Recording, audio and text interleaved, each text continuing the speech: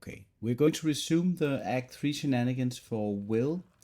And so at this point in time, Wyll is now level 12. He's level 12. He's still the fiend warlock.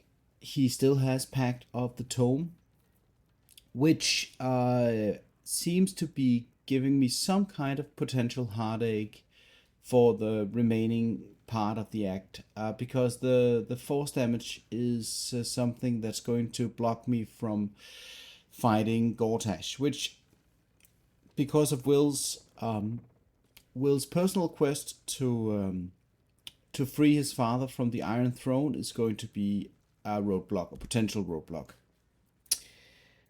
So that's one thing that could potentially be problematic for Wyll. Outside of that, right now I'm getting dangerously close to my endgame setup in terms of gear. I am going to be picking up a couple of extra items today, including the stuff from Razaketh's tower, fighting Lorroakan, and collecting the stuff from up there.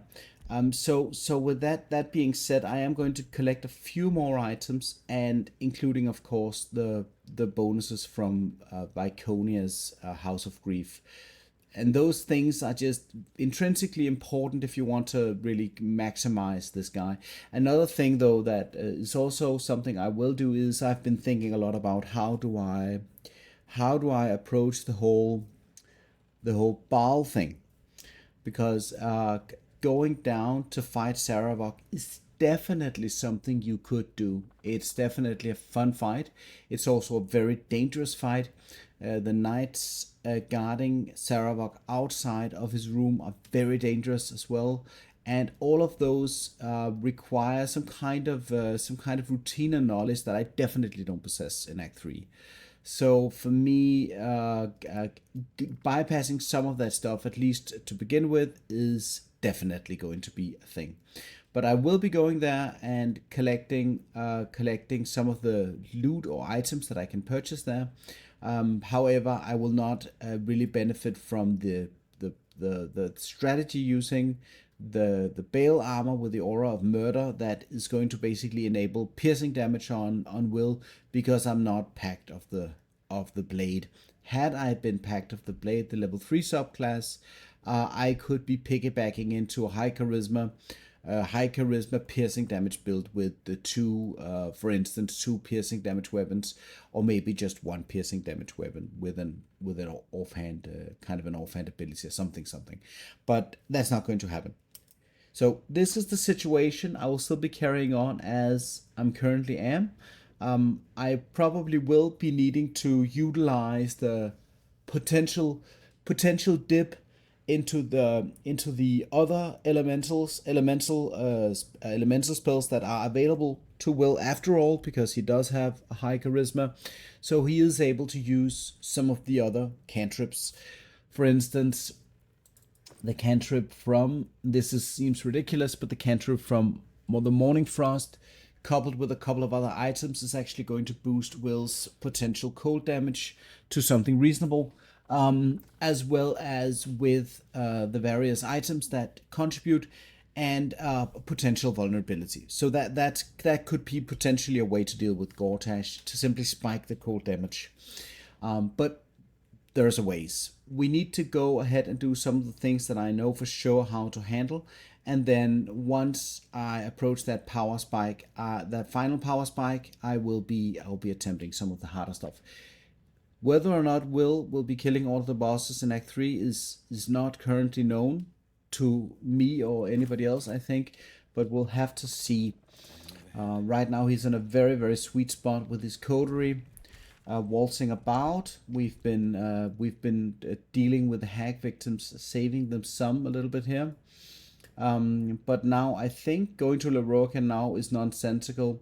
I am going to go to the House of Grief to see what we can do about Viconia. So outside of the completely fantastic design of the various endgame bosses. Like on an individual level, they seem to keep improving those fights. Also, most of the fights have other gimmicks as well to them. So, for instance, Viconia has a gimmick where when you need to go in there to kind of get ready for the fight, there are a couple of things you can do. Wyll has some decent stats to deal with the various checks that you need to do there for the whole thing to be a complete success.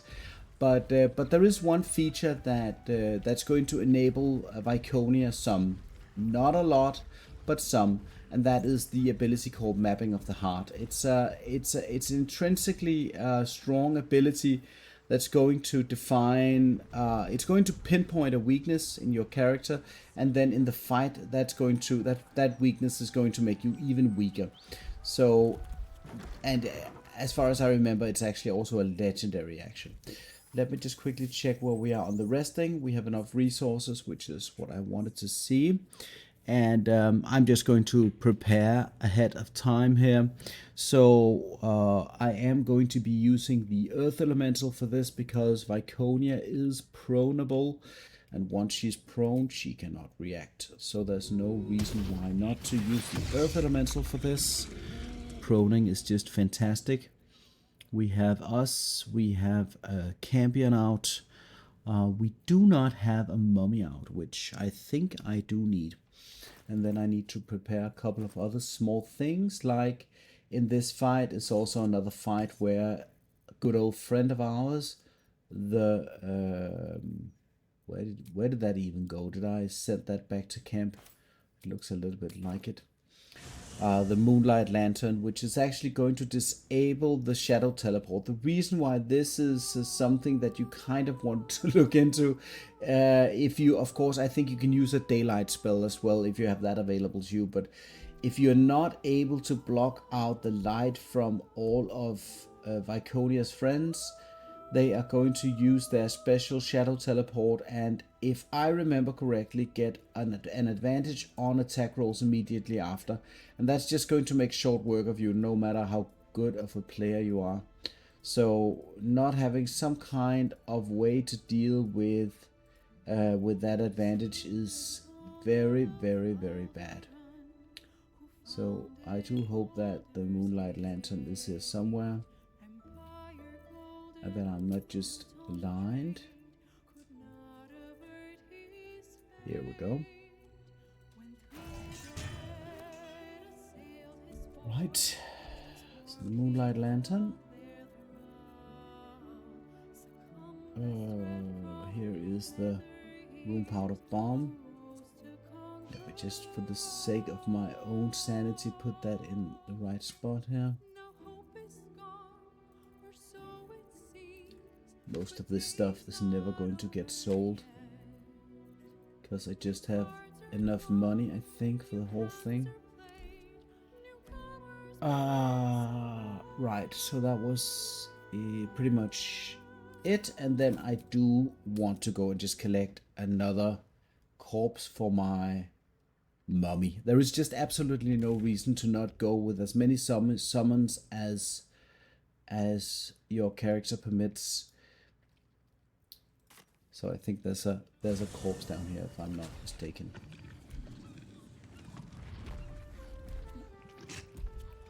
One of these houses. I think a poor guy lost his life to the bhaalist murders, if I'm not mistaken. Here maybe?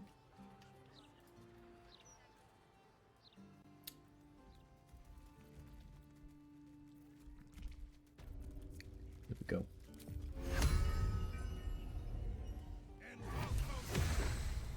I could go and get an extra skeleton. I don't think this is going to be necessary. However, I am just quickly going to buff up the Earth Elemental. And then throw down one of these guys. And then in the fight itself, let's go.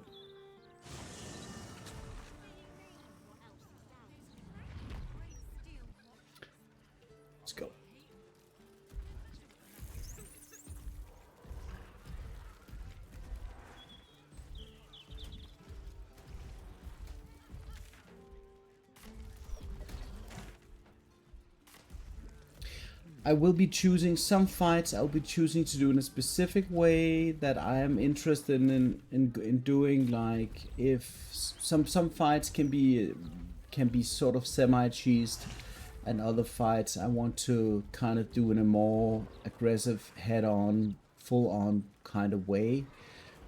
Preferably all of the fights that I want to do, I don't want to be hiding behind a corner and waiting for the fight to finish.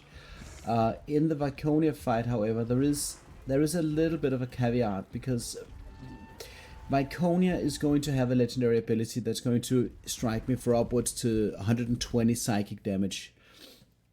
And that's going to be very, very dangerous to me. So I am going to solve this using the firewall. So we'll have to see how that pans out. That also means psychic resistance to be on the safe side from the fiendish resilience.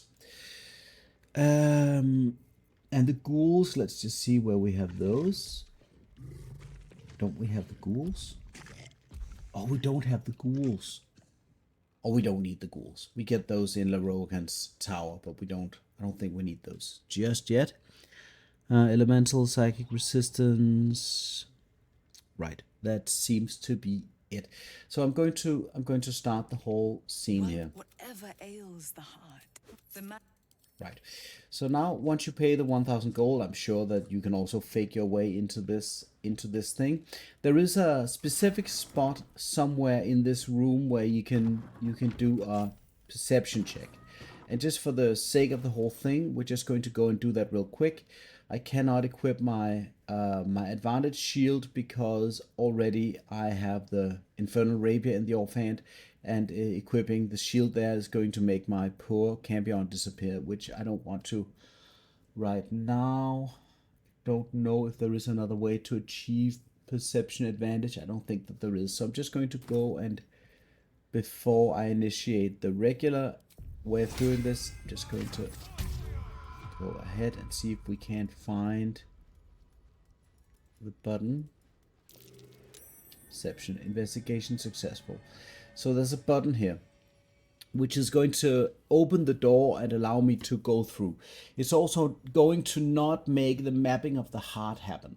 However, I do want the mapping of the heart to happen, which is what we're going to do in a moment. And the reason why I want the mapping of the heart to happen is because I want to have an easier time with the Mirror of Loss after the fight. With the Mirror of Loss, you get through checks, you get a +2 to a given stat that you want to increase, and then you can also increase your charisma with an additional +1, making it a +3, which for Wyll is going to get him to 24 charisma, and that is a big deal. So we are going to go in and settle in for the conversation with Viconia now.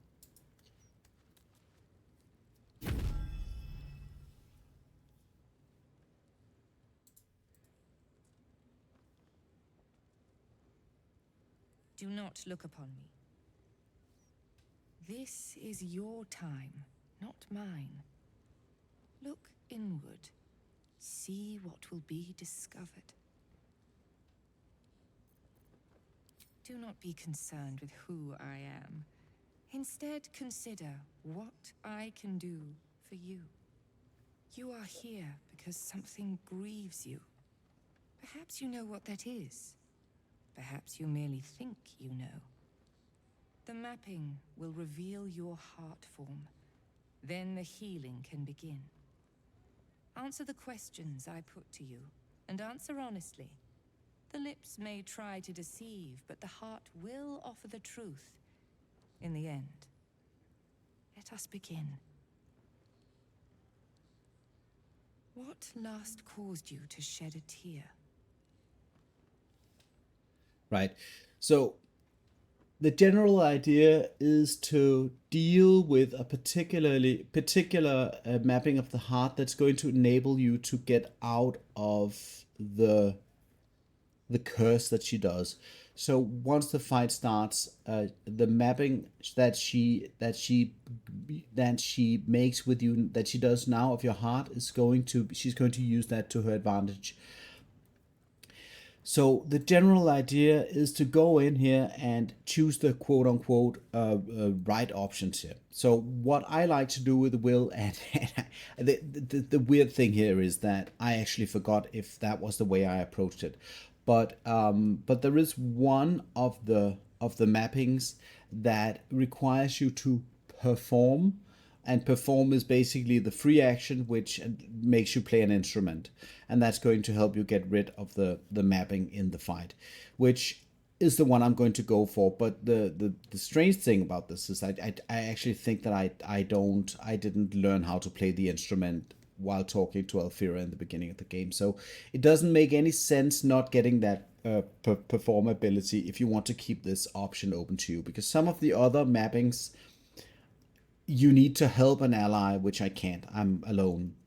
Like all kinds of stuff that's too difficult. Something with, I forget if it's poisoning yourself. Some very weird things. But the mapping that involves what's called melancholy is the one that we're going to go for. And in the beginning here, we want to say number 3 wound to get that option. So be it. The second question. What is your unspoken desire? The second question. What is your unspoken desire? Right. And the next one we want to go for to indulge every hunger. Your heart form begins to take shape. The third question. What is your greatest fear?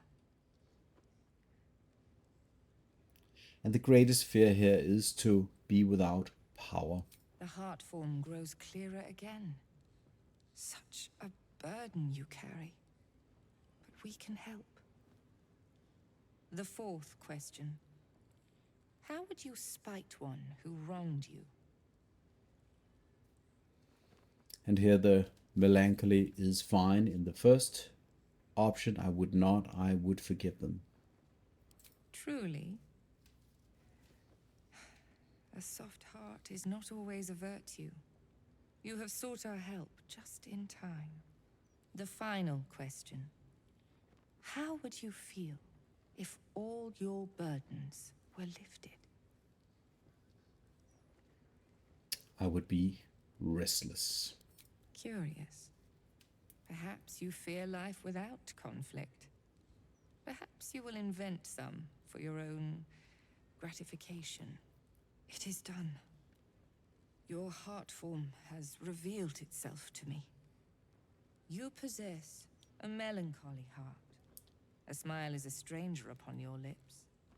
You do not know what you are missing, but you miss it nonetheless. We can spare you this pain.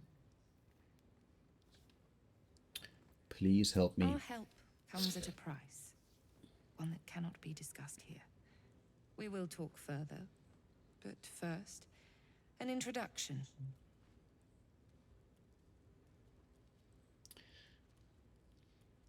And then I am Viconia de Veer. The House of Grief is mine. But what lies beneath? That belongs to my mistress. And that is where you must go. We will talk more down below.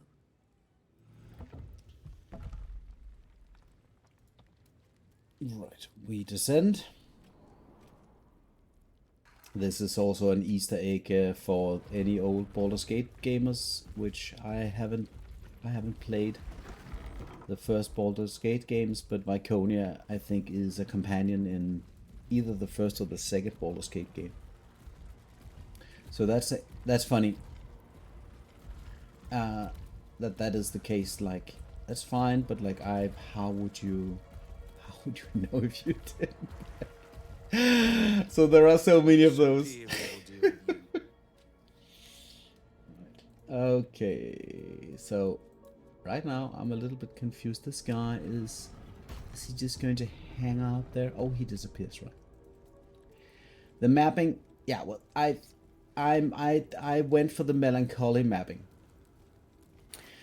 it doesn't say anywhere right now on my sheet anywhere, but I went for the melancholy mapping, which is going to give me, which I don't think, no, I cannot perform, so I can't even get out of it, but it would be something that that would enable me to get rid of the curse if I had chosen the melancholy mapping. Right now it's just not. If I get cursed, I get cursed. Then it is what it is. But let's see how we deal with this. So normally the idea here is that I place, this is going to be a little bit boring, but I'm going to be placing a firewall all the way through here. That's the idea. So once all of the dark justiciars or whatever they are at this moment, all kinds of weird titles are going to run, they have to run through the firewall. But the one thing that I don't know actually is if I do it this way, if Viconia instantaneously is going to be throwing, because she has now vision towards me, if she's going to be throwing the curse directly at me at this point. But I guess we'll have to find out the hard way. Just going to be placing a couple of things. Probably not the moonlight lantern in the first go, because already now I'm hidden. So in the off chance that being hidden is actually going to do anything for me, I'm going to take that chance. Let's see. Don't think that there is any AoE attacks coming up specifically. What's very important in this fight is that Viconia Devere, and I'm just going to approach her just a little bit to see if we can get an inspect on her there. I think I can actually even... Don't think anything's going to start before I head a bit further down. There we go.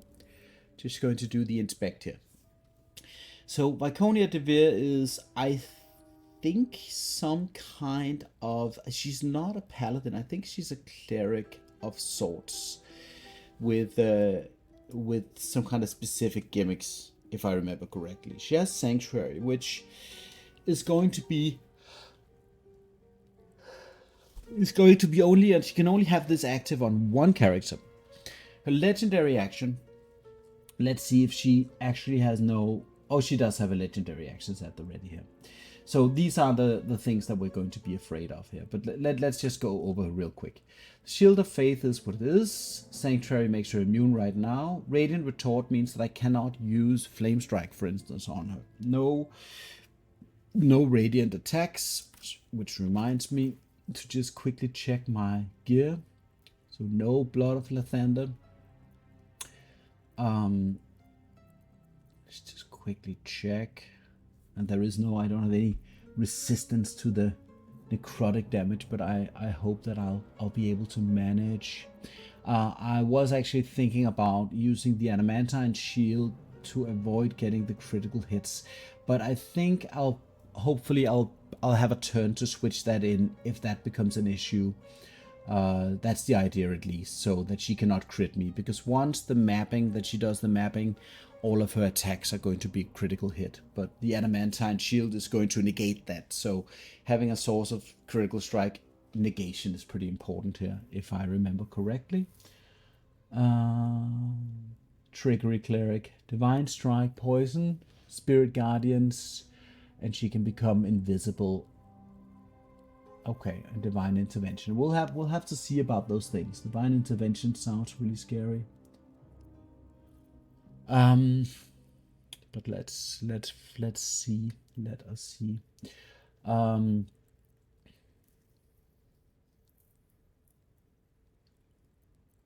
us see.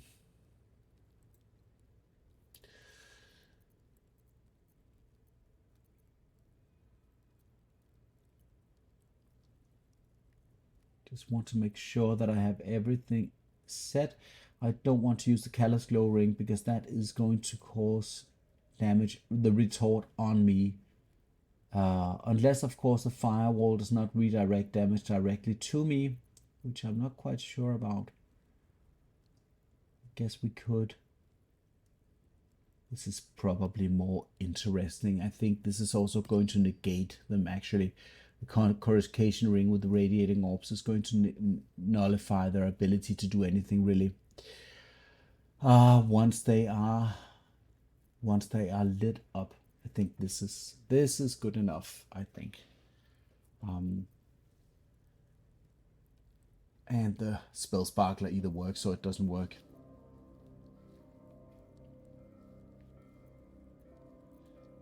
Yeah, I can't get into anything regarding Viconia because I know nothing about her, but I get the feeling that some of these things are done to please a specific audience. But it is what it is. Okay, I'm going to cast my flame strike here then. Then we'll get started, and I can recast that flame strike a couple of times. I do have some sources to help me. Also, there is one thing here that I think I simply, the free cast passive, which is, let's just find it, here we go, free cast passive, which is going to make my first spell free. Basically, not the firewall apparently. Interesting. It's going to make some spells free, not all of them. Let's just disable this and let us try and see if we can't make the fight commence here.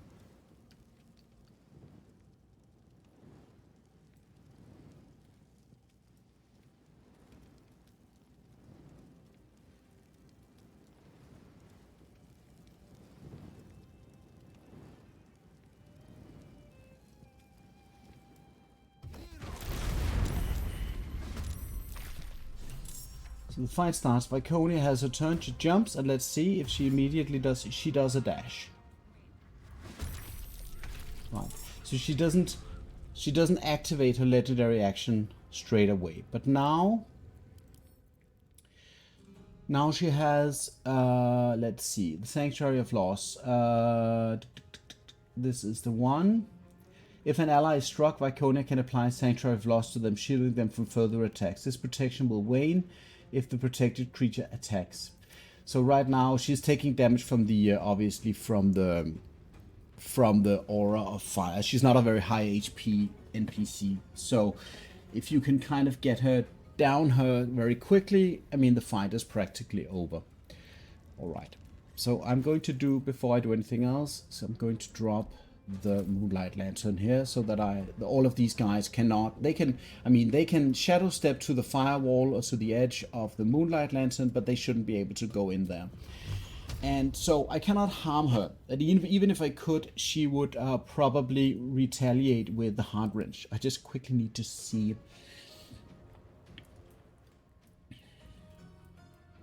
Viconia can rend a target with a Psychic Barrage, dealing 10 to 120 psychic damage after she or an ally is struck by a hard form mapped creature, which is me. So that's the big deal. And actually, what you want to do the second that you've got a firewall going is that you want to start piggybacking off of the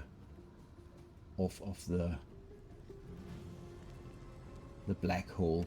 So we're going to do that. And that should also block her direct vision to me. So let's just see if that gave her extra fire damage. It did hit her for a little bit of fire damage, but not a whole lot. Now she's slowed and she's down here with her friends. I do still have my action. I don't think I want to do anything specifically.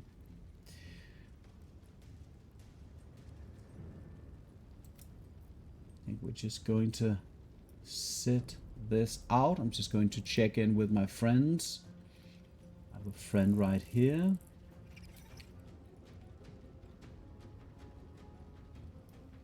I think I actually want to. Just going to keep my friend here, I think.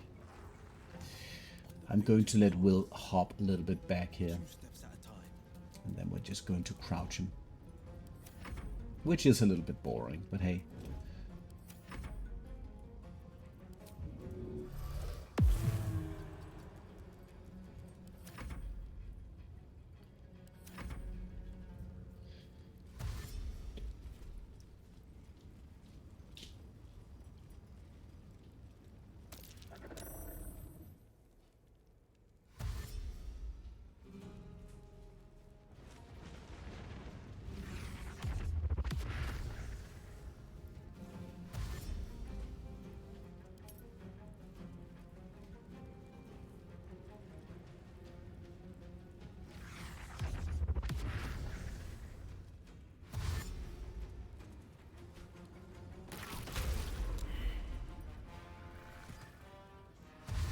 Some of the NPCs here are just extremely high HP. They have a high attack rating, and for instance, the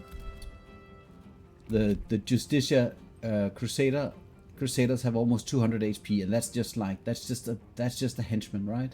A lot of these guys have 100 HP, so there's a lot of HP that needs to be taken care of in this fight. A lot of HP.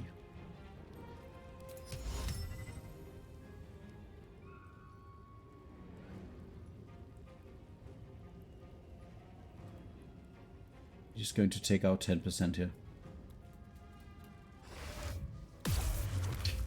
That was the 10% frighten on Viconia. That is going to hurt.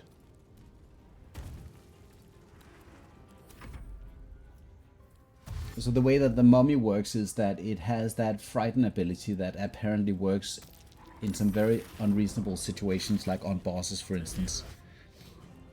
Darkness on 4 targets. Do I want this to happen? Probably not. Let us use a psionic dominance to remove that.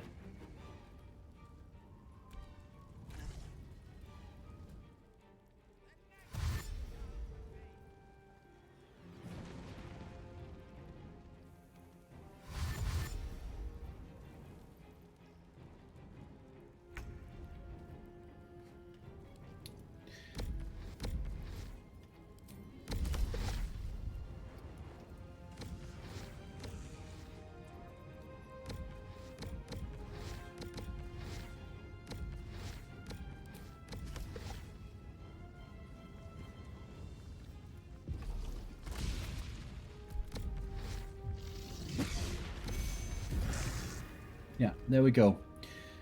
Let us just quickly check. So now the blind, this was the reaction of Viconia. I just need to check if that was also her legendary action. Sanctuary of Loss legendary action. So that was the spell that she just did. So now she protected this guy with Sanctuary of Loss, which is basically a sanctuary spell. And then the other thing, the Heart Wrench, is that if the heart map creature strikes, then she does the other thing. So that's the thing that I need to be careful of. Did I manage to block myself using shovel? Great.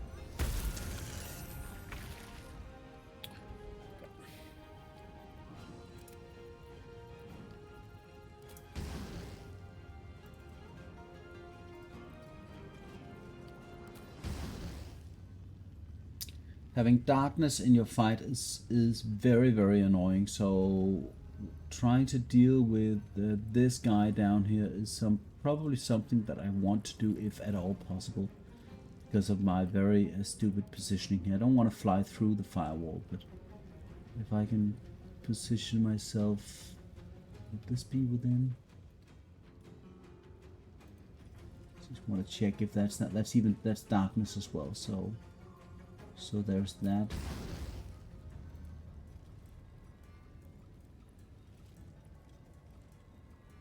The Fidelians are doing the darkness.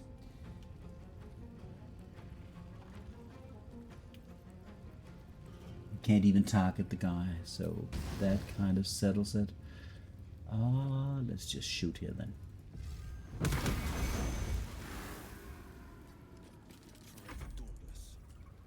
Right, so at this point I'm just going to go down there and use the black hole to pull these guys in.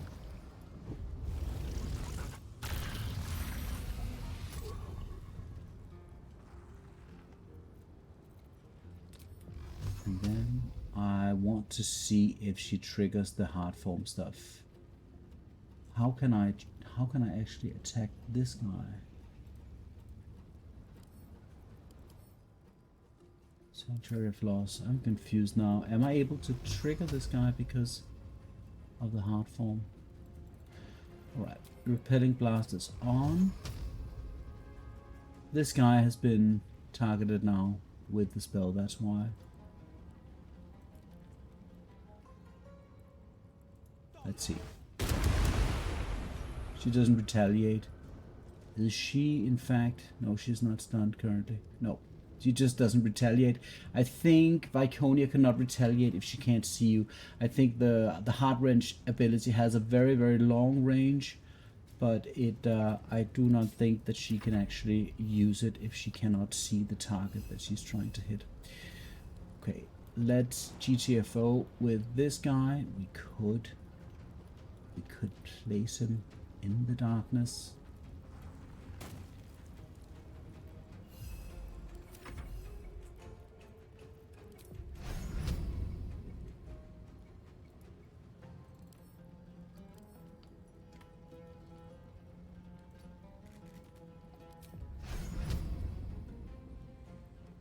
Is the Sanctuary of Loss actually working for him, or is it just the darkness blocking?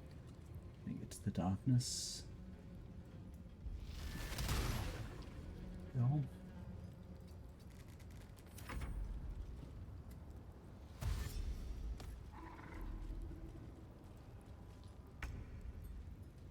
Doesn't look like the Wall of Fire is actually applying the Radiant Orbs, which I had hoped, so that bit didn't work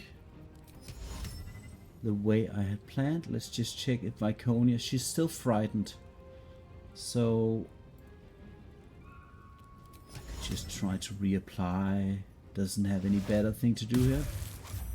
Saved. She needs to roll a 2. A 1 or a 2, so... And here is the darkness. So, we're just going to backlash this.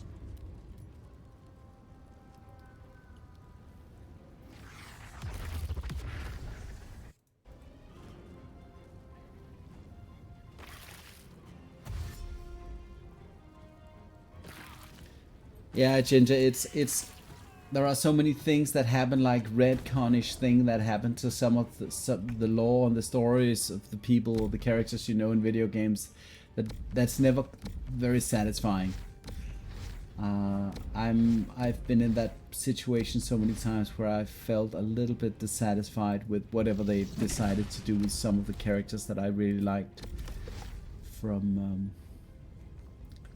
various video games, so I know that feeling all too well. So I think I'm just going to position this guy over here. He'll have to take a couple of hits, but that is okay.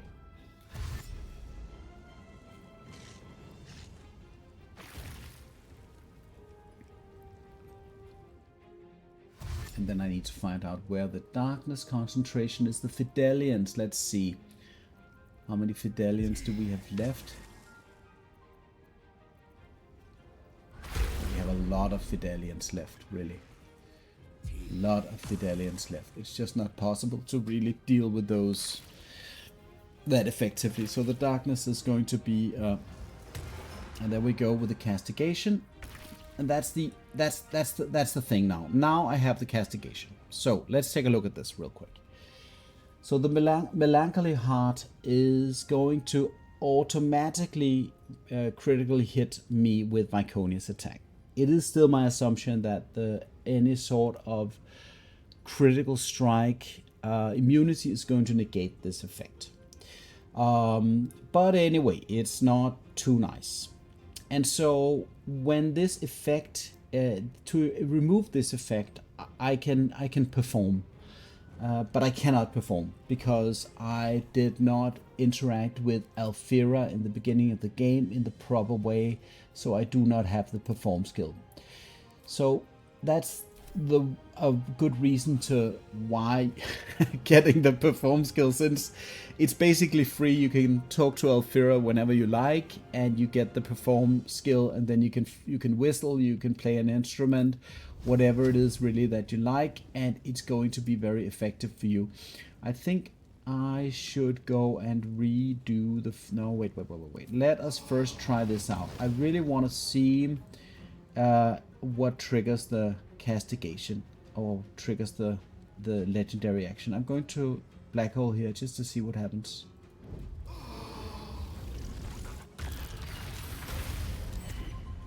That did not trigger the castigation, so that's a good thing. And where is Viconia now? She's at 41 HP. I wonder if... So the spell guard from her shield counts Eldritch Blast as a spell. You gain advantage on saving throws, spell attack rolls against you have disadvantage. Right. So even with a high attack roll, there's a chance to, but like I need to hit her twice and the fight is going to be over. So that's a good question. Probably she's going to die from the fire stuff next round as well. So I probably don't want to do anything really. I want to stay in relative safety up here, hiding. I think that this is probably the one saving grace in this fight, is that she doesn't have a lot of HP. So the fight is over before her game mechanics really start to blow up in your face.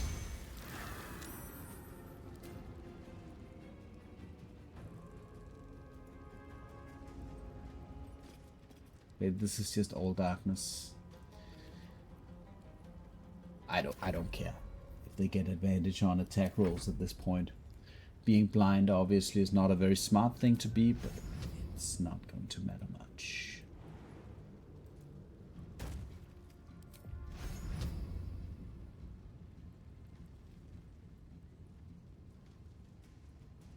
Never mind. The darkness is just such a killer in this fight. If you've done this fight with a full party and you are somewhere in the room or whatnot, and you just do it regularly, darkness everywhere, this fight is a real nightmare. If one of the criteria for doing this fight would be that you had to go to Viconia and do the fight in the middle of the room with Viconia, that would be a different beast.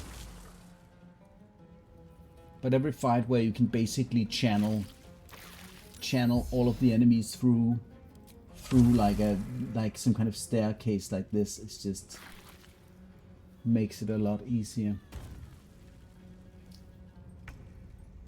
So it could be fun to just go down and initiate the fight at Viconia and just see what happens. But that belongs to a different run.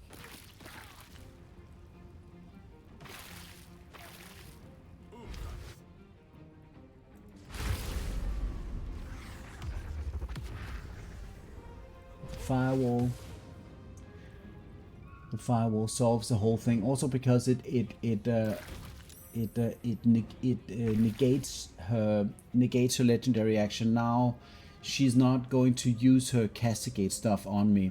I do have the psychic damage on there, and let's just double check for the sake of it.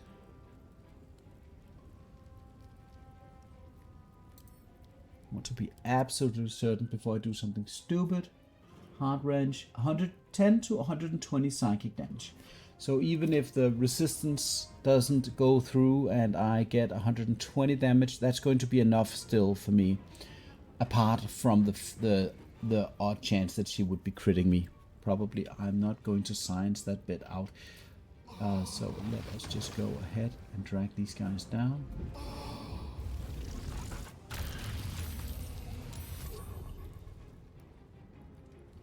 Firewall is still working.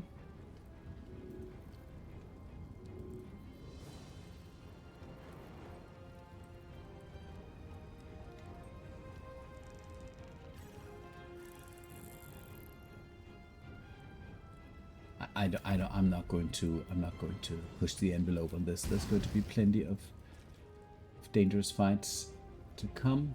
Just going to end this and then move on, hopefully. See you, Squiz. Thank you for showing up.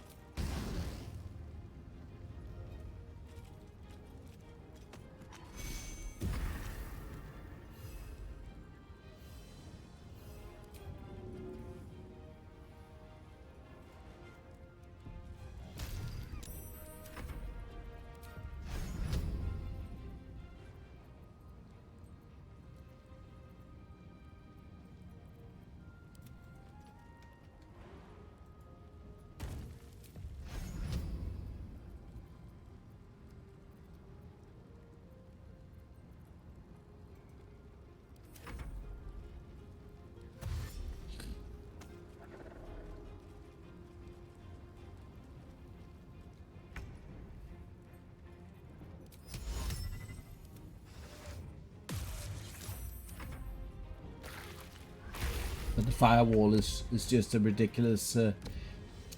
probably this goes for all of the wall spells, but it is just a ridiculous mechanic in this game. Because the enemies are just not smart enough to not go into it. Like, what they should do is that when there's a firewall, what the enemy should be doing would be, first of all, not going into it, obviously. But if it was there, they had to go through the firewall to be able to get to the enemies. They should be waiting it out. They should be waiting it out all of the 10 turns, just ending their turns.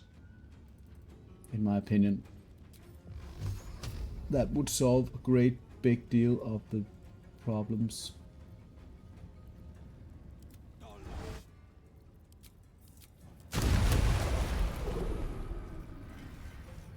Because obviously this is extremely gimmicky.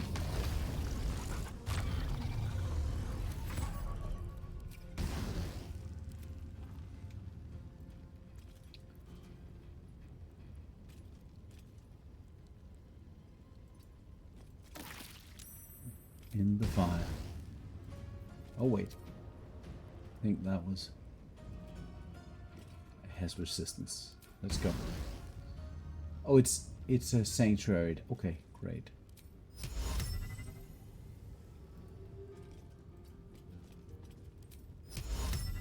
What?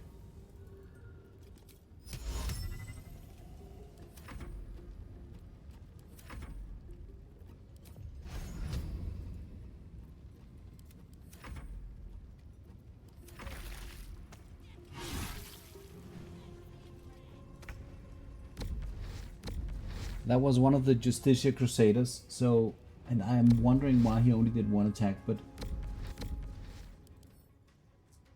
he does have extra attacks, so he should be doing 2 attacks per turn. And this is just to kind of measure up what we're up against here, not counting the gimmick of the firewall, discounting the gimmick of what I did to solve the encounter. Looking at the potential damage of what we're fighting is what I want to do here. So the Justicia attacks with a main hand attack, which is 2d6. It's a greatsword, 2d6 plus 4. And here is the damage. So the damage is 2d6 plus 4, which is the strength modifier. That's the baseline of the... Yes, once yeah, we can go. I'm just going to hover over the Dark Justicia again, over the unit card. Yeah, we can look at the abilities that the Justicia Crusaders have. Born into darkness, cannot be blinded. Okay. Dark Vengeance, advantage against a target standing in darkness. Okay, right. That's already ridiculous. Dark Vision, doesn't matter. Extra attack, that's 2 attacks. And they have the Shadow Ambush, which is 4 to 32 while attacking from the shadows. So basically this encounter is impossible to do without some way of negating the darkness advantage that these guys have. You need some kind of solution to the crazy amounts of necrotic damage and the crazy advantage of the darkness spell in this fight. And obviously, when you're hiding on a staircase where the enemies don't really know what to do, none of that matters. Of course, with the aid of the moonlight lantern, obviously, none of that matters. So, but what I'm saying is that the baseline of this encounter is incredibly difficult. If you take a level, let's just say 10 or 11 party, you throw them down here on balanced mode with no gimmicky builds, no gimmicky setup, you throw them in there in this fight, there's a very big chance that it's going to end up in a reload. So I'm just saying that these enemies are incredibly dangerous, and they seem to be hitting all of the time. But with a gimmick, everything works. Let's see.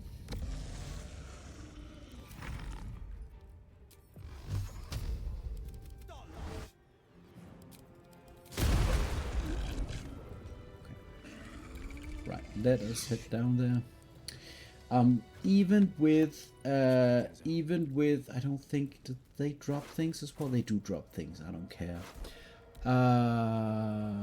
He just did one attack. That was an error. He does more attacks. I have seen more attacks from these guys earlier. So they do more attacks. This was like a anomaly. Okay, just checking out. Oh, we got more. Oh, this was Sentry Frederick. He was not positioned before the fight, so now he's suddenly realized that everything is up.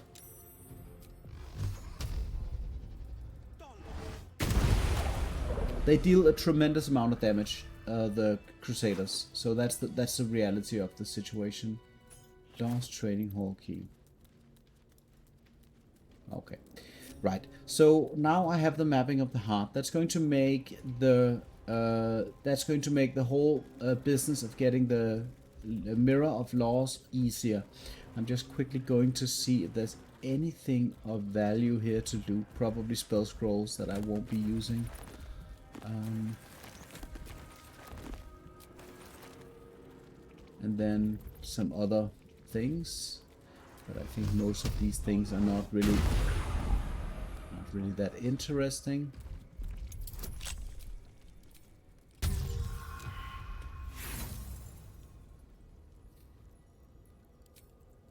But now my interest is already peaked for this chest, which contains 1 gem and 1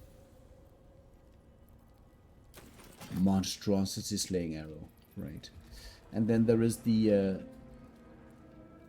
poor servant or whatever that is, who's hiding in here. And who's just doing her job, I think. Who is she's a quartermaster, and she's, as far as I know, unwilling to trade with me because I killed everybody, which is leave me be. And this is the weird thing. I discovered that if you kill this one, if you attack her, this is going to initiate an invasion of city guards spawning. Last time I did this, which was a long time ago, a legion of, well, it escalates. So first you get four fists, gauntlets or whatever they're called, manips, and then you fight them and you kill them. And then I forget if you need to re-attack her again, because I think she heals like Crusher heals in Act 1. So then more legions will spawn, and at some point, like I think I had 12 fists spawning out here, ready to kill me. And nobody knows why, nobody understands exactly why this happened, so it's definitely not been deprogrammed. But like what I would like to do at this point is, I would like to kind of, I can't seem to, I can go in, and I could actually try to pickpocket it, just to see what she has. Oh, I think she does have something if you haven't murder hoboed her entire clan here. But right now she doesn't have anything interesting. Alright, so we're going to go to the Mirror of Laws.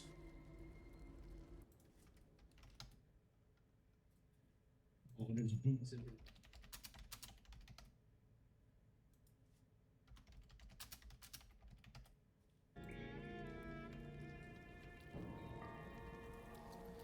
there's a black diamond here. Is this? Okay, this is just to keep a focus on this thing here. I think you can basically put anything up there. No, that wasn't it. Black diamond. Probably it's stuff that needs to be black, if I'm not mistaken. Interesting small detail for you, Ginger, because I think one of the biggest misconceptions, particularly for people who are unfamiliar with the way that the tabletop version of Dungeons and Dragons work, you only gain a specific increment to your power stat-wise once you get to an equal number. So basically an 18, a 16, a 20, so on, so forth. There is a little bit of a caveat here, which is very odd. I'm just quickly going to equip the Hill Giant Club Strength. Because now, from Viconia, I looted the Handmaiden's Mace, which sets my strength to 18. Which is 1 point lower than what the Club of Hill Giant Strength does. So, does this influence your attack roll modifier? No? Let's try to equip this one. Still a +4 to strength checks. If we unequip, it's going to be a -1 to strength checks. So it's a +4 with the 18, which everybody knows. Okay, so now I'm going to equip this one. And so there is one number that changes in the overview here, and that number is in the lower right hand corner of the character card. So right now I can carry 288 carrying capacity and 275. Does it change the amount of length we can jump?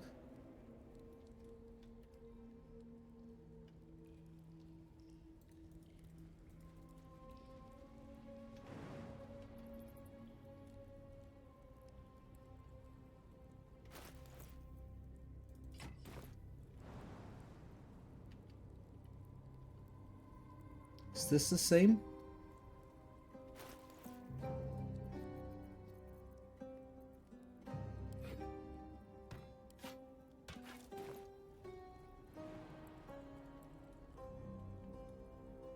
It looks like it's the same. So the jumping distance and the strength modifier to all the things that you do with your strength stat seems to be the same.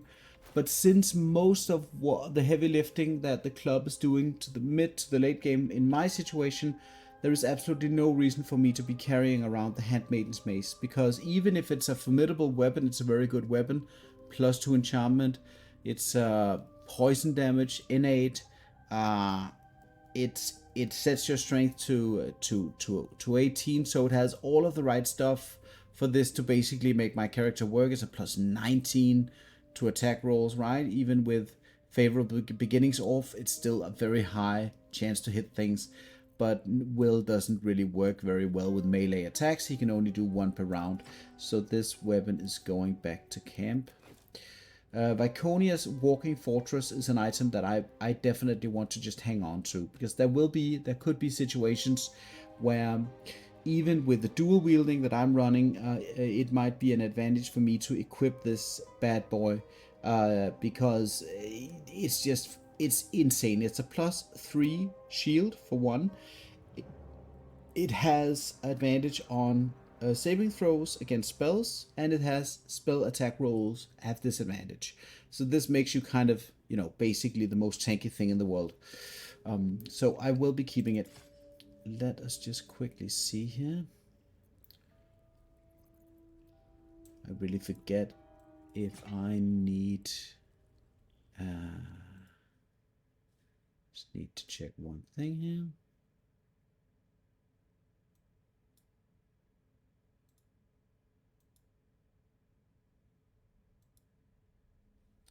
So what I normally like to do when I head into the Mirror of Law situation, because I think those are very specific checks that you need to do here, is to use the one thing that I do count into the character's available consumables for the run, is this specific item called Elixir of Human Versatility. So I actually like to use this one, and this is going to give me proficiency with the checks here for the Mirror of Laws, but I also need to get in. So how do I do that? How do I do that?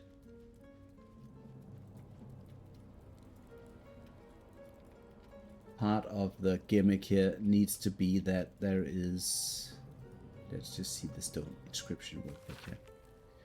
Treasured in light, lost in dark.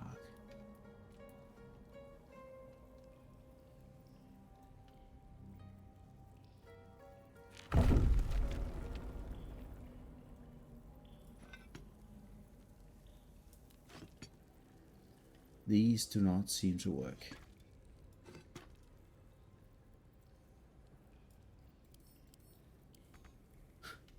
Can no longer reach the black diamond. Let's head up and see if we can't find some more gems.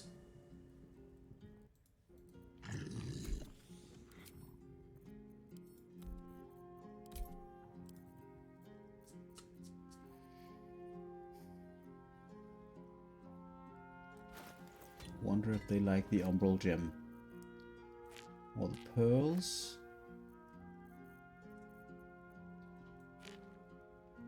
My gut feeling tells me that it's a question of value of the gems that you place on the pedestal.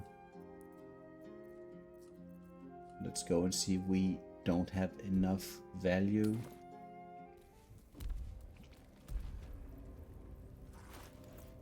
I really want to see if the quest item over here works.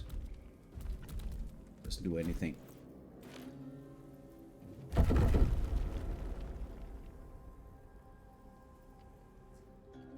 Where did the umbral gem go?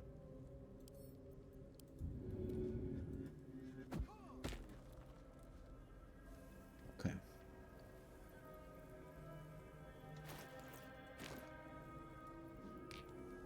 Yeah, that does seem to make it go down some.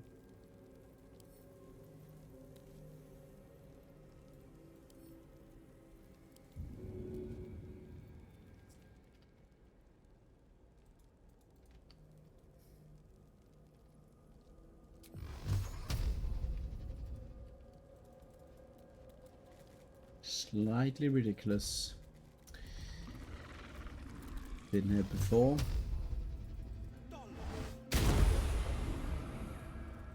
Okay.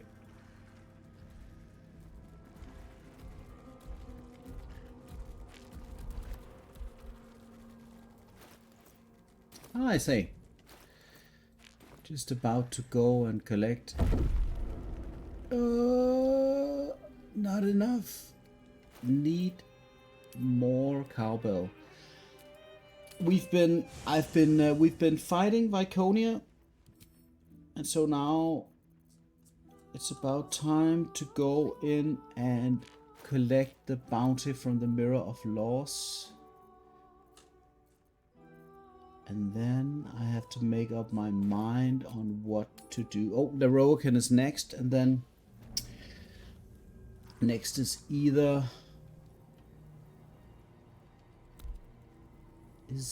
Orins or... Oh, it's just a question of money and expense. Okay, they just take it. Yeah.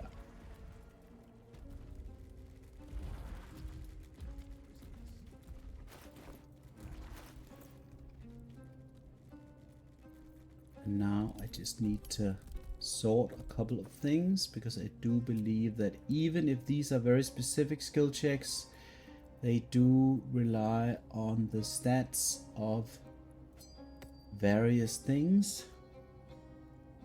No, I didn't read her note. Does that increase the check?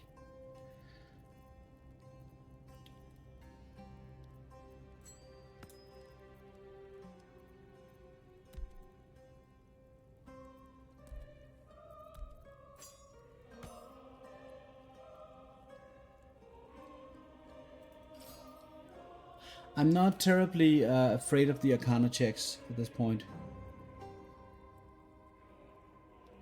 I don't mind any of the checks.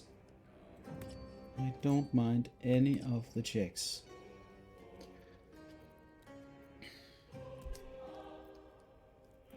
At this point, I'll be doing all of the checks. Yeah, dice rolls are not always very interesting.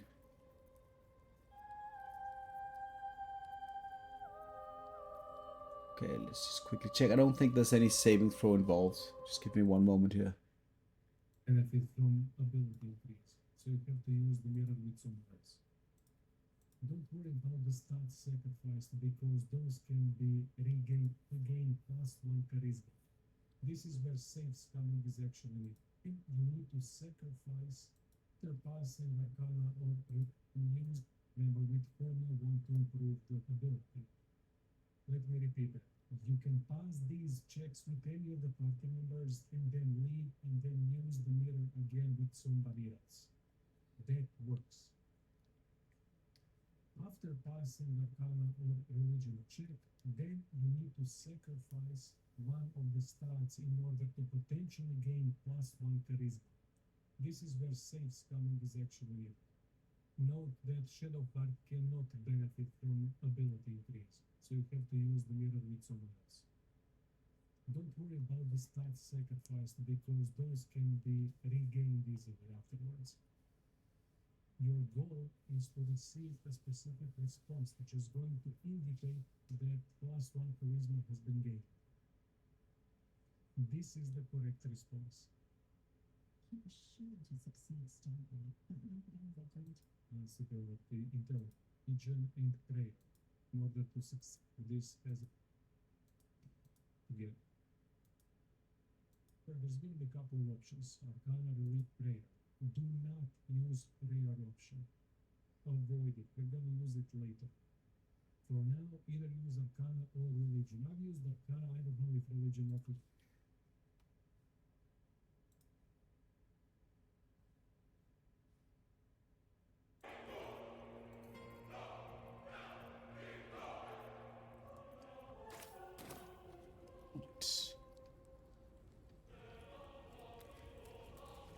Okay. So,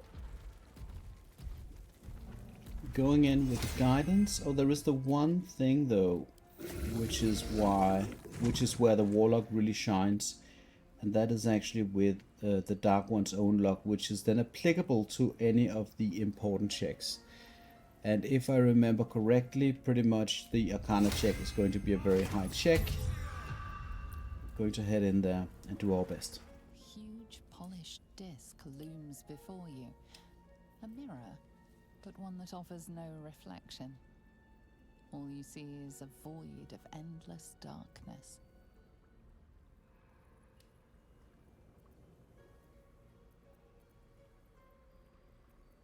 Yeah, this is the one. So the prayer option here is the advantage that you can get on the mirror here, which I just don't remember if this will enable the other check. I think I need to use the Arcana check to begin with to get the +1 to charisma here. So let's just quickly check the different stuff. We have the +3 from intellect. We have +1, +4, so that's 7. Already 9 to 12. So that means I need to roll at least a 14. Do I want to add the Dark One's own luck for that roll?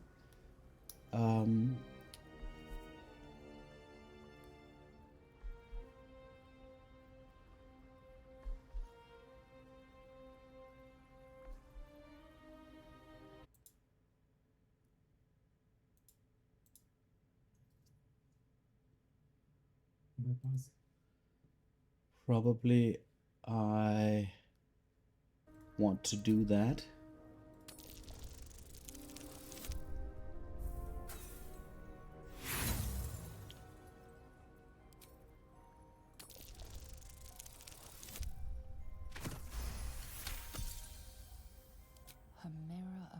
cross, a relic said to be as old as the Church of Shar itself. Those who stood before it could surrender their very thoughts and memories to the best within the realm of the mirror, to be granted at the Dark Lady's whim to those making a suitable offering, a piece of themselves. Somebody else. They. After Right, the so past I am going to be gazing into the mirror here. The mirror's emptiness seems to draw you into a stupefying embrace. Your thoughts, feelings, memories, they grow slow and drowsy, drifting away from each other. You must surrender some part of yourself. But what?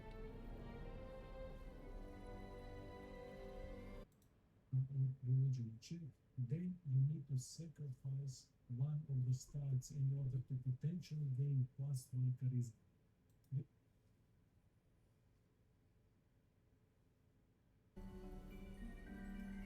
Something precious was surrendered. Already you cannot recall its exact nature, but you feel its loss all the same.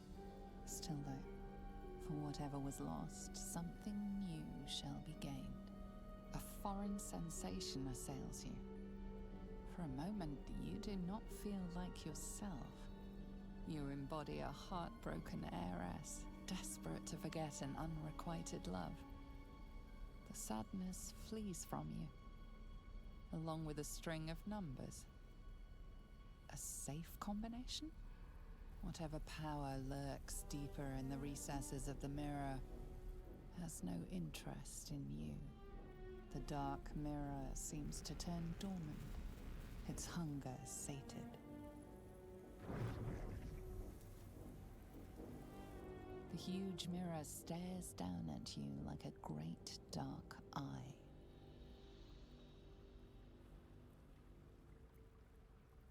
The mirror's emptiness seems to draw you into a stupefying embrace. Your thoughts, feelings, memories, they grow slow and drowsy, drifting away from each other. You must surrender some part of yourself. But what?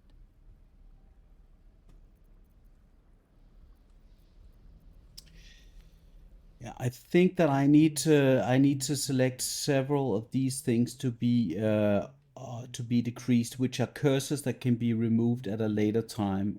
And I am not quite sure if it matters if you decrease your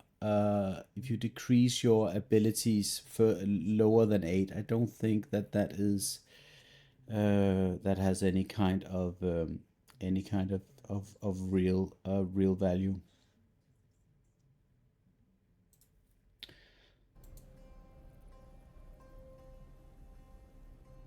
So I'm just going to check here.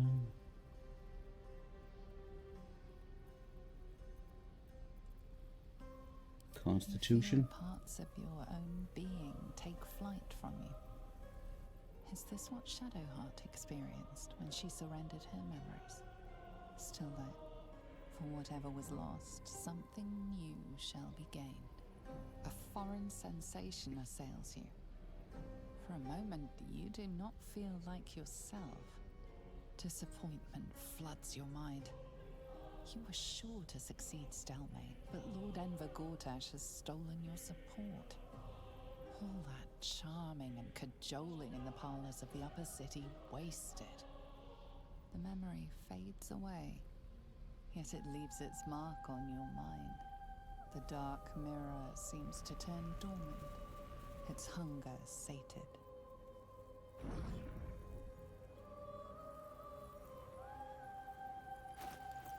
Yeah, that was the charisma.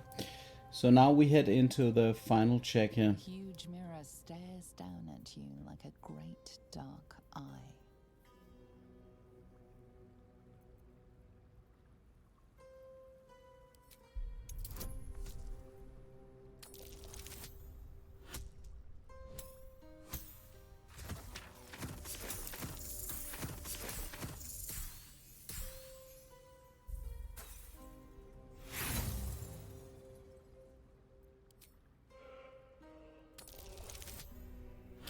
So probably having the warlock subclass feature, Dark One's Blessing equipped to autocast makes a lot of sense when going into the final check. If there is an invisible check here, let's see what happens. Dark and ancient. It approves of your fealty.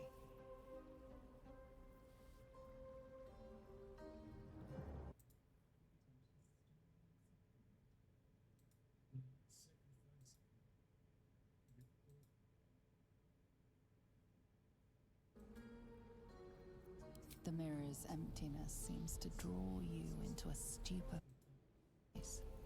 Your thoughts, feelings, memories, they grow slow and drowsy, drifting away from each other.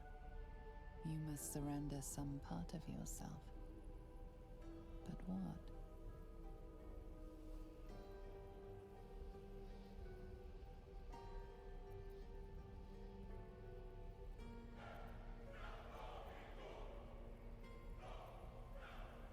The gaps in your mind grow wider as you allow yourself to be diminished. Still though, for whatever was lost, something new shall be gained. You feel the presence of something ancient and unknowable. It has taken notice of you. You are helpless as it explores your very being. It knows the secrets of your yearning heart. Where once the mirror showed nothing, there is now something. Memories, experiences, skills, all prized from the minds of others, and now offered to you to choose from.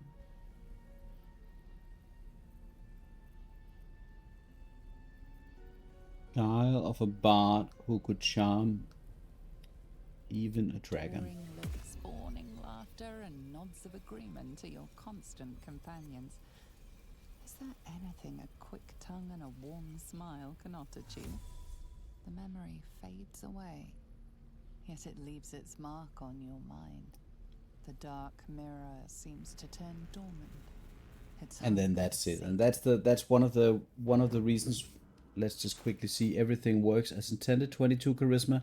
And with the hat, even if the +2 charisma, 22 charisma is the max, the hat is going to bring you to 24. And I assume that's because some of the way that the different bonuses or things apply to this kind of bypasses the hard restriction for this.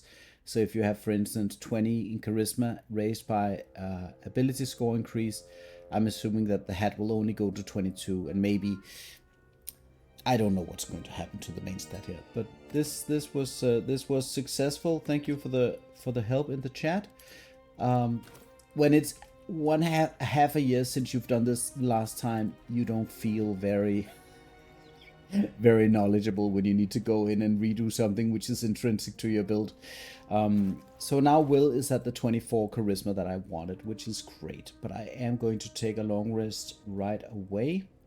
I am quickly going to just locate the notes that Shadowheart made, and I believe that Shadowheart was in fact, I want to say imprisoned. I don't know if that's very accurate, but she was at least, she had a little special place. These right here, those are Shadowheart's parents. I don't even know if these are, if we can even talk to them.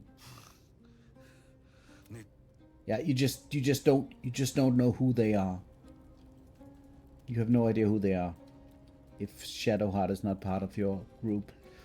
Let us go over here. Just quickly check. No. What is this? This is nothing. She has a special place just somewhere. There's a prison in here, if I remember correctly, which is definitely not her special place.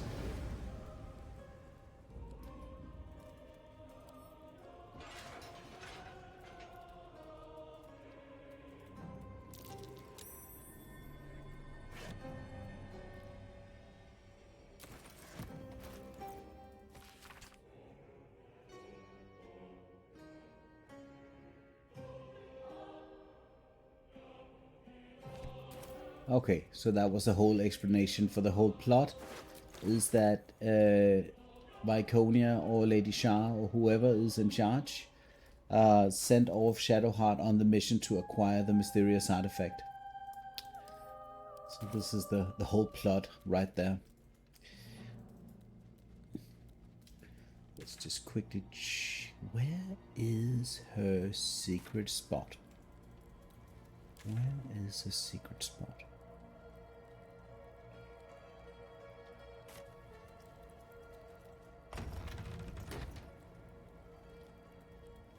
Just a peek.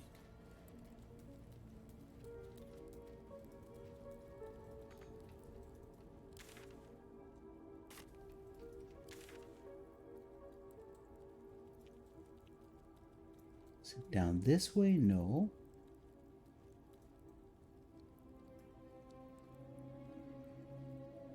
Is it?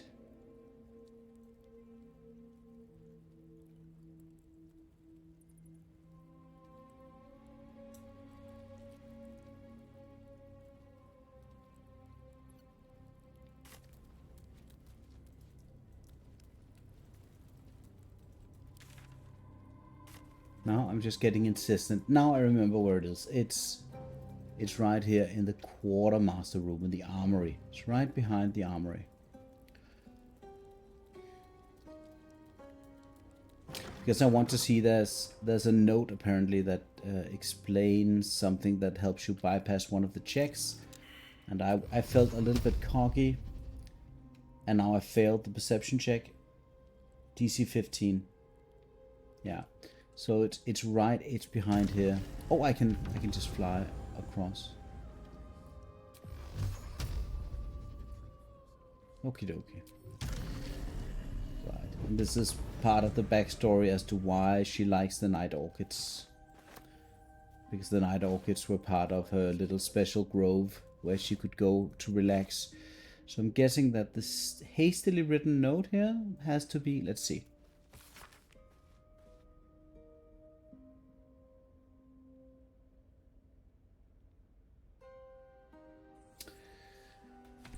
That could be the one. Stained book.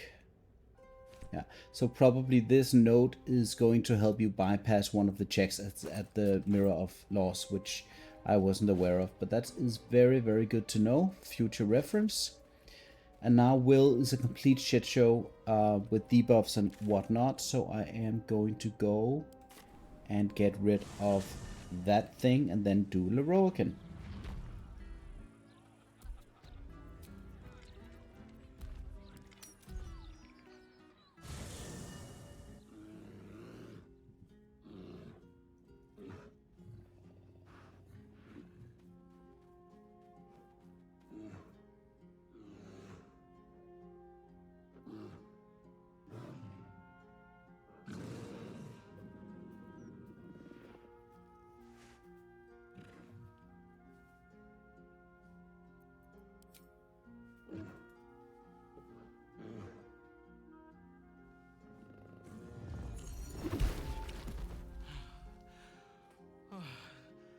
Father, forgive me. Oh, I can explain. I swear.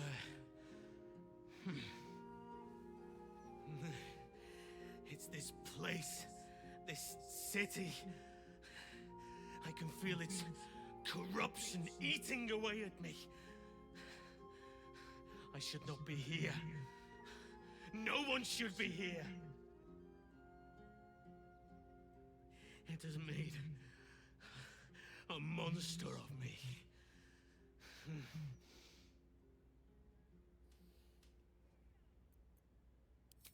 I can't.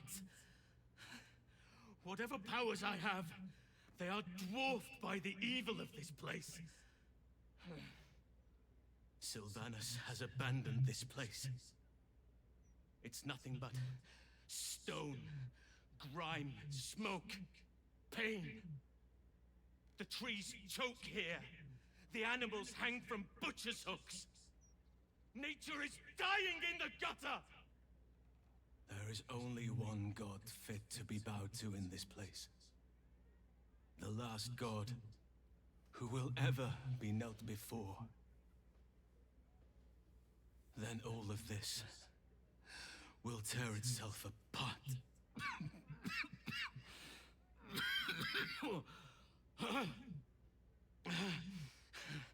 My body is trying to fight the corruption, but it's losing. And my mind will succumb soon after.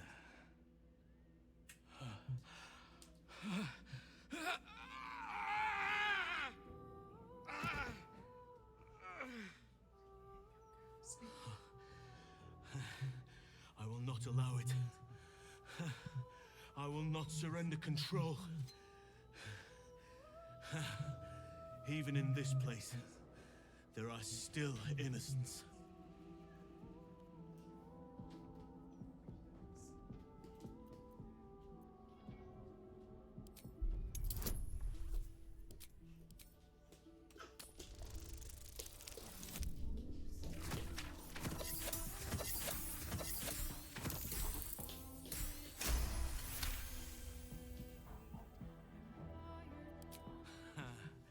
So close to grasping the problem, but you fell short all the same.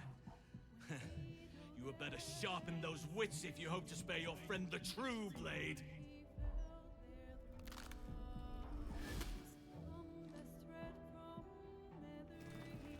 Look at it, crawling and sniffing and rooting around in the filth. Is it my netherstone you seek, little piggy? Hush, hush. Orin will take care of you and your little pet.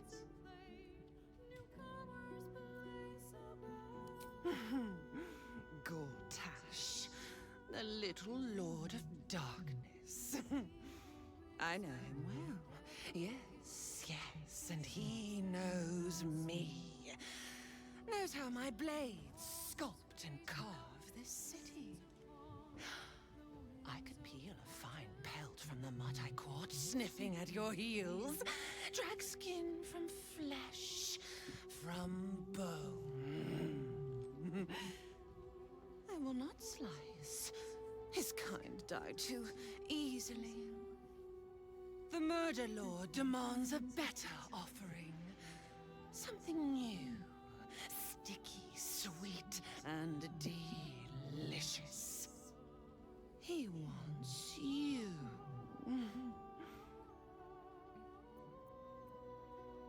Ketherick's killer turned the corpse lover to carrion when you took his stone. Oh, but he was a dull kill. No blood to spill, no guts to rip. A desiccated husk, all dust and hollow. You must be sharpened before you set your edge against my skin.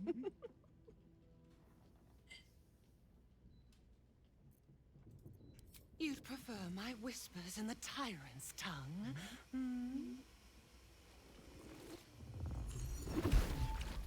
You've heard Gortash's whispers. I see how your skull swarms with his promises. He whinges and wails over the crown of Karsus, wanting to command it without me. Oh, how I long to slit his poxy smile from ear to ear. But I can't touch him.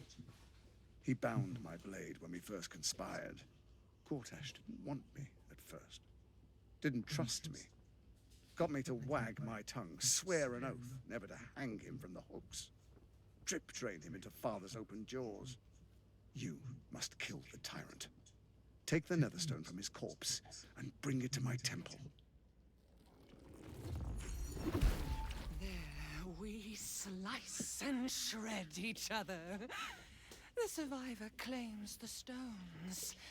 What's left of the other is bars.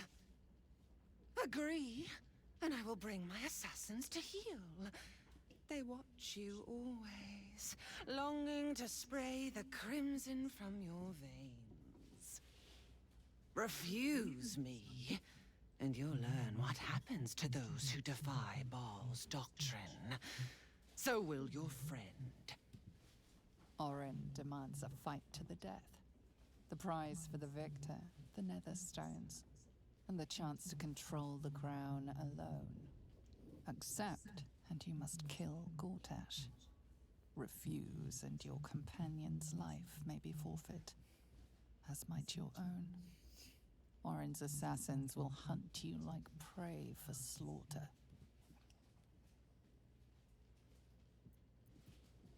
I wonder what the assassin option is going to do. Like, when are the assassins going to hunt me? Yes, oh yes. Kill the Bay Knight, and I will keep my blade unblooded. Do not underestimate his steel watch. Seek their cradle in the lower city, and skewer their skull meat. Make them rust and blood. Then you can gore the lordling again and again and again. But listen close, bone killer. Step in my domain while the tyrant still sucks air, and I will carve your failure into your pretty plaything's skull. Bring me his stone, and I will set the bait free. Only then can you and I make exquisite butchery. The victor will set the world to slaughter. That is Bhaal's offer.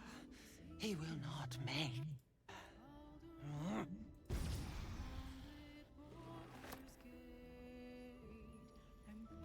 All right. Yeah. See, that was Alson and poor Halson. Poor Halson indeed. Probably Halson is going to die, but you know, you win some, you lose some.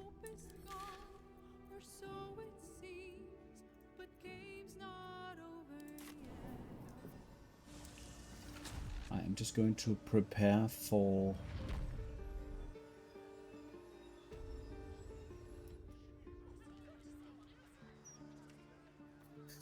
affected entity has -1 to all dice rolls. Quick extra long rest to get rid of that. Yeah, I mean, you could make the argument that going for Orin now would be okay. I mean, I need to, let me just quickly check if Volo is in camp, because he is going to give me a boon in terms of the Orin fight.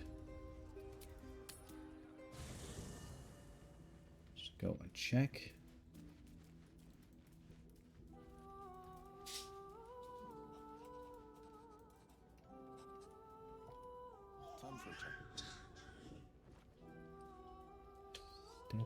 Steeped in bliss. He's next to the camp chest. Perhaps Orin the Red controls a syndicate.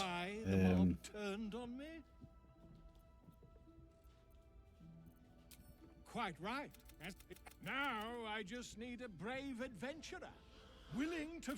I'll do it. It will serve you well. Study of the Slayer. Study of the Slayer, penned by John Irenicus. In the end. And then we hear a little bit about Slayer for himself. It was a Bhaal's eye, but not I would. Right, regarding the Slayer. So reading this book should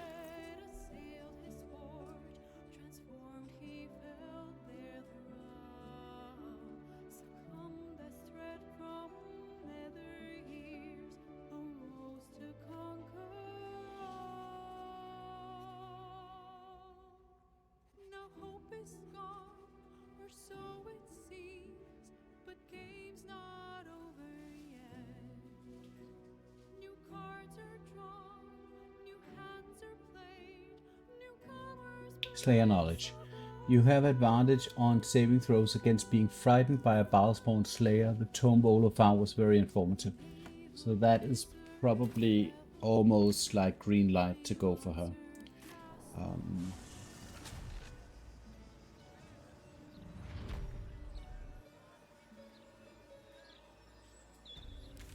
The only really important or dangerous thing in the Orrin fight is in fact the bhaalist slayers that potentially stun you for a full turn. Not having control of your character for a full turn is very bad.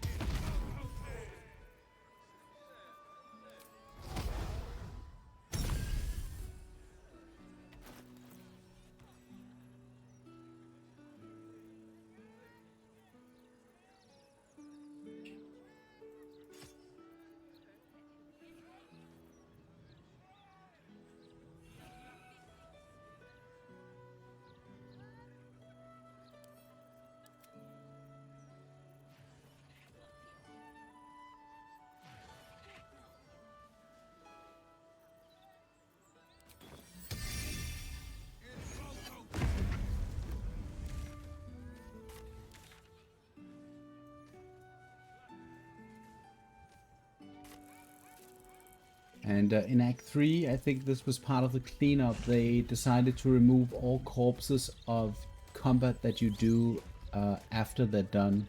So I don't know if this is also the case for the other acts, but corpses that you produce are removed once you do a long rest, which is, I mean, normal practice.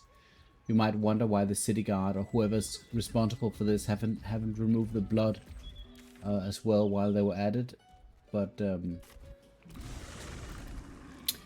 and then I forget an important thing. Anointed in Splendor. Okay, that works every turn. Perfect.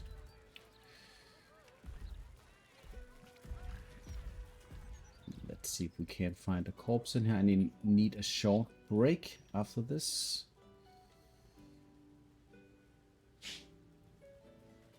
Could have already used this corpse. I did not. Go.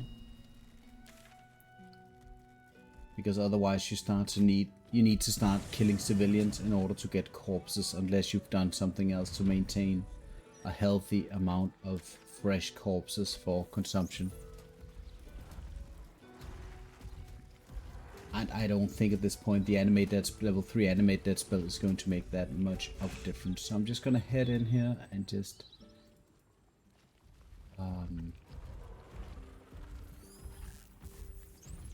so first time you go here. Well, if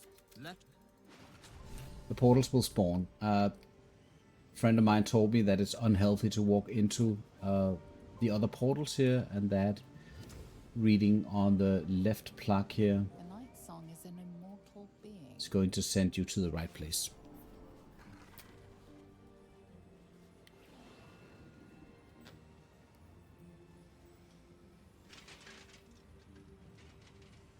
If you haven't already spoken to the Night Song, it's safe to just go up here and begin the looting. I can begin the fight, or I can begin the looting, whichever I want to do first here. Probably I'll just do the Lorroakan fight straight up. But I need to go and bring in Dame Aelin before I do so. She's very effective in this fight. we have a visitor. At ease. McClaw, you may go.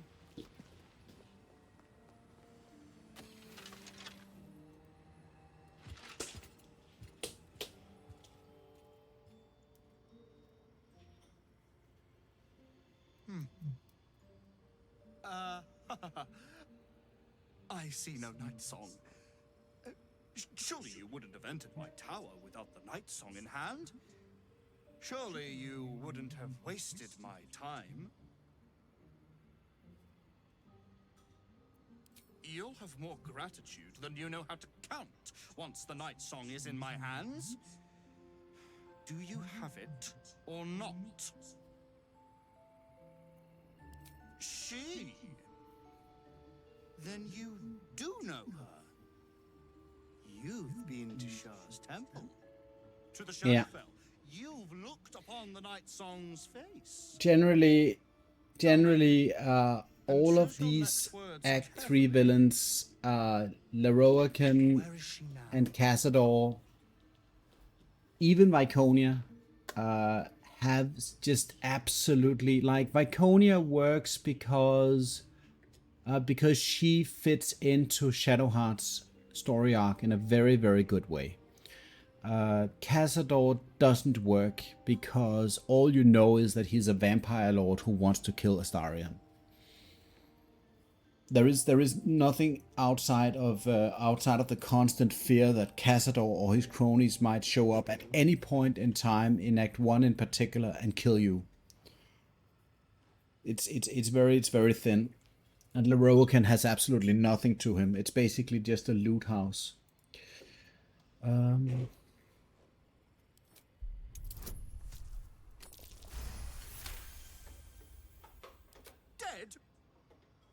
That cannot be.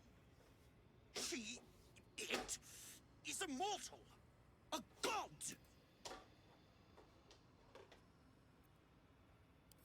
You don't. Oh, how exhausting it is.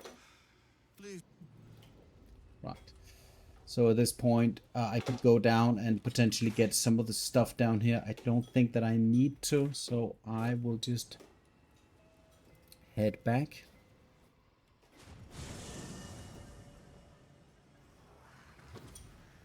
And just set up for the fight. And then I need to take a break.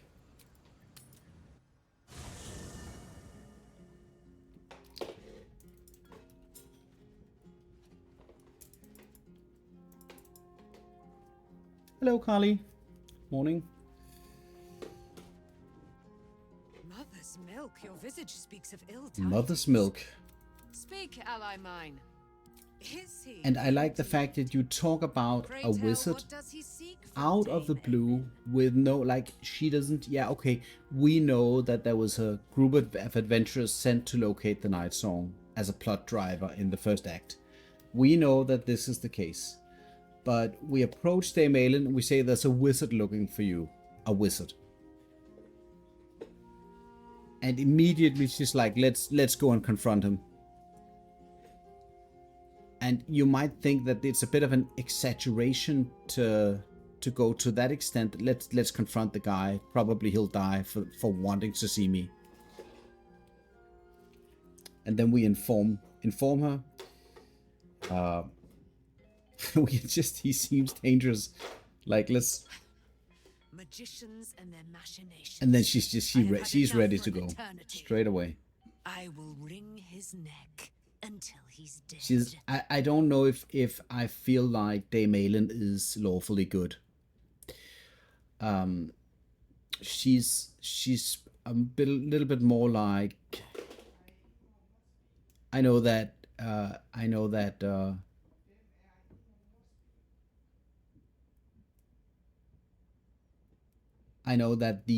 the thing about the I forget the name in English. It's been so long.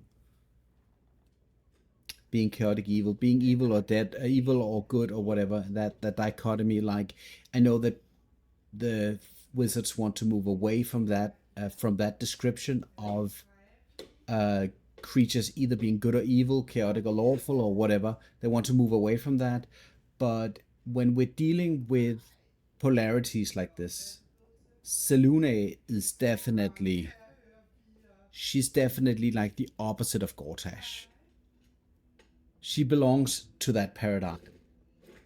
The Night Song is a direct product of Selûne. She is the extended arm of Selûne, basically. She's the divine intervention, so to speak, in Faerûn. And she doesn't act one bit like it. She's vindictive. She's petty. She doesn't care about anything. She just wants to destroy. Like, she's the so-called vengeance paladin, right? but it's taken to a very weird extreme that doesn't make any sense to me. Anyway, let's take him down together. I'm not going to say no at all.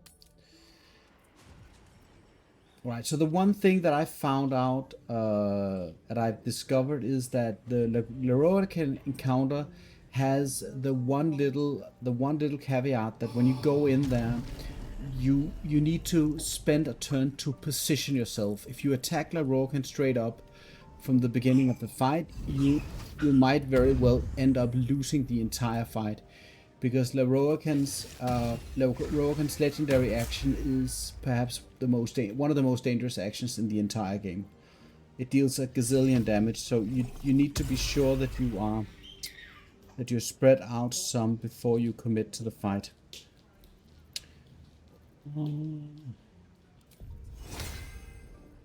Let me just see if there is something I need to do. The Caitiff staff was already used. Yes. Campion is out. Necklace. Let's just get the spell in there. Go. And as far as Fiendish Resilience goes, is kind of redundant. It just needs to be... I could do something though. I can do a little bit.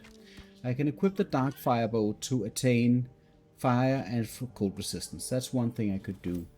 And then on top of that, I could add another type of... I know that it's...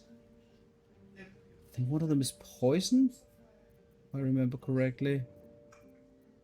I forget if lightning and poison are there, but I'm pretty certain one of them is poison. So we're going to add poison to the mix. And he likes to upcast fireball. Yeah, so anyway, the spell slots are necessary for counterspelling that stuff. He's a pretty nasty opponent. Even if that fight is among one of the easier fights, he's a nasty opponent. And probably I want to see if I can't enable, if I can prone him using my Earth Elemental. That's going to do a lot for me. Oh, let's just quickly see if there's anything else that I want to do before I head in there. I don't want to do any kind of AoE attacks to begin with, at least. No shields, no need, no AoE. Let's hop in there. We do have a short rest, so I could probably... I don't think I need to precast anything. I could precast the haste spell. Maybe that would even be dangerous. I'm hopping in. Let's see what happens. And then I'm just going to see the setup, and then I am going to... What are you said? You forgive me. I came to stop you, Lorroakan. And this is where you can ally with... and I think the class option is basically the ally with Dame Aelin, and the others... The others are other options, which we're not going to entertain. And then we'll see, yeah, the Fire Myrmidon begins the fight, cast hastes, and then I have the turn, which is going to enable me to reposition. Which I'm just going to do, and then I need to take a break.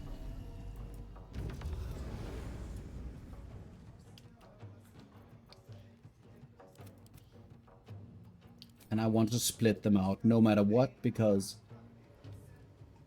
potentially this is just a very dangerous fight. I'll be talking about the fight once I get back.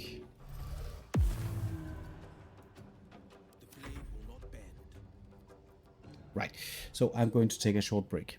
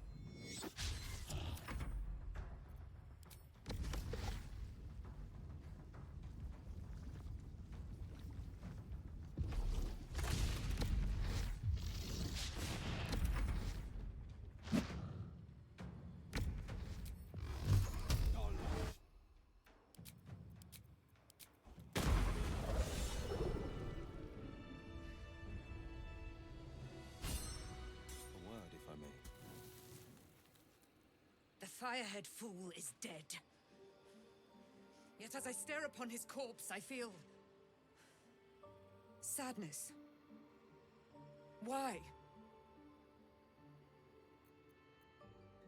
Say it can't be so, for I am Selûne's sword, and ever must be. Battle has tired my mind, made me susceptible to flights of fancy. You were excellent in battle, as is your way, and I am proud to fight at your side. I will catch my breath, then to camp I will bring my bones. Moon Maiden be with you. 2 steps at a time.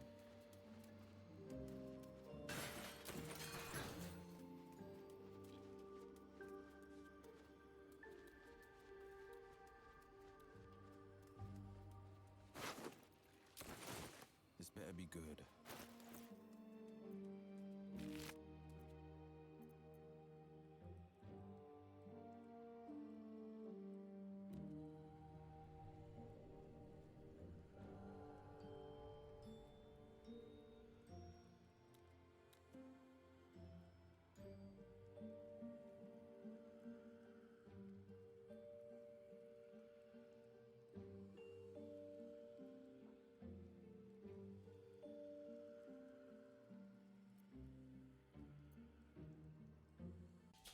Okay, wonderful.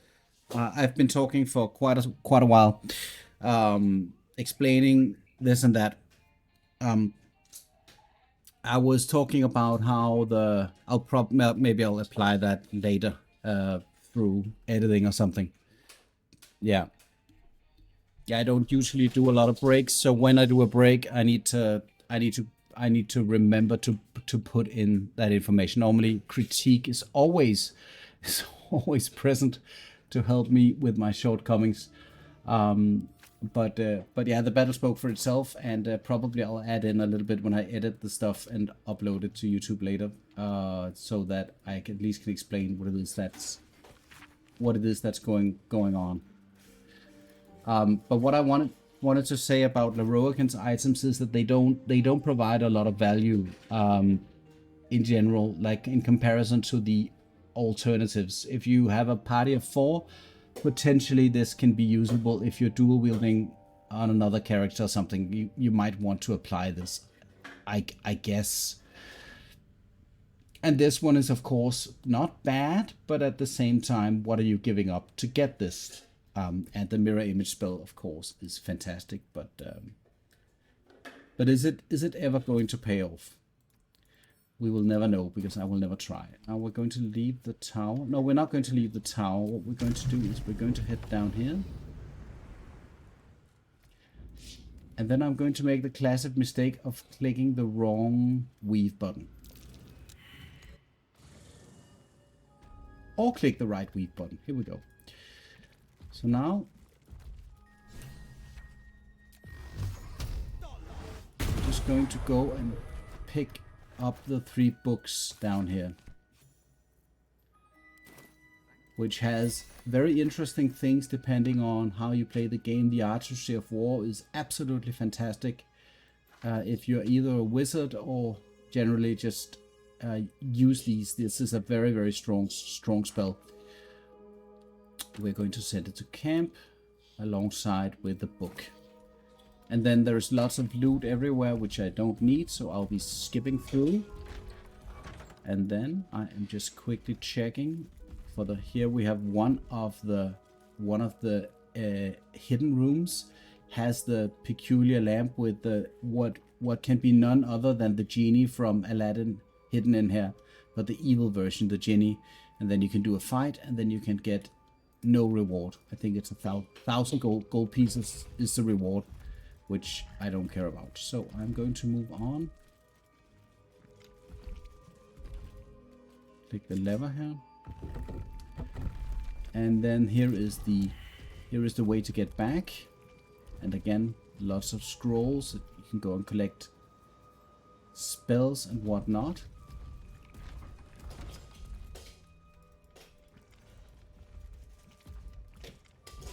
And then the other hidden room I'm not mistaken. There we go. Is where we go, and I don't think this is obtainable by the wizard, but if it is, excuse my ignorance, this is another book that contains a reward, which is the Scroll of Bestial Communion. That's going to summon the angelic version of the level 6 celestial summon version, which I wouldn't mind to have. I don't. Does share summon spot with the Campion, so obviously I wouldn't be able to use both, and I'm not able to learn it. So if I had a wizard, I would probably go for that. Driving. All right, let us leave back our friends. And then what we want to open the Elminster door, we want to open the Casas door. But in order to do that, these traps are not particularly dangerous, but they are hella annoying. So I'm just going to remove them if I remember to. In here.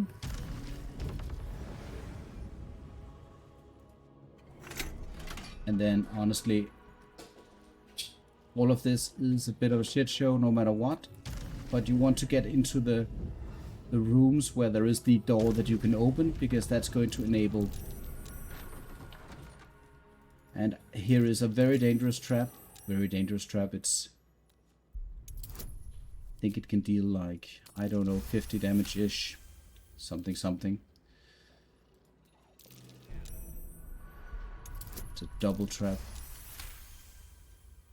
Or you can just fly past it. Whichever tickles your fancy. We click the lever here. And this is going to enable one of the treasures.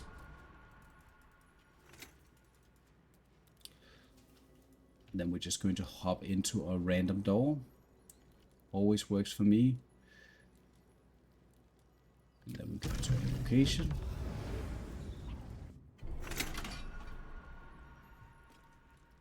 And right now I'm just opening up both of the traps here. We're not going to take that risk. I can probably just fly through. There we go. Click. You could also jump, I guess. And then we're going to head back. Going in through the wrong door, to my knowledge, just the only thing it does is that it brings you back a step in the maze. And now we're going to click illusion, because it seems like that's where the quest marker is. So then we head in through the doors, and they each have one treasure that we want. Very expensive spell scrolls. So display case destroyed.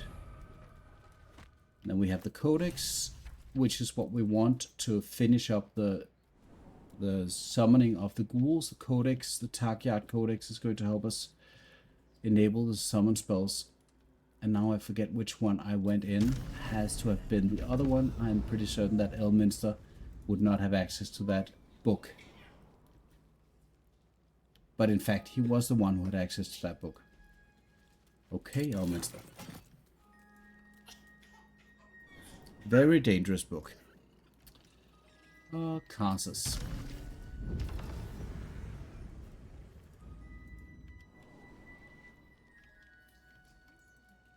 And Casas has the Scroll of Dethrone, which is also very strong. And then we read the Annals of Casas. Not in detail though. And then you get the Dethrone Scroll again here, which is basically something that you can then learn. I think it's a single target spell, but it deals a lot of necrotic damage, which is plus 20, which is pretty reasonable. So if you're a wizard, if I was a wizard, I would definitely learn those and have those as... Oh, wait, what did I just do? Unlock the ancient tome. Well, I read the book, which is fine. So let's just see what the light is like. I could just quickly go over the go over the necromancy. These two books are intertwined, so the necromancy of Thay is going to be completed by the Tarkiat Codex. But before doing so, and I forget exactly what the spell rolls are, but I'm just going to make sure that I don't fail them.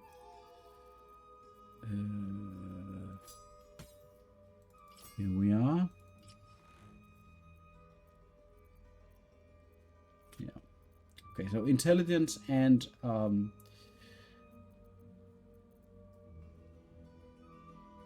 the Shade Clinger armor seems to be fixing most of these issues. Let's look at the book. The book radiates power, but the words you read in the Codex echo in your mind, guiding your eyes safely across the page. The once indecipherable glyphs now feel dangerously familiar, promising unholy power to those who can take it.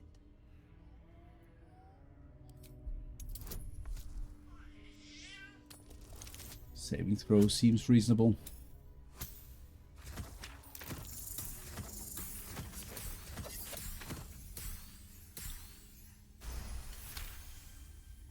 As you pass the strange glyphs, you can feel the book resisting. I don't think you need this this spell to finish the game, but it is a very hefty damage instance for the Netherbrain. Brush past these shades of the past, devouring every Because what you want to happen is you want to summon these 4 bad boys, and then you want them to explode for a total of 80 necrotic damage while fighting the brain. And in my case, that's a very welcoming damage source and a lot of damage. close the book, nagging doubt whispers in your mind. What consequences will there be for calling the dead from their rest? And here the spell is. There we have it.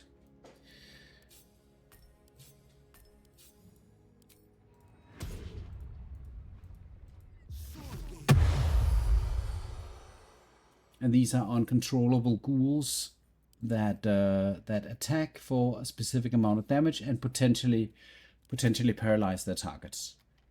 And when I say potentially, it's because it very rarely happens. It's I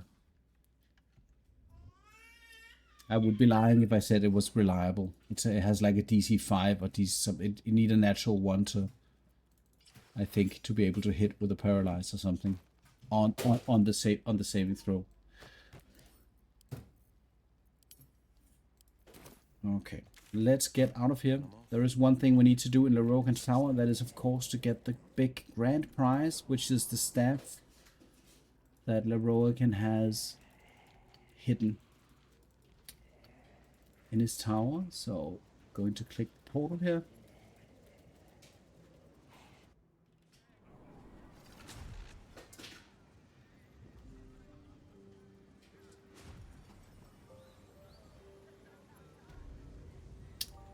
And then we're going to be hidden in this part of the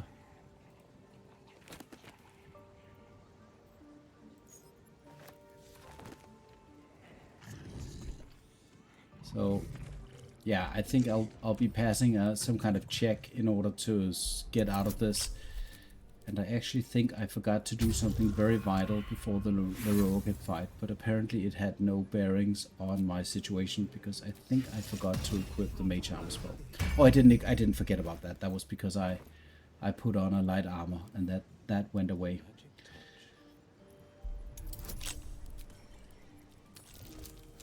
Right, let's see if anybody gets angry. If I remember correctly.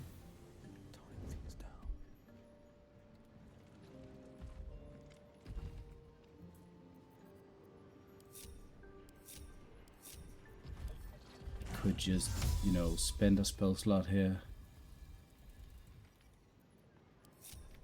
I don't care. I just need to go into the portal.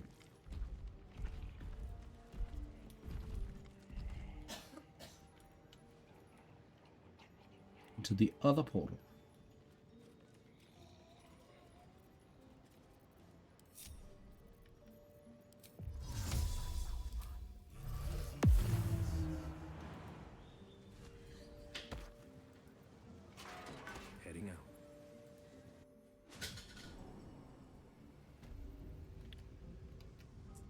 let us head down again.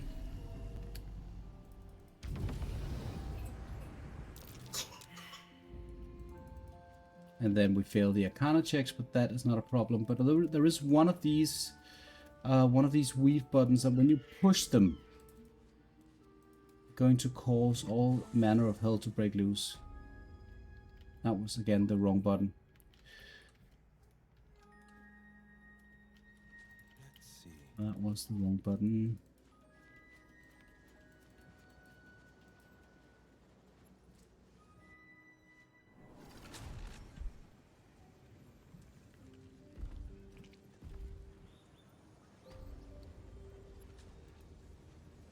Silence is gold.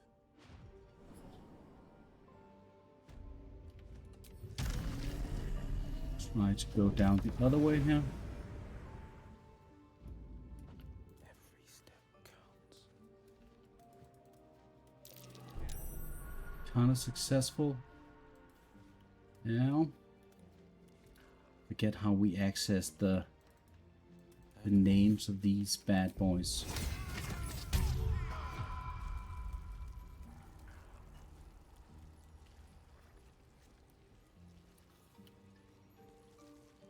One of these is a trap. It's traps. And then I actually think that this one over here is the one that I'm looking for. There we go. So now I am down by the magical items, and the way that you can get these items here is that you can go and you need to activate, you need to hit a switch, and then you're going to need to make, if I remember correctly, a saving throw. It's an Arcana check rather, and if you fail that Arcana check, you're going to take damage.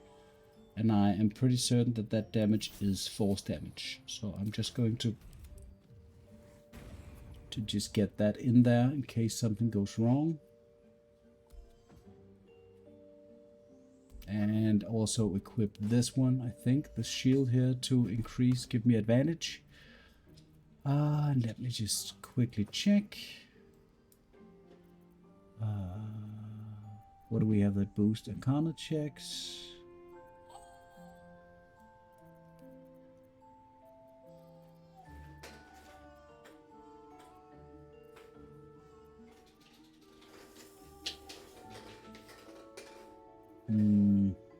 There it is. Arcana check boost.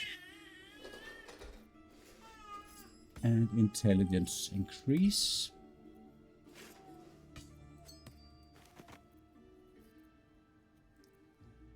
Not sure there is anything else that can help that. Let's check.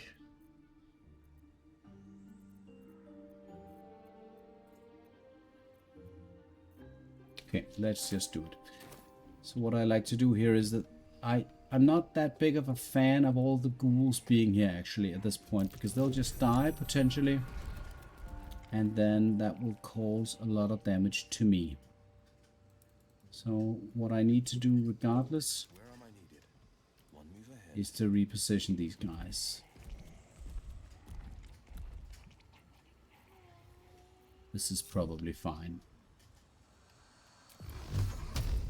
Let's see what's in the display case here. Oh, it's a key. Fantastic.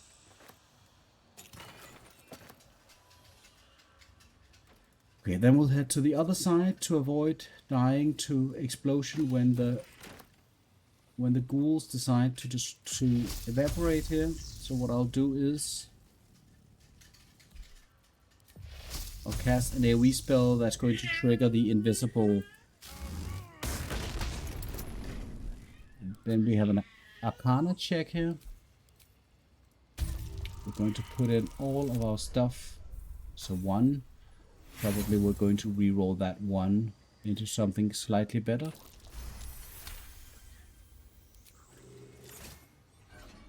And that makes the Marco Heshkir available.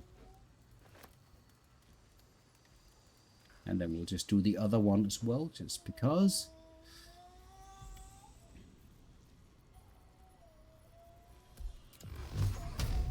Don't know if this actually triggers it, even though it's cannot trigger invisible things.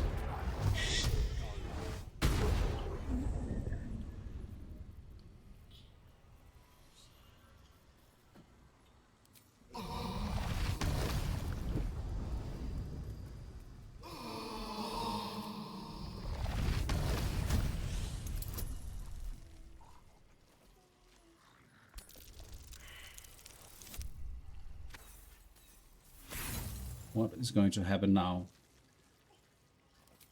I am going to reroll this because right now I've been positioned with all of my ghouls, and what I'm still afraid of is that all of these guys are going to explode and deal damage to me.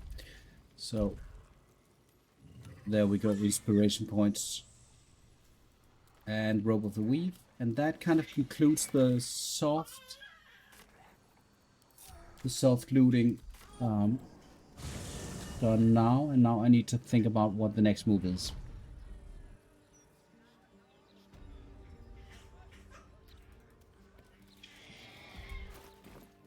Yeah, short break.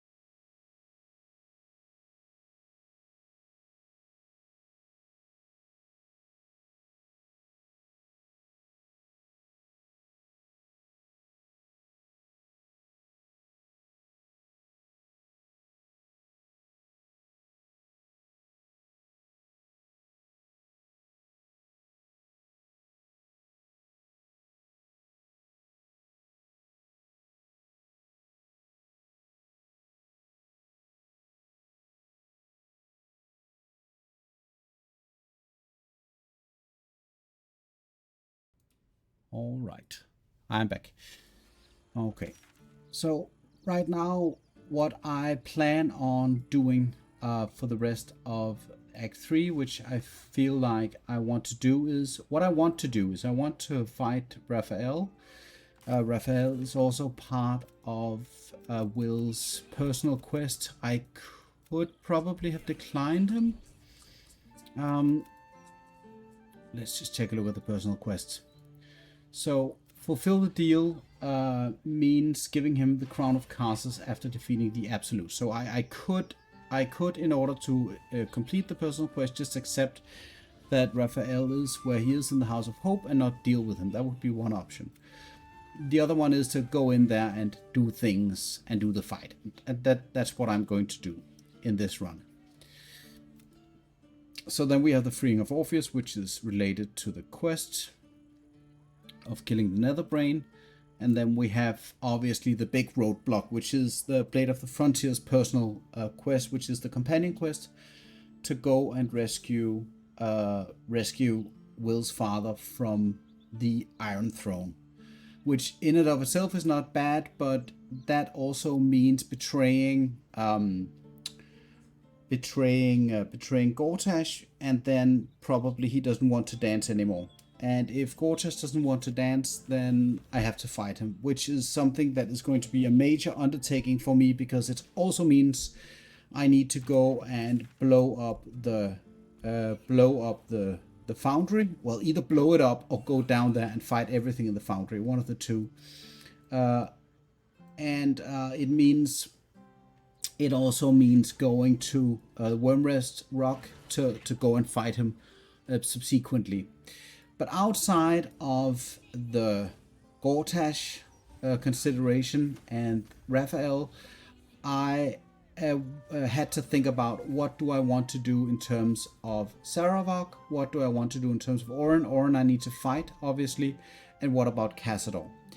Cazador, I think, is completely irrelevant to Wyll, and it is a very, very difficult fight. The fight is just the legendary power that Cazador has it's very strong. I think that if I want to have a chance of doing this on a regular playthrough like this with my rule set, I would put myself in a situation where I would have to do some serious sciencing out, and I'm not prepared for that. That would require, I think, hours of preparation and trying different things and whatnot to get the whole thing right, because the amount of Nova damage, high damage that I can do, burst damage on Wyll, is basically limited to the power that I can produce on 3 beams of Eldritch Blast, which is a lot, but not enough to take away the threat. Cazador has 70 temporary hit points as long as his ritual is not interrupted in any way. He has 300 something HP, and he regains his temporary hit points every turn, and to my knowledge, after 3 turns, he's going to ascend, giving him a regeneration of 100 hit points per turn. But other than that, while there are a million of, so many monsters helping him out, he also has a legendary power that deals, 150 damage per turn or something, 100 damage per turn. Like a lot of damage to everybody who's relatively close to him. And I don't have the sunlight spells, and I don't know if the Blood of Lathander can get him out of his healing. So there are so many unanswered questions that requires a lot of work for me to do that fight in any meaningful way. But outside of Raphael, which I will do, and Orin, which I will do, probably I'm going to, first time round, go to the bhaalist tribunal and acquire, there's an item down there that I want from the vendor. So probably I'm going to go down there and do what the Blade of the Frontier does the best, which is, of course, to side with the bad guys. So go down there and have a chat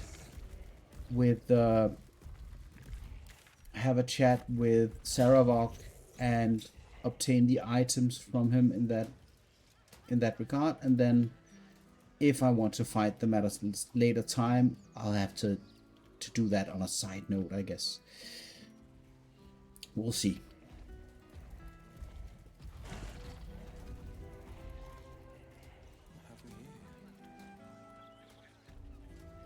yeah, I had a long, hard think about this, and I do want to finish the game. So the idea is to pick my battles this time around.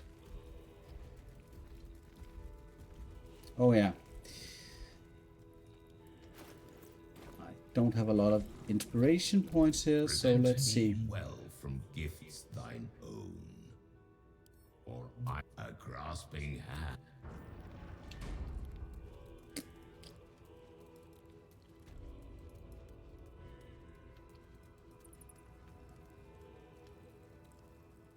You gaze upon murder's progeny, child.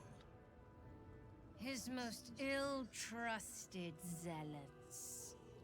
His faithful departed. Prodigal servants. Each returns to do his bidding eternally. This man is known to all Baldurians, and his presence sparks dread in the pit of your stomach. Before you is Sarevok Anchev, a bhaalist who almost brought Baldur's Gate to ruin a century Doesn't the helm that he's wearing is perhaps one of the best items in the game, I think, arguably, even considering the helm of Baldur. Of the dread Lord's tribunal. I am its custodian. Here come those who seek to transcend. Aspirants of his most profane order. The would-be unholy assassins of Baal.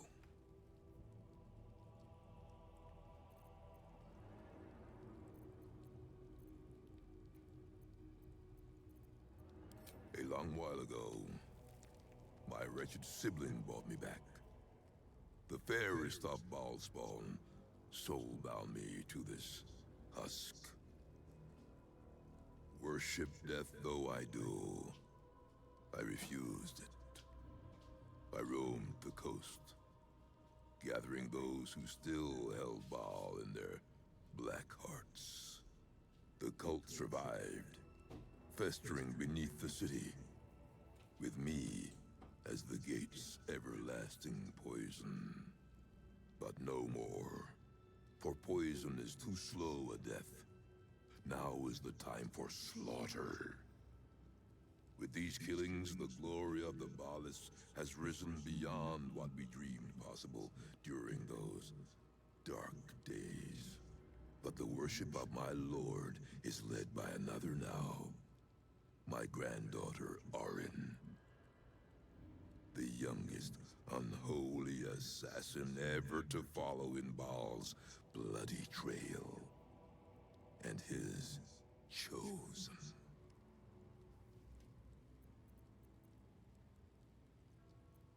She worships at the heart of Baal's domain, the temple of our Lord. Baal has never had a more gifted prodigy. Orin's gifts surpassed even her mother's. Her mother knew this, and she could not bear it. When Orin was but 7 years old, she tried to smother the child as an offering to our Lord. I heard the screams. I ran to help, but feared for the child's life. But the cries were not Orin's. It was her mother's blood that soaked the sheets. Orin had cut off the very hand that tried to end her, and made a plaything of it. And as she toyed with her dead mother's hand, a deep quiver rose up through her throat. The Lord of Murder speaking through the child. Lay not a finger on this child, he said, nor let any other, for this child will serve me with unholy ardor. Protect her in my name.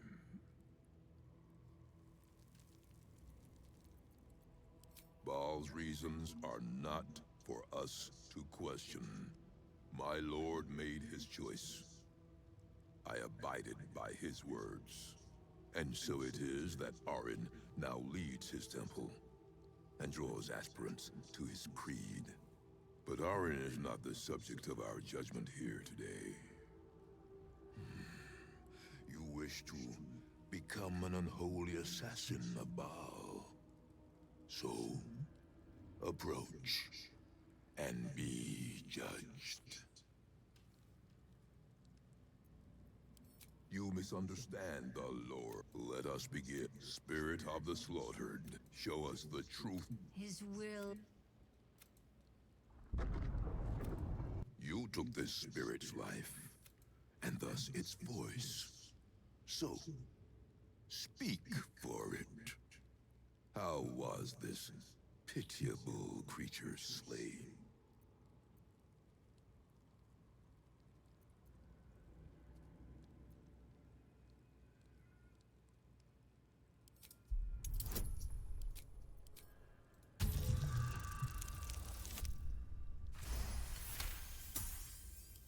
Reverend Z. Your offering pleases you. Slaughter well. Enter. We are deemed worthy.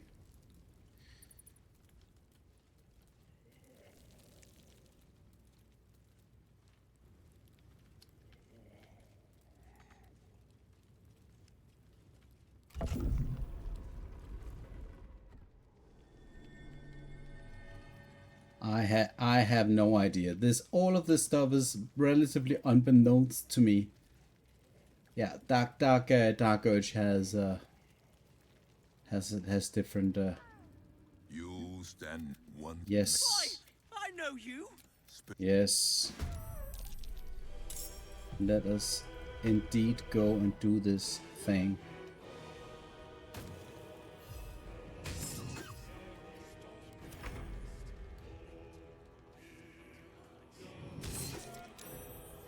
Right, so the claw attack, the saving throw for whatever reason becomes a DC 5. I don't understand what the calculation on the saving throw for the claws is.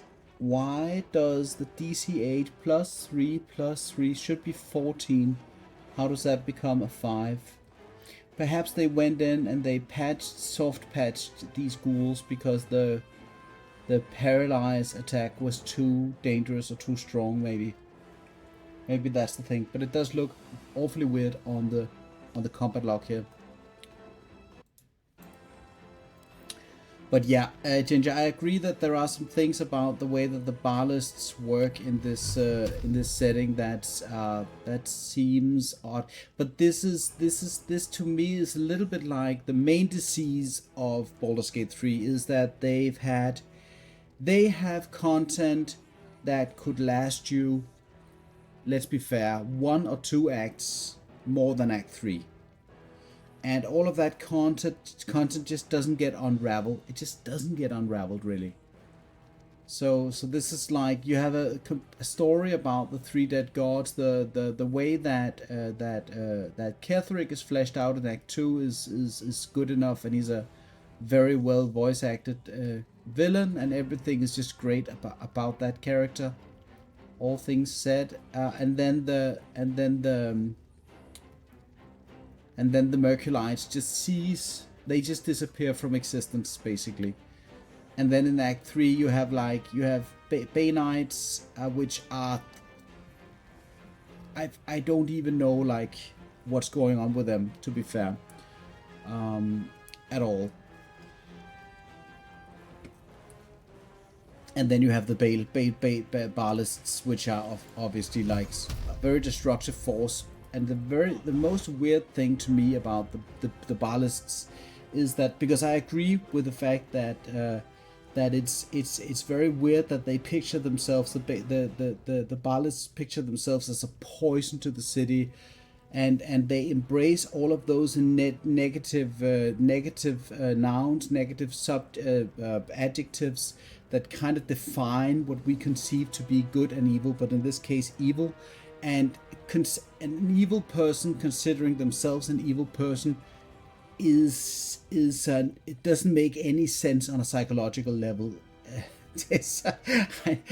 In my opinion, I mean, that would make the evil person be trying to constantly be in conflict and repent on some kind of level, which the bhaalists for sure don't do. They don't repent on any level, right? They are the epitome of, you know, chaotic evil. Let's kill them all for no reason whatsoever. So I do agree that it's very weird, also in my opinion. But they just lack context. They lack context. Most of the stuff in Act 3 is like it's only made for those people who played through the original 2 games. They're going to have some kind of relationship to what's going on, and they're going to have some of the necessary or relevant backstory.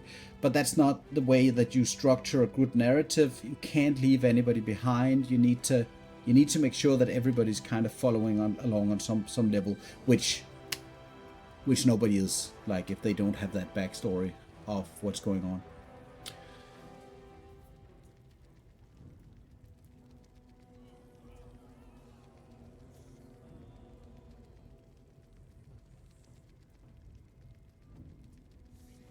Yeah, you could.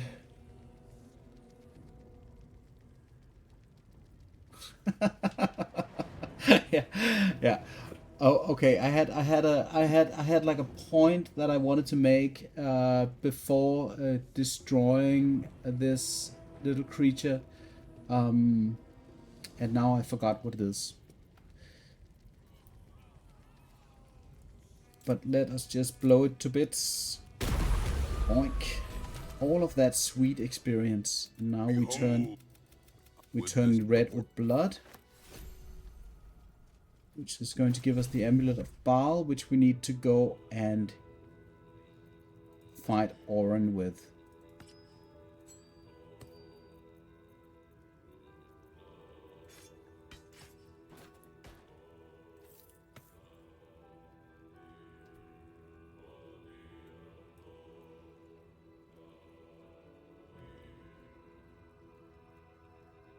So the combination of the Rope of the Weave and the Viconia's Walking Fortress could be funny.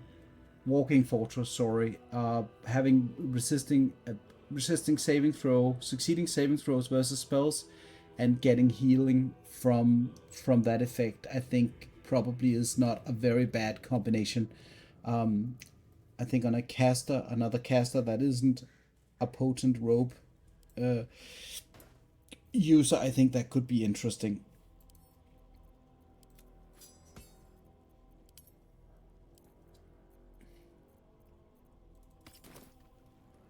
Let's go and see if there's any loot. Let's just check it out.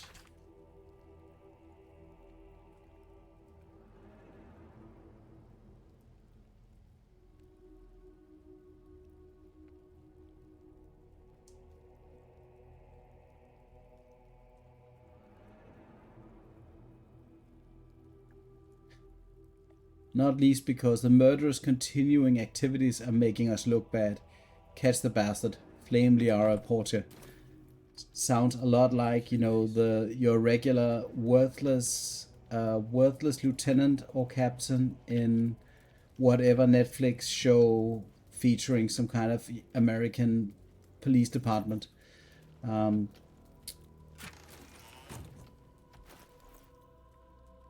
Mason's journal.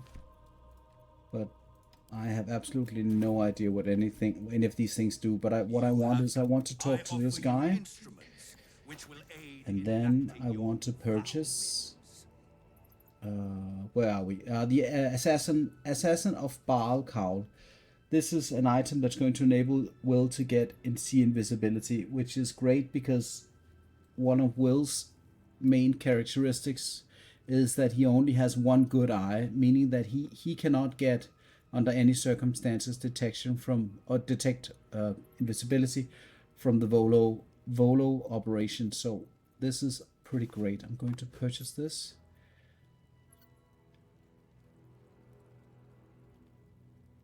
This is also pretty cool, like additional damage on critical hits.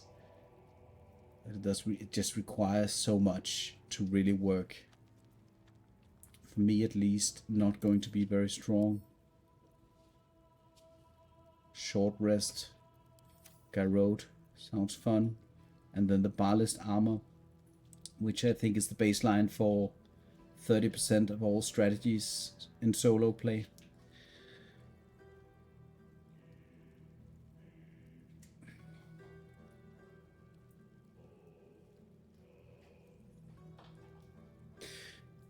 I don't complain that the Banites are that the Banites serving Gortash in Baldur's Gate are underplayed. Well, what I'm getting at is that they show up to the average person who plays this game as, you know, a random pack of evildoers inside of Baldur's Gate, just like the Bhaalists. The only difference is the abilities and attacks that the two different faction has, where the Bhaalists have the stunning gaze, which is very dangerous, and the Banites, to my knowledge, don't really have anything really valuable. So they're in a pack house doing something with explosives. And then they're in the Steel Foundry, of course, where you're fighting them. But like, yeah, I guess like any kind of bad guy needs henchmen, and that's it. But they have no soul. They have no.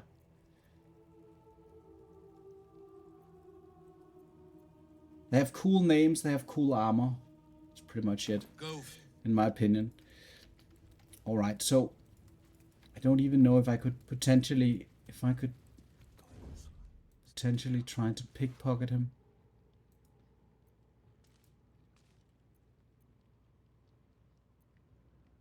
I think he'll be very angry if I pickpocket him. Let's not do that.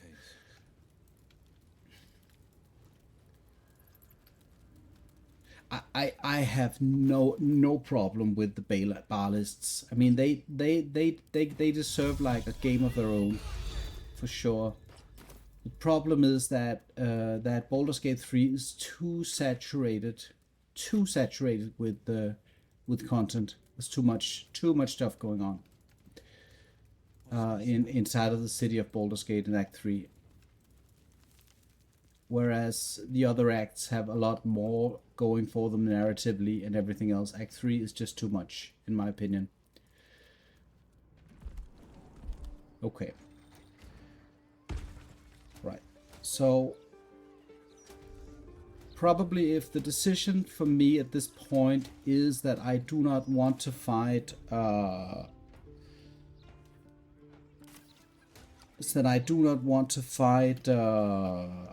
fight Cazador, which I think makes a lot of sense, then I need to make a decision. Oh, there's also Arash, there's a quest there. And I think the Arash quest is a little bit ridiculous. What I do want to do is to finish up the Clown quest, because that does give me some kind of value. And I'm actually a little bit uncertain about how many Clown parts I already picked up. So I'm just going to go and check my...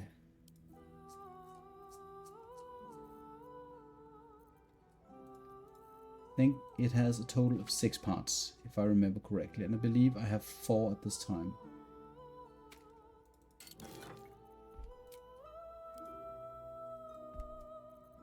One, two, three, 4. Right, so I need at least 1 part from a random house.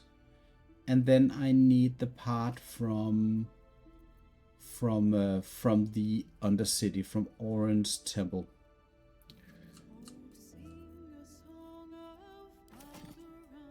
So going to do that, I think, makes a lot of sense. But that means I'll be tracking a little bit around Baldur's Gate to figuring that out, just to see where I didn't go.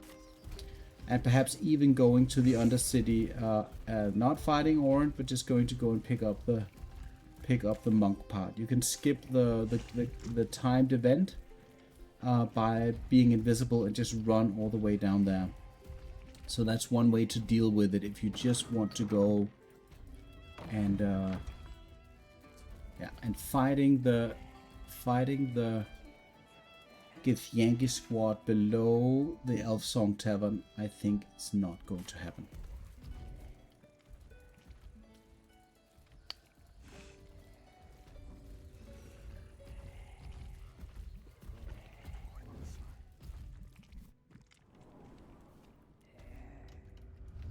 So if you want to finish the quest for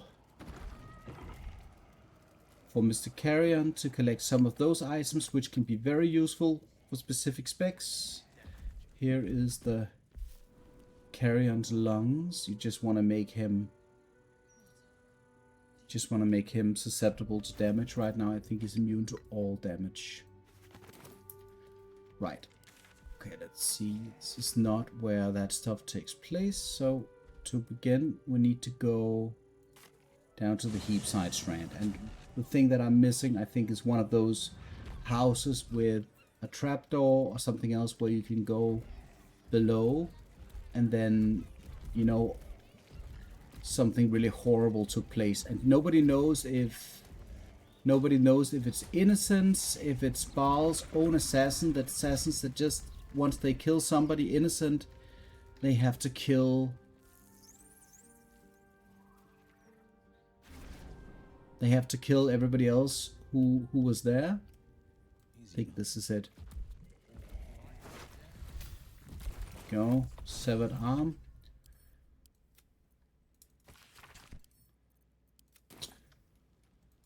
And none of this is important, so let's get up.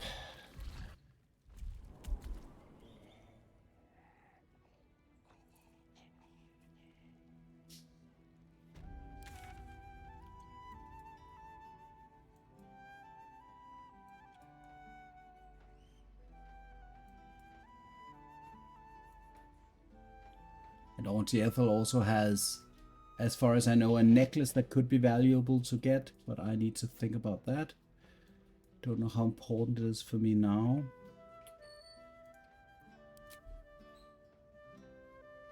Blowing up the Steelwatch Foundry is instantaneously going to make Gortash hate me, but at the same time, I'm not sure what that's going to do to Duke Ravengard. But also going down here is going to make him angry with me. And I'm assuming that if I go...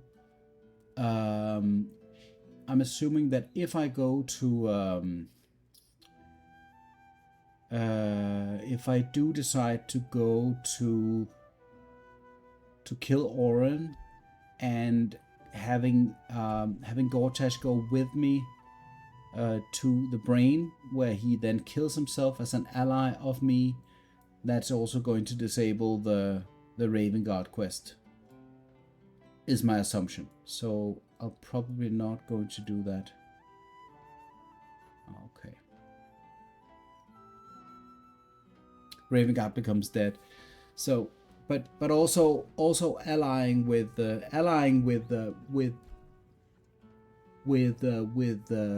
Gortash and killing Orin, and then going to the brain is going to have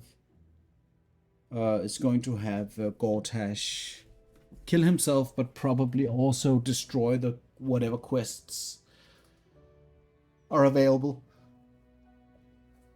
I'm pretty certain it progresses all of the quests at that point. So then we have all of the senseless subquests. Like, I can just quickly check what it is that what's his face Mr. Carrion has.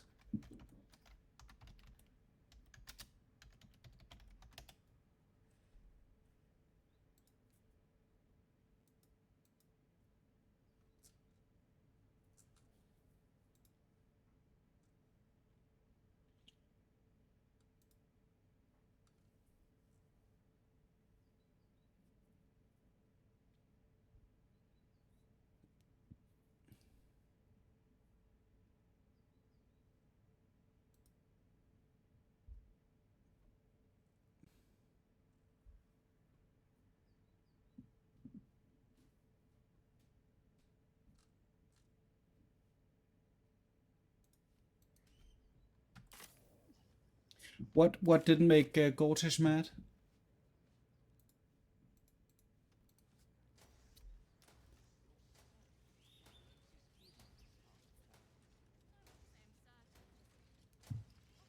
Okay. So destroying the steel watch. So killing Orin first, and then doing the other things afterwards.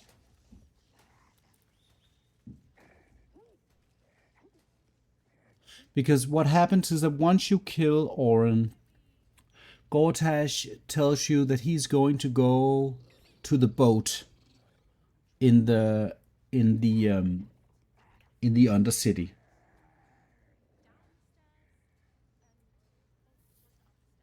Yeah, he agrees to go to the boat. And once he decides to go to the boat, then you can do the other thing.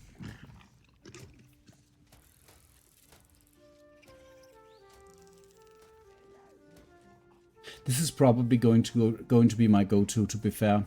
It's fighting Gortash with this setup is not impossible, but it's also slightly ridiculous. Because what I could do in the Gortash fight, and there are two problems. First of all, he's immune to force damage.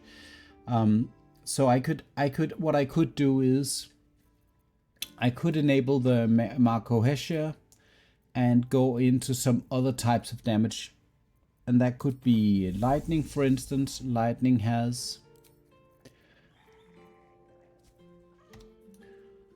chain lightning and lightning bolt. So that's two spells that can deal a lot of damage to a weakened target. And chain lightning is very effective, potentially. Or I could go into...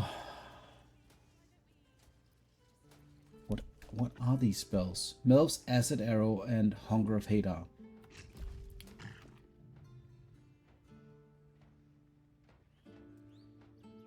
Cloud Kill, Ray of Sickness, that's not too bad. Destructive Wave, Shatter, and Reverberation. That's actually probably very ridiculous for me. The Bone Shaking Thunder, I'm assuming that this is potentially better than anything else if the target is not immune to force damage. And then we have the Wind and the Cold damage. And that is going to be enable the Encrusted with Frost debuff on the targets that are hit with whatever source, which I'm not sure if it's that strong. It's good, obviously, it's just not that convincing.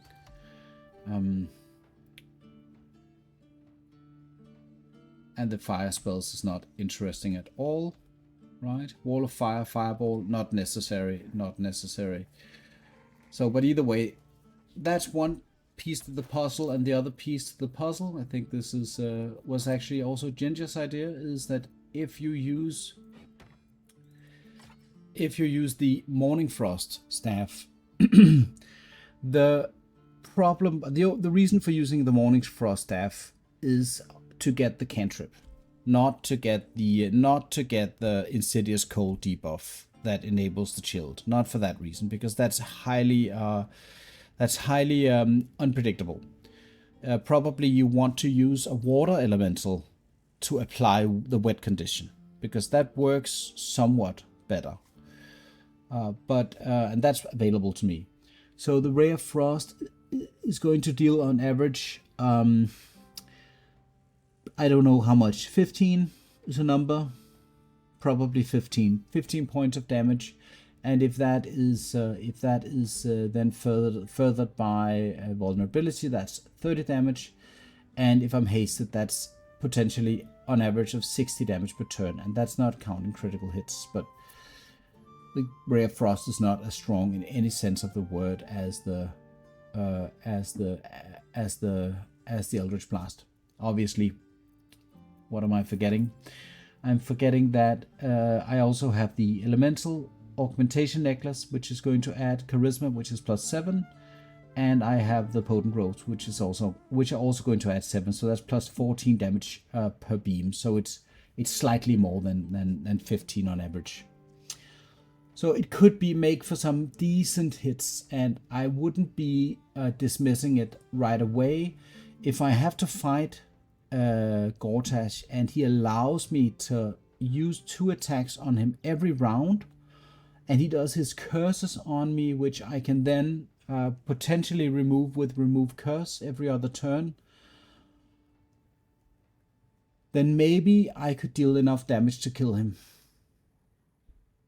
And the main problem here is that it's not necessary for Wyll unless I have to fight him because of the whole problem with the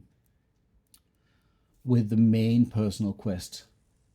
So I'm still a little bit unsure, but I prefer to skip Gortash if I can.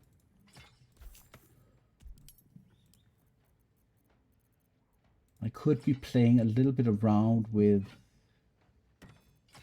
this stuff just for the fun of it.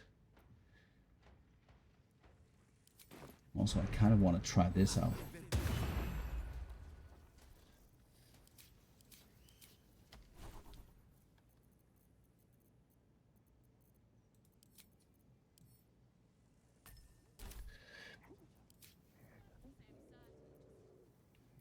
Radiant and thunder damage.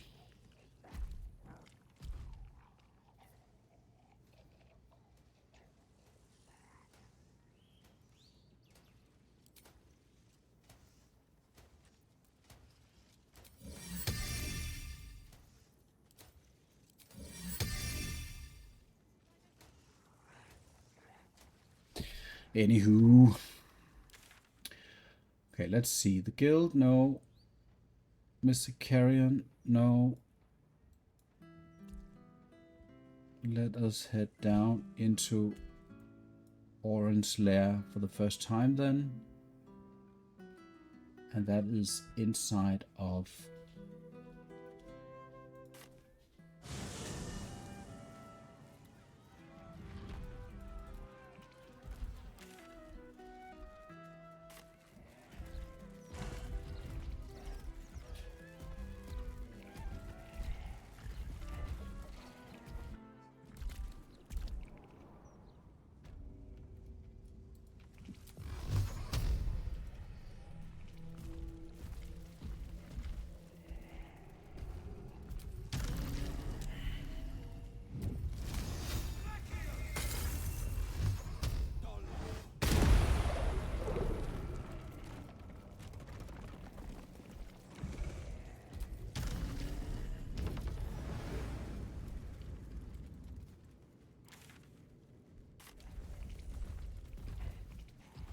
in terms of getting allies for the final fight, that's a different matter.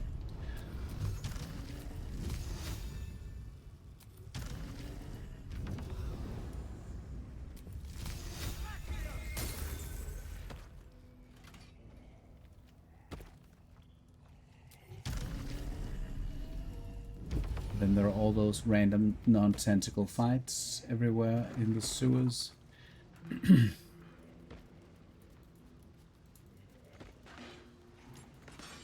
There's one. Halt! Go ahead. Their blood is yours to spill. Attack the refugees. We're going to say yes to that. Then I wonder actually if it has any consequence to Orin if I attack her friends. There are some weird interactions with some of these things that could mean something, and I don't really think it makes any difference since I'm just going to assault Orin anyway. There's something about this that killed, I think it was Nasato who was killed in this specific situation. Let us just quickly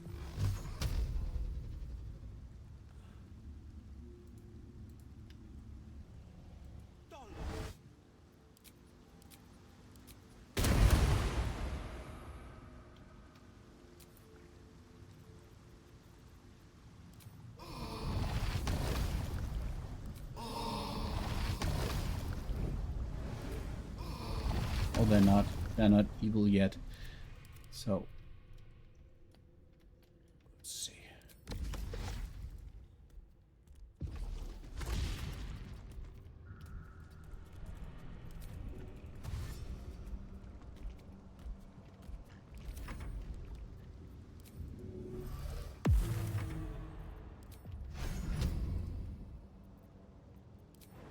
I'm just wondering if you can even make the refugees survive. Because to my knowledge, these guys just down here, they just die. For whatever reason, they can't be kept alive. The pride of the gate. To my knowledge.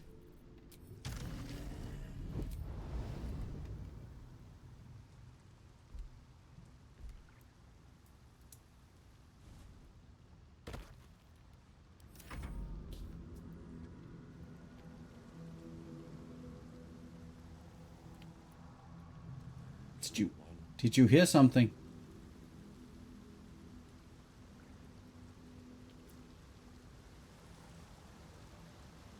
Generally, anything that involves the turn-based mechanic is broken in this game. Into the fray.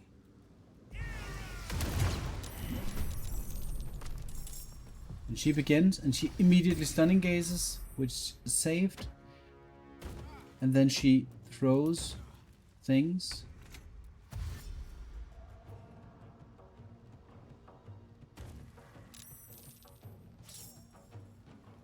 And these guys are still alive.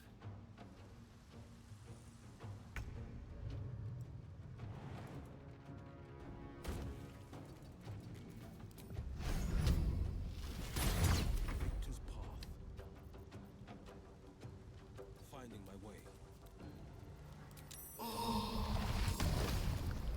And now these guys join in, and they are hostile because I promised to kill them.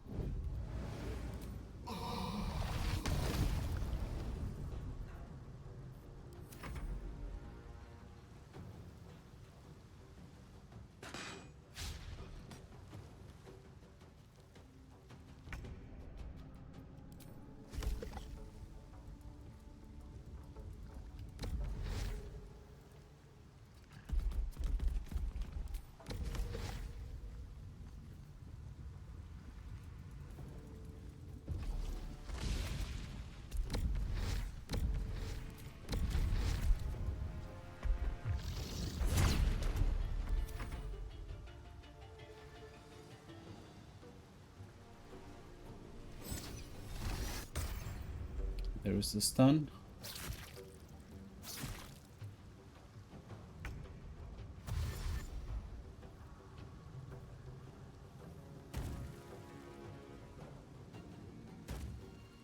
We need to roll a 3 in order to succeed.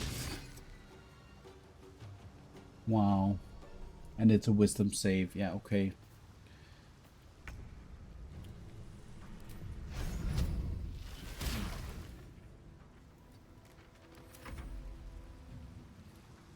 Oh, the ghouls are taking care of the refugees.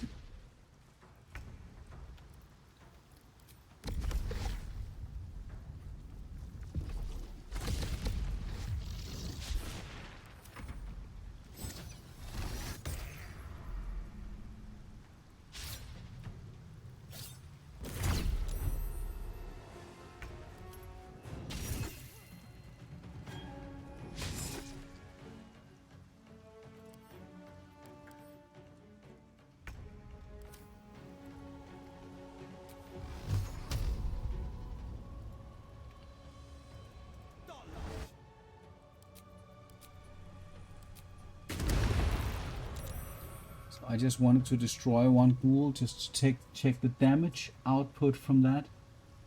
Ghoul, blasted ghoul for 7 necrotic, but that's with resistance, so it's 66 dice of necrotic damage. And that averages to around 20 something per ghoul. It's a lot of damage if you don't have any necrotic resistance.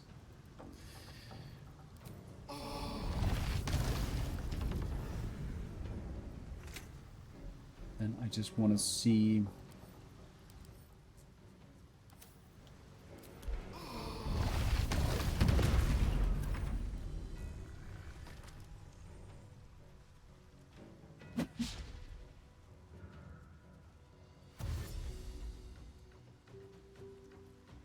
So I wonder if he's going to run. Is he going to run for it? if that's going to is the case, let's see if we can't make some of the refugees escape. Maybe not.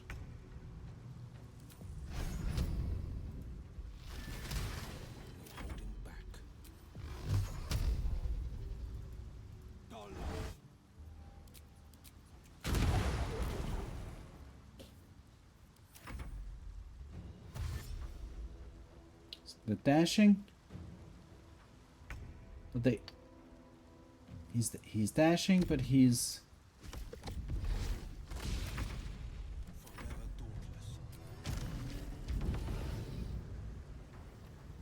granite rock click. What was that? Oh, that was it. Okay. Sorry about this scholar.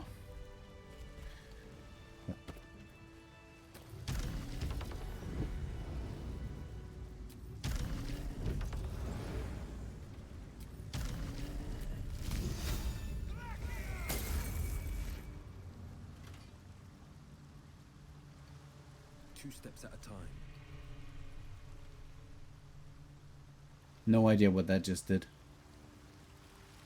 Let's move on. Let's see if we can't manage to find the Undercity.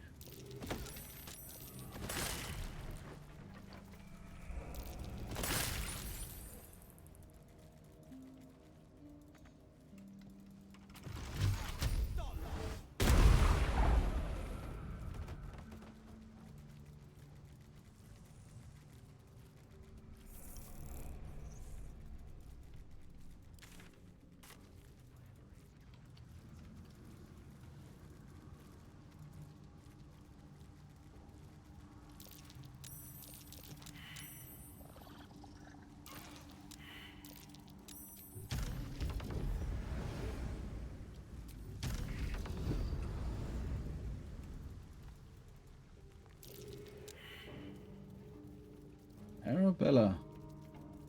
A word, if I may. Arabella seems not. Check out the stone. It's magic. Incredible, right? Oh, you can't see it. Bandits came at me with Oh, you can't. Bone Man told me to follow the weave, to let it guide me. I've learned a lot thanks to him, and I'm still learning. The stone buzzes. Don't.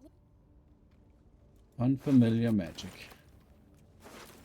These guys are just looks a little bit like random bhaalists, I guess, or something.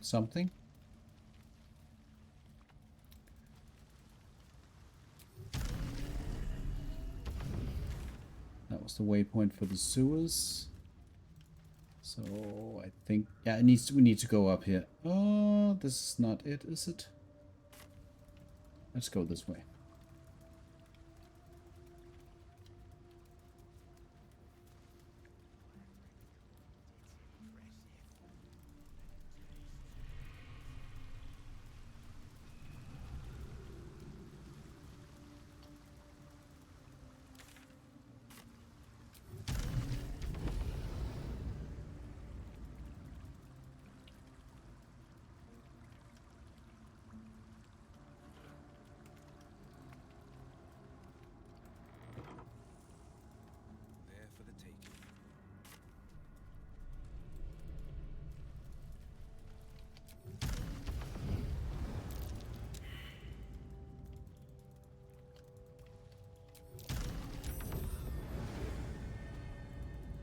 Here we go.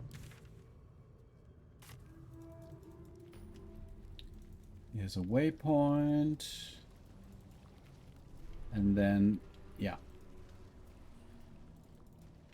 And there is, if I remember correctly, one bit of thing you can get from the pouch. There is a skull here that you need to apply to a corpse. Another place in the sewers if you want to do that. There is the slightest Time to trade. Bone spike helmet, no.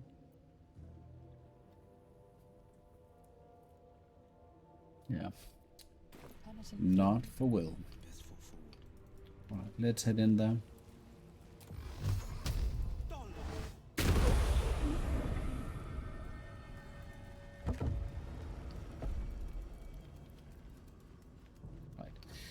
So at this point, I'm going to leave my coterie behind and go. There is, if you hello, Druid. If you want to head down here and do the thing without triggering the encounter that is that's going to activate here. This is probably potentially not a very dangerous encounter for me, but I have no reason to do this right now. I mean, out of all of the encounters that I can pick in Act 3, this is not important to me. What I'm going to do is I'm going to bypass these guys unless patch 7 changed that. I'm going to run past them to finish the clown quest, which is my objective here. So, casting invisibility and then running for it. And the perception fails, so I'm not even seeing those guys. Failing a loads of perception checks.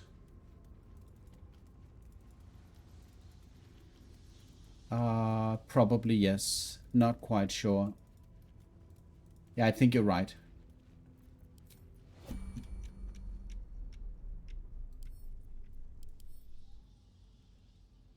This is just one of the folks there. Silence is gold. Step counts. That was a perception. Exactly. His Wyll has his doesn't have the best cards on hand when it comes to this. I think right here is probably, this is the way to the boat. So if I decide to go to the boat, that's something else which I don't want to do right now. I just want to get the clown body part, which is right down here, if I remember correctly. Checking things out.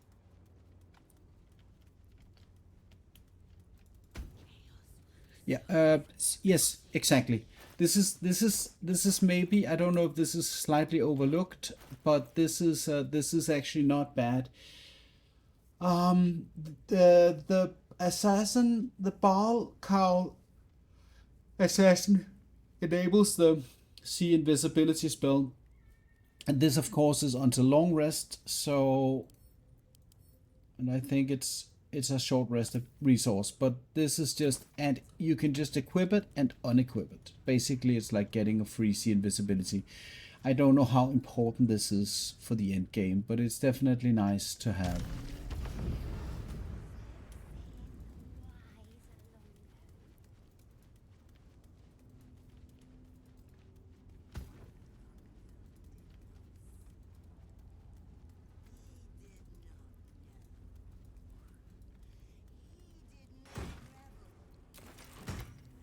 Yeah, I failed the perception check because I forgot that was important.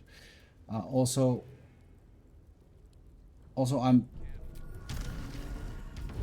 I'm currently just finishing up the stuff before the final fights. So right now I'm actually looking for the bhaalists that had the last piece of the puzzle. Yeah, there we go. Right here. This is the spot. And apparently there are traps like blast mines or something. That's fine.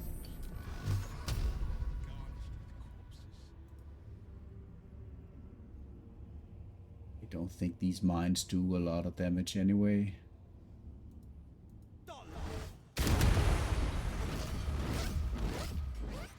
No, I didn't yet. I did not finish. I've never actually finished a rule set. I have the first couple of acts really well down, and Act 3 is unfortunately still a bit of a shit show. So I remember some of the things, and then other things I don't recall at all. Yeah, just don't die to Orin. I need to make sure that I don't die to Orin. That's I want to go as far as to say that's a promise. I'm not going to die to Orin. But jinxing my run is not something I'm in the habit of. Yeah, that's the thing. That is the thing. That's and this is right. So this is kind of the issue here. The problem is that the one thing that I did decide to do is I am going to go and fight Raphael, even if it means dying. And the problem, and that's one thing. Like I want to fight him, and I think I have a strategy that's going to work. Hopefully, which is, yeah, we'll see when the time comes.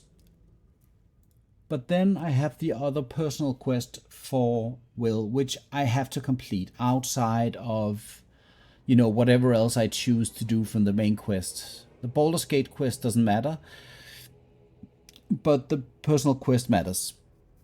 Yeah. But you know, it will. Yeah, we'll see. You can hate the Raphael encounter all you want. You can hate it all day long. I believe that the major problem of the Raphael fight is the RNG of the way that he uses his spells. That's one of the problems, and the other problem is you need to have a character that can work around that.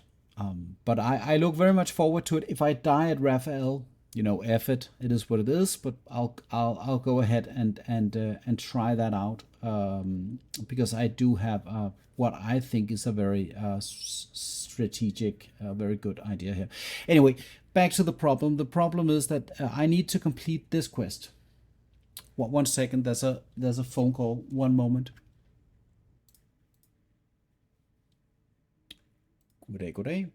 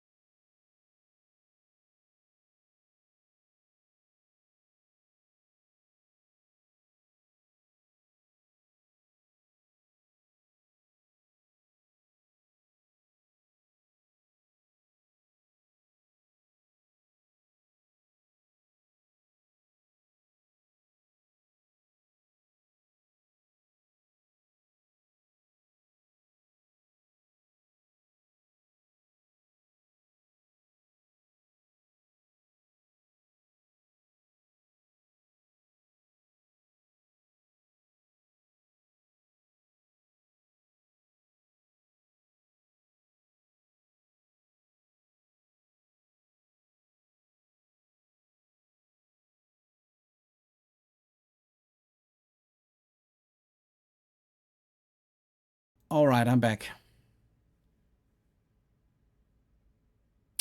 Yeah, Druide, please head back into the game if you have the time and start doing challenge runs. That would be great.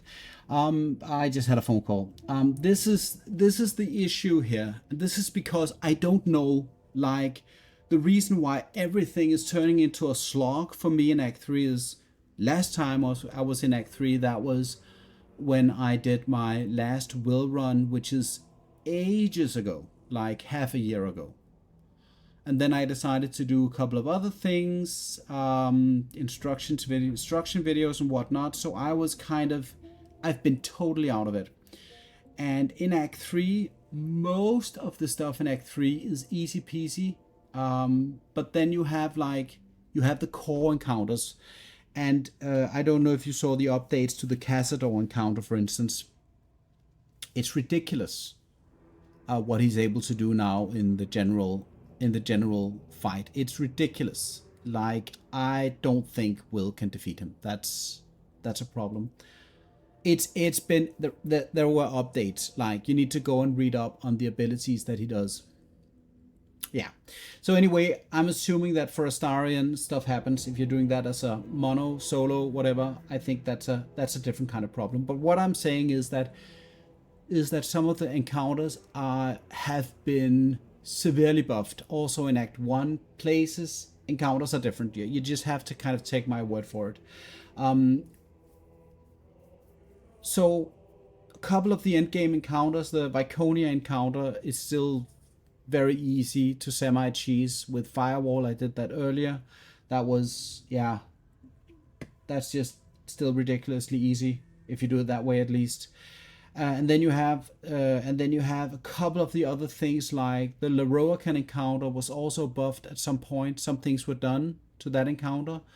So that kind of had me scared a little bit. Turned out to be really easy once I got into it. And then I have the major problem, like with Gortash, who's really rough on Wyll because he becomes immune to the force damage. So how to deal with that? And that's kind of where we are right now, because I need to fight Orins, which I'm not sure I'll do today because I got stuff to do.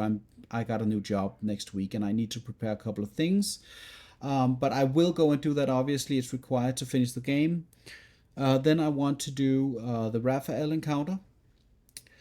But then I need to find out, do I need to go and rescue Duke Ravengard before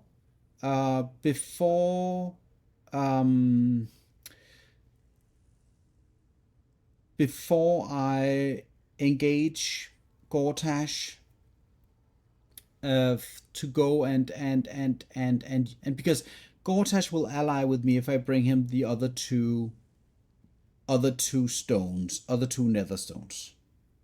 But what I don't know is, will the rescuing of Duke Ravengard, will that be ruined if I go? Is there some kind of trigger in the process of doing whatever needs to be done with Gortash and the final Netherstone that destroys my opportunity to save Duke Ravengard?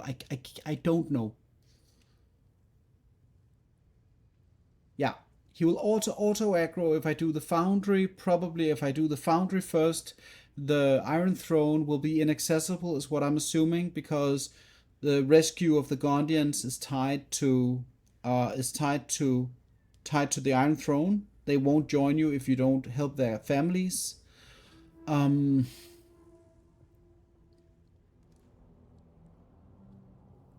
I just don't know. Ginger tells me that if you go and you kill Orins, and then you go and talk to Gortash, then Gortash is going to tell you wonderful news. I'll be heading down to the Morphic pools, or whatever that's called, the place where you go on the boat. He's going to go there. He's going to go to the brain. And the second that he goes to the brain, that doesn't trigger anything. At that point, it's safe to go and rescue Duke Ravengard in the Iron Throne. And if that is the case, that's what I want to do. Because fighting Gortash with my current setup is going to be a shit show.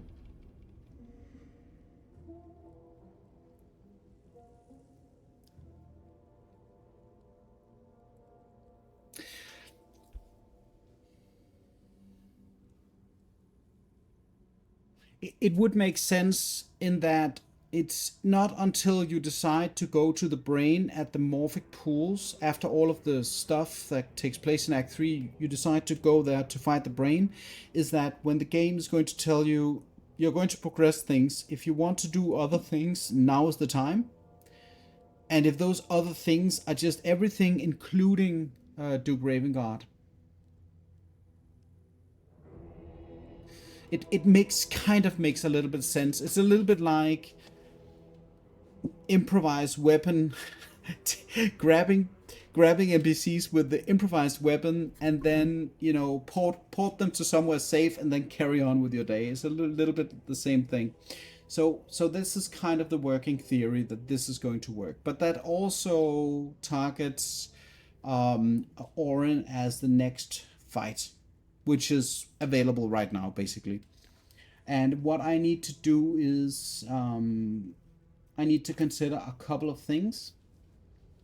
I need to consider Do I want to go? Oh, I need to go and finish the clown quest. That's the sure thing that needs to happen. Completing the clown quest and then talking to the strange ox. I do plan on going through the final stages of the assault on the upper city and that's going to be a real slog. But I intend on killing sort of basically everything on my way up. I'm not intending on doing the invisibility skip. That doesn't matter a whole lot, but I am intending on using the allies and whatnot to climb the city.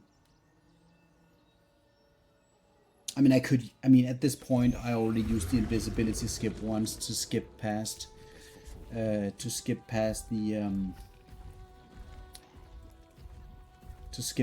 the assassins on my way to Orins to get the last clown part. So I guess that's an argument. But now we're getting the gloves, and it is what it is.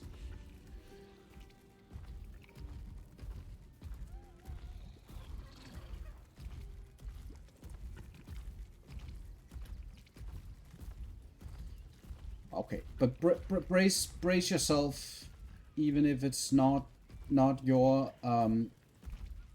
if it's not down your alley. Brace yourself for this reward. Hello again, my vicious little warrior. What? Any luck? Oh, I need all of the parts, I'm guessing.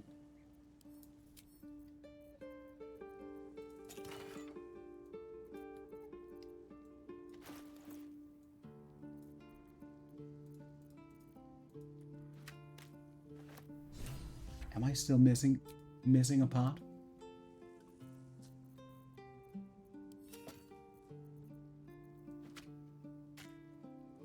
What? Oh, can't carry.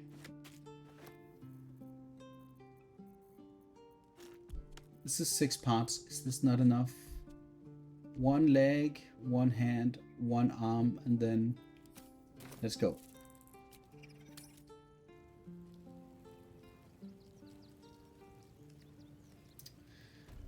Okay, but you know, you can. Yeah.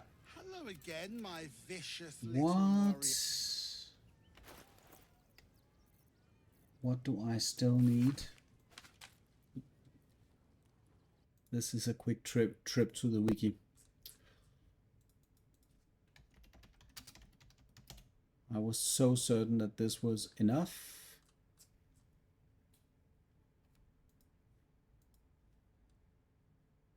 All right, so head, foot. The foot isn't there. Leg, arm. Okay, I'm just going to list them from top to bottom. Pelvis, torso, pelvis, arm, leg,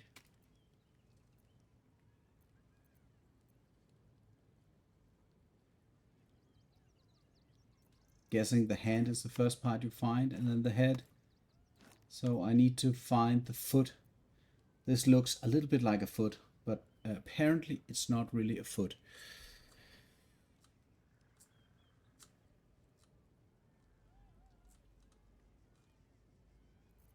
It's in the basement of Rainforest's home. Okay.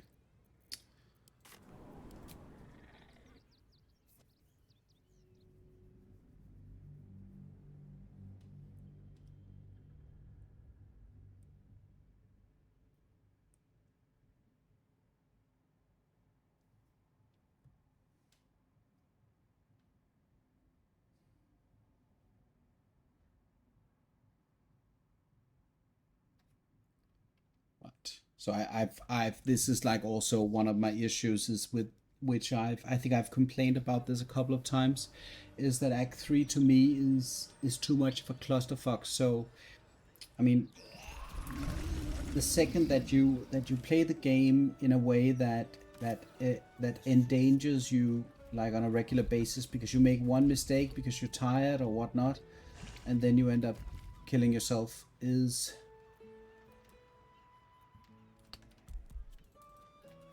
always is going to make it problematic to ever going to familiarize yourself with this act.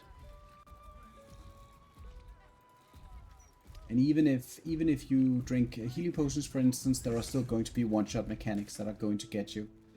So you can't really avoid. Rainforest Home, is that? My gut feeling tells me it's up by the... It's up here somewhere. And not as much up here.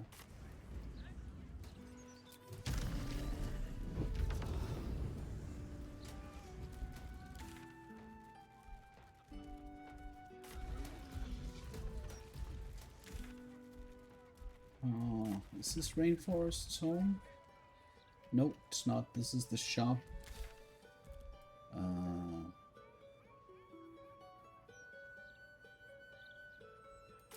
It's definitely up here somewhere.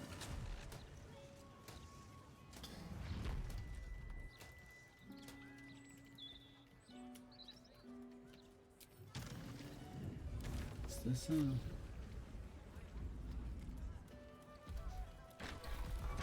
this a place? Or this is... Oh yeah, right. This is actually a thing that I forgot. This is Jaheira's place. So... couple of absolutely bonkers items are hidden down here.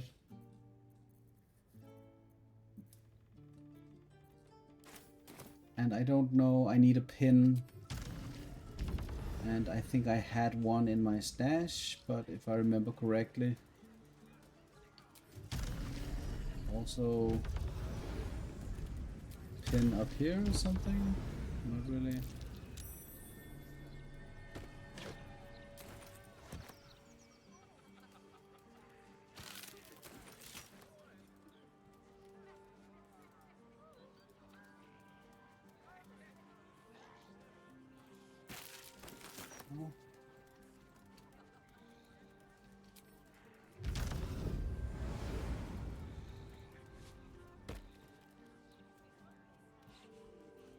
But otherwise you find a pin in the Underdark, which of course I cannot access right now, but I really want to go down and check out those items in the basement.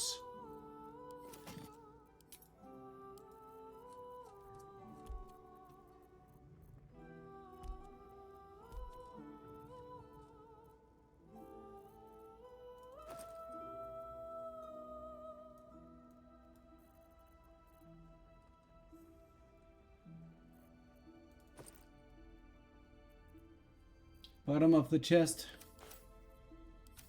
Was it? Yeah. Here it is. Okie dokie. Let's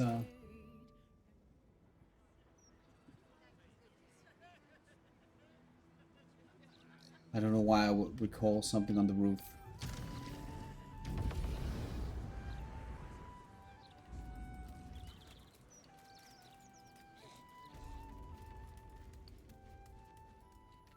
This is not Alexander Rainforest's home, obviously, but this is also like some absolutely crazy endgame stuff that I'm assuming some classes can just really get a kick out of, but for me, I think it's, as far as I remember, not really valuable. I don't know what's going on. There are no kids down here. There are something which is... Let me just try to send in the Earth Elemental here. Bang! Okay, can I fly all the way down?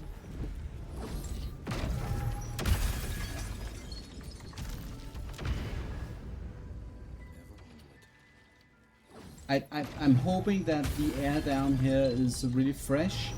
If it's in any way like a swamp or something, that would be bad. But otherwise, this looks kind of cozy. Okay, so we're heading into the chamber here. Opulent chest.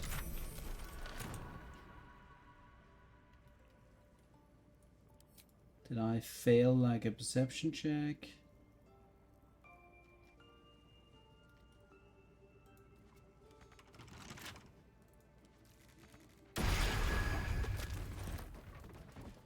What was that? It's lots of traps. So I wouldn't say that they just let me in here. Okay, let's see what's here. Okay, here are the first things.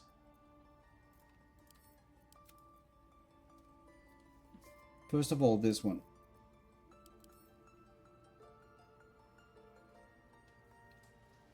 So short sword,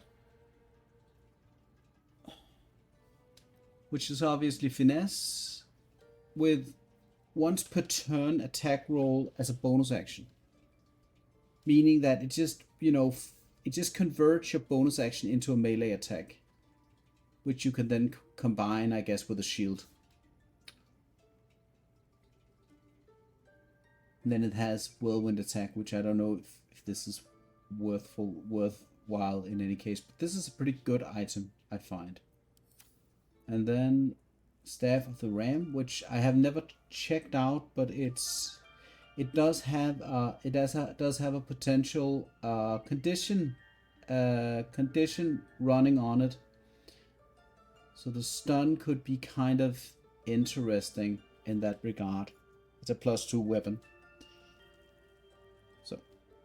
So that's that. Looks kind of decent. I'm not could imagine that stunning is very strong. And then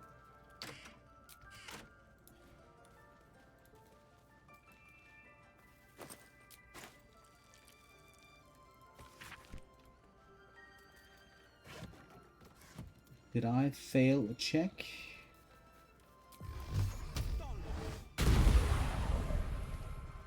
Okay, it's an indestructible display case.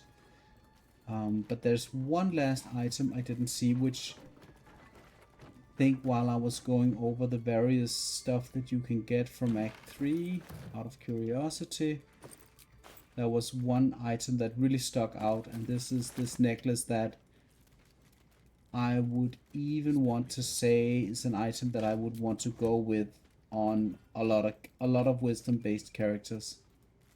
Is it up here? Is this it? No. Is it maybe outside?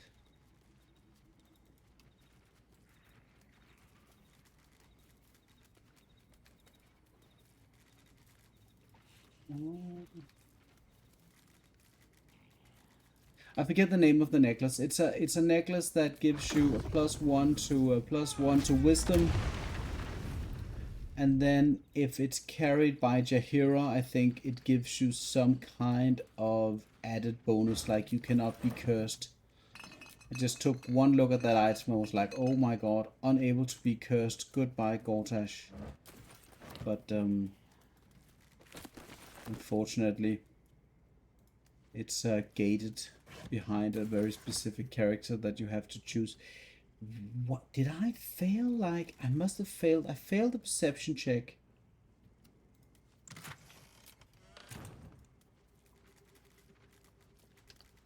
Yeah, maybe that's the reason. Maybe that's the reason.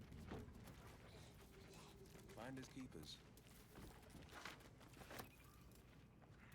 But I strongly recommend anybody interested in playing a cleric or something else to go and check that out. Because, yeah. One of the cleric's problems, in my opinion, in this game is that the cleric doesn't have access to reliable wisdom modifiers from anywhere, which that amulet kind of goes in and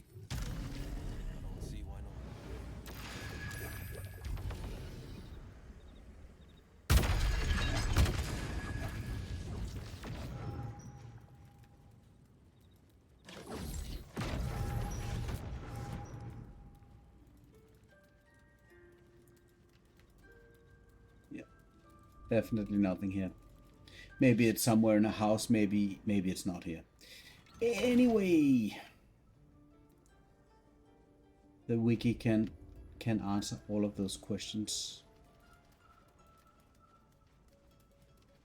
There are nobody in here, and the house is just completely empty for whatever reason here. Go ahead, loot the place.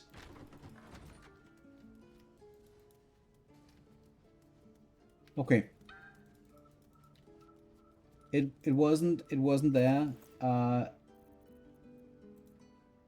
unless I accidentally looted the thing. Oh. Potions drank. Game run invalidated. I'm going to send these things back. I don't need them. Yeah. So I have no clue about that. Let's move on. It's not an item that Wyll can use anyhow, so. It's a loose plank here.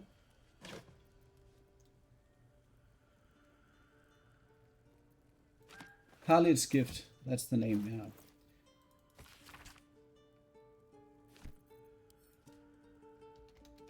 Gift? No.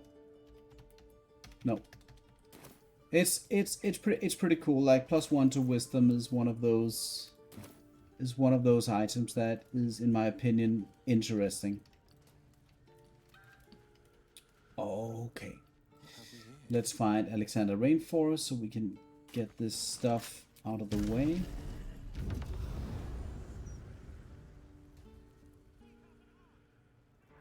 I like the way that pathfinding works in terms of flying. So you can just fly for a very long distance without having to. It's not down here.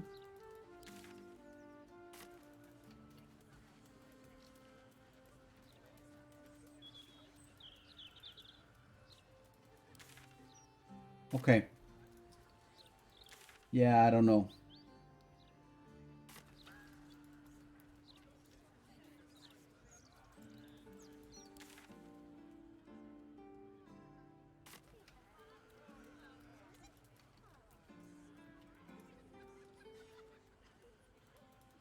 Oh yeah, another weird thing, which I have no idea if this makes sense to anybody. This guy, I think, without knowing for sure, has to be a character from another Baldur's Gate game. He has twice the kills you did at that age. He knows the 7 major arteries, the blind spots, everything. That mind flayer is done for.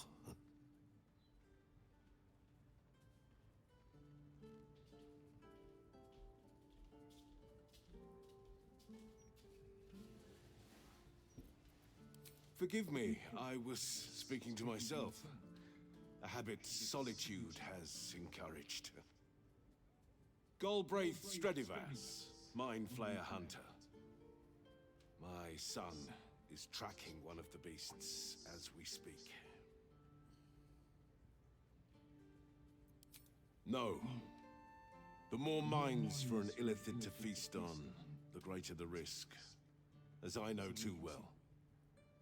I tried to save another and wound up retired. Permanently. My son has taken up the mantle. He fights tooth and nail every single day. I only pray it's enough. That I've done enough. It is rare to meet someone who doesn't fear mind flayers. You remind me of an old friend. A hero of his time. Here. He gifted me this. Call it thanks for setting me at ease. They won't win, you know. The mind flayers. Not with my son fighting the good fight. And you. And then you get a very rare shield, which is completely worthless.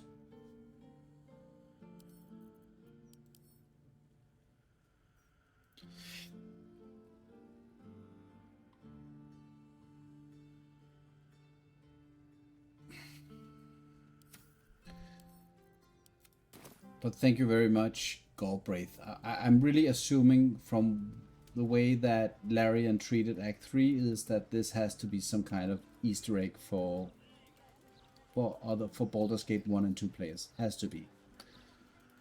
And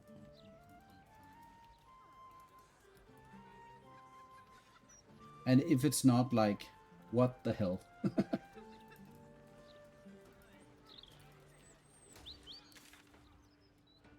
Blushing Mermaid. Where is that guy's house? Come on already. The bibliophile. Oh. The bibliophile.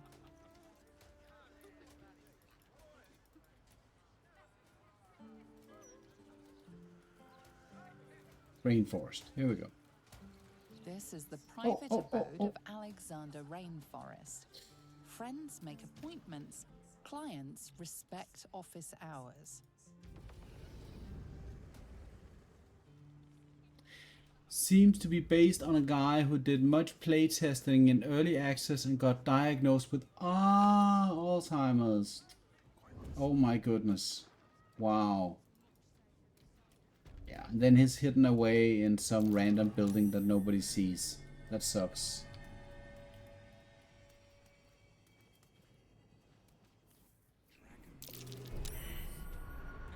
Okay. Gotcha.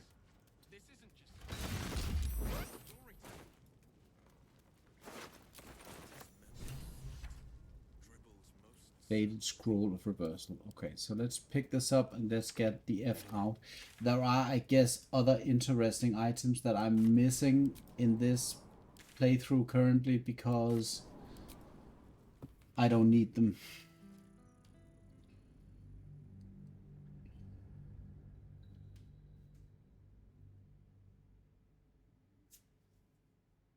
Okay. So it has to be like a younger guy who was then attacked by Alzheimer's. That sucks. And if not a younger guy, then a not very old guy, because normally Alzheimer's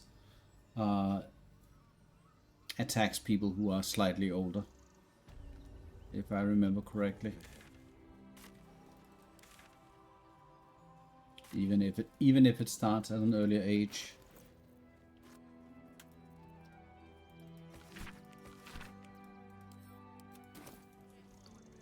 Really, Alzheimer's is one of the most horrible diseases because it takes away a person that you know, and then it changes them fundamentally from what you're used to, what you know.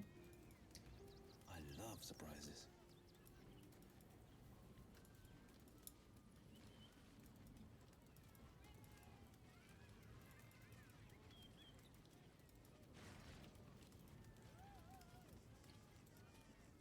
Hello again, my vicious little warrior. Oh, perfection. This is just what I need. I like it how Lucretius is very casual about the whole thing. Like, Dribbles was killed, but she just sees this as an opportunity to kind of improve on what she already had. Here, darling, a little something from your friend Lucretius. My circus and I can now finally leave. And you delectable vintage. Oh, and if you do take on the absolute, do try not to end up like poor Dribbles. You are so very pretty after all.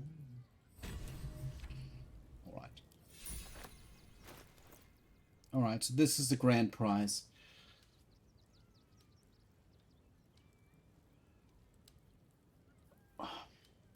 And this 1d8 is added to all of Wyll's is added to all of his Eldritch Blast rays. So this is a major damage boost.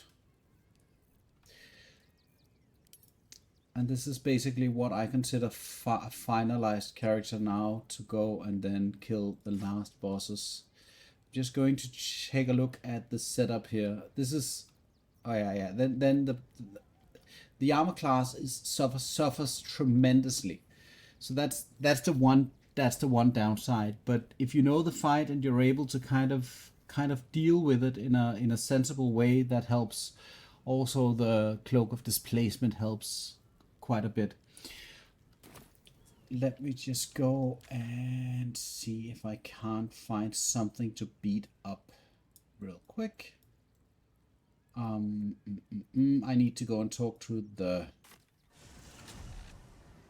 ox.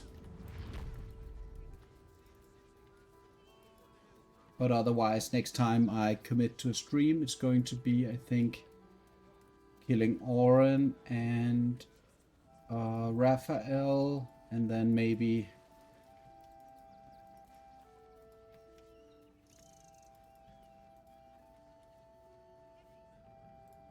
oh, he's gone.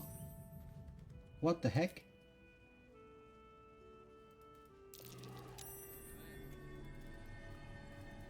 What was the inside check?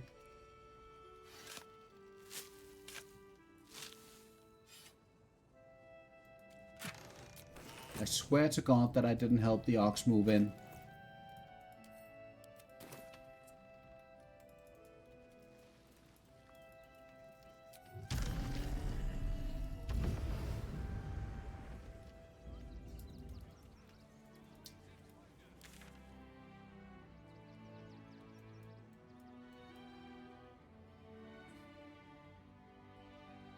Right, and the rapture spell is reserved, of course, for Orin and Raphael.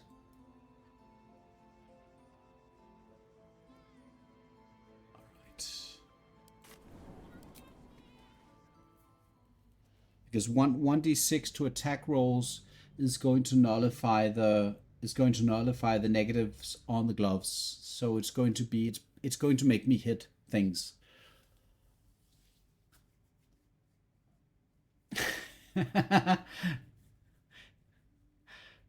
Yeah, thank you very much, Ginger.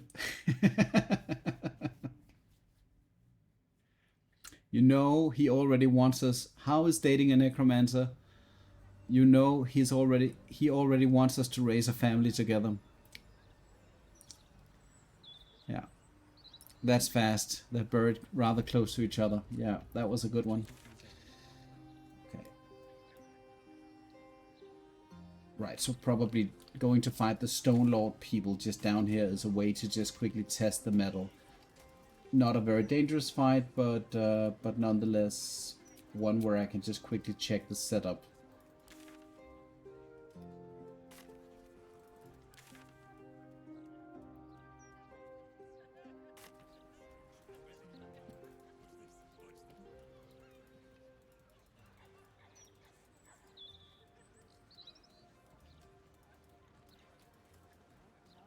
What's this now?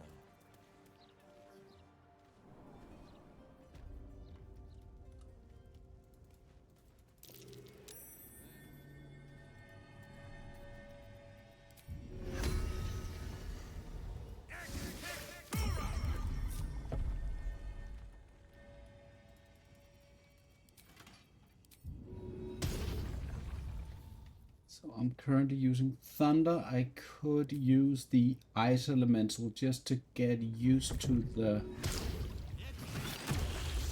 I like it how the Elemental stands on the... It's on there, it's actually activating.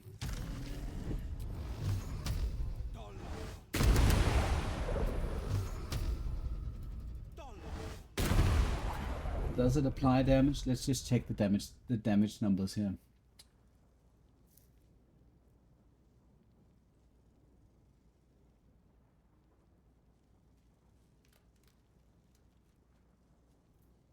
Okay. So disadvantage, what is a disadvantage?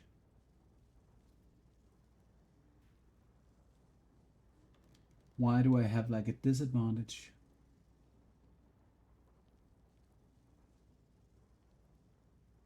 Does it automatically roll?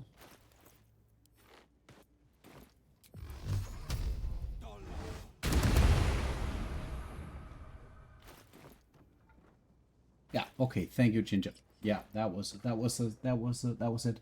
Anyway, so we look at the numbers here. So now this was one beam, 1d10 force damage. That was a damage roll of 7.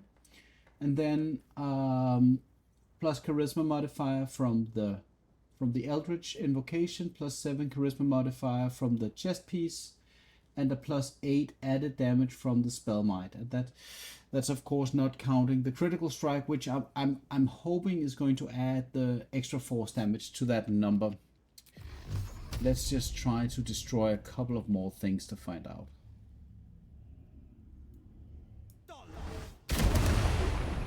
There we go. This is a damage number we like to see.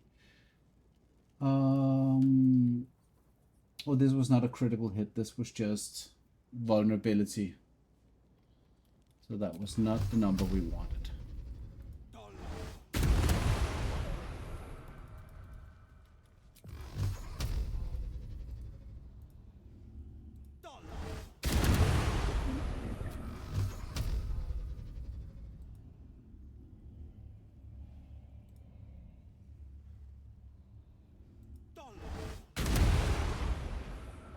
Let's head in there. The reason I'm being adamant right now is because I already have 1 critical strike reduction on the dead shot, 1 on the Knife of the Undermountain King, so that's already a critical strike on... yeah, okay, so I need 18. Low critique. I needed you earlier. Where were you, man? I was doing my usual fuck up with not enabling the microphone.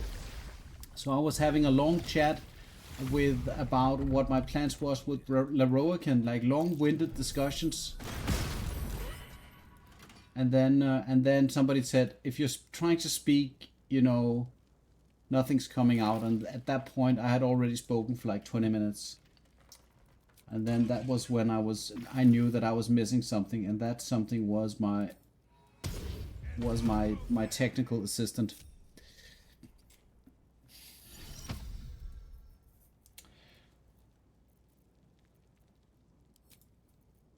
I think these guys are probably using piercing attacks, right? So I'm just enabling the piercing stuff here, and then we'll head down there and see what happens. I'm assuming this is not that dangerous. And I also have all of the free cast, I have the arcane battery, I have all kinds of stuff. Let's head down there. I don't think I need everything. I just want to see what a couple of critical hit strikes can do. Yes. I can taste your thoughts, coward! On that note...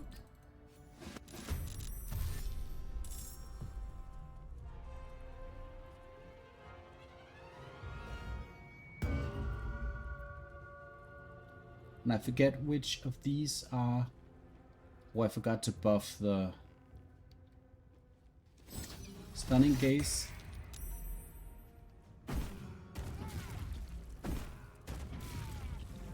Piercing damage.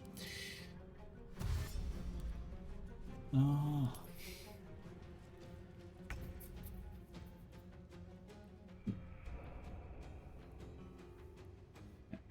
Okay.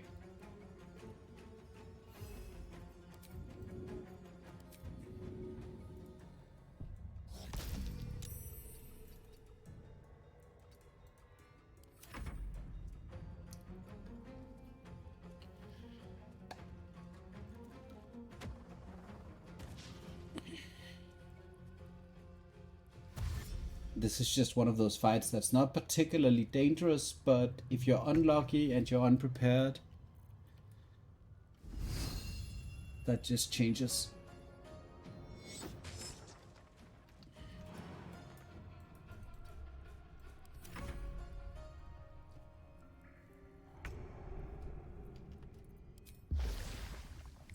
Alright, so I'm going to wet this guy. Oh wait, I forgot that I didn't... That was the other thing that I wanted to see to prepare for Gortash potentially. This is still a bit of a... oh, whatever. Let's just finish this. Just quickly going to wet the guy. Yeah, so the chill effect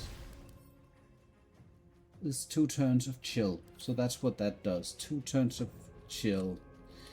Which is what we need to make the vulnerability happen.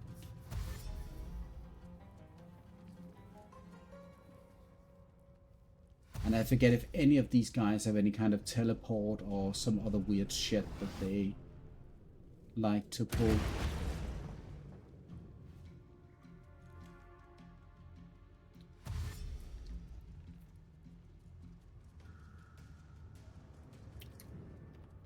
or they can go by the other side. All right, so haste, and then spell might. Okay, that wasn't quite intended. Let's see.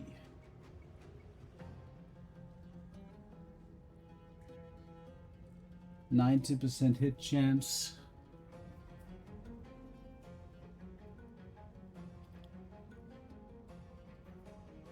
So that still means I need to roll like a 3 or 2 or 1 or something to miss, even with the minus from the spell might. And that's an armor class 16, so that's not saying a lot. That's not saying a whole lot.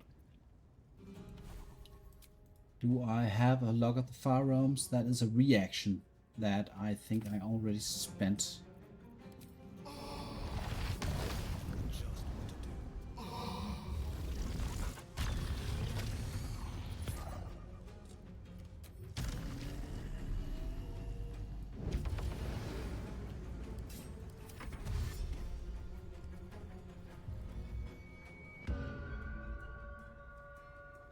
Roah, get out of here already. Lucretia of the Centrum. What? I've never seen that. Is that like a title?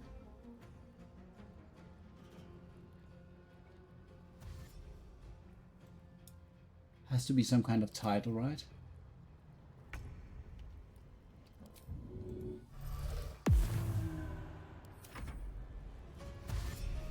So now they're dashing, but they can't get up, right?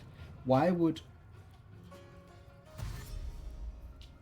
you want to design an encounter that that has such a simple fix? Just remove the ladder. And they are all mind readers, and this is when this guy is not a doppelganger, not a doppelganger. And let's quickly see, she's not a doppelganger, so this is the real Roah Moonglow, and then obviously Minsk.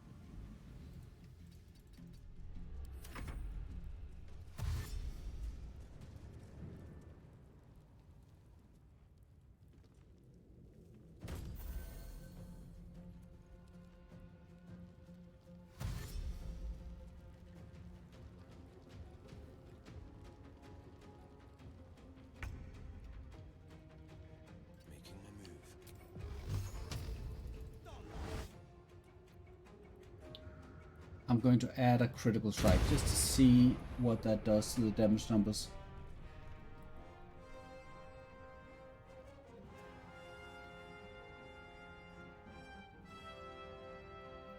Okay, so that was just a horribly low roll, but there you have it. It adds 1 die to the Spellmight gloves as well as the beam. So that's a maximum of 2d10, that's 20 damage, 2d8, that's 36 damage. Plus the 14 from the modifiers, that's a 50 damage. And that can be... and that's probably just all that is. But that's a lot of potential damage.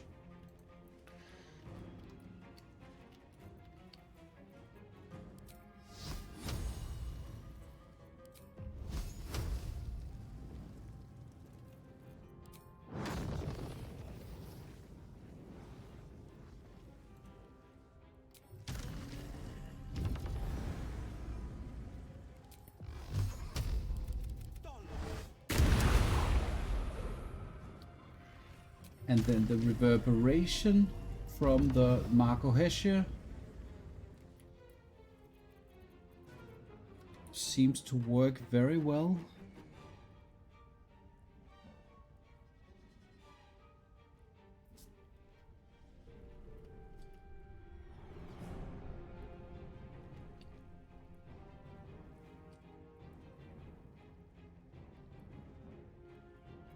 Doesn't say exactly how many stacks of reverberation that the target got, but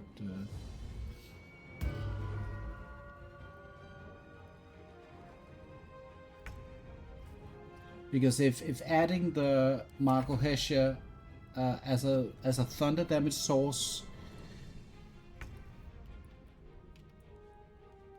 basically gives you like the added effect of reverberation on your weapon, that's arguably a candidate for the best elemental, in my opinion.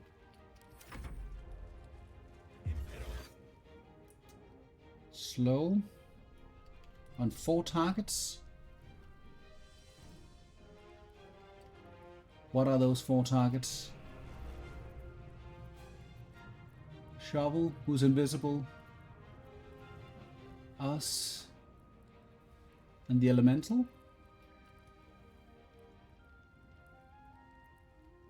I don't think you are.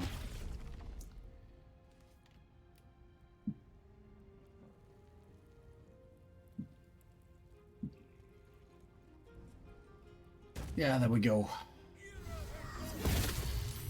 Yikes.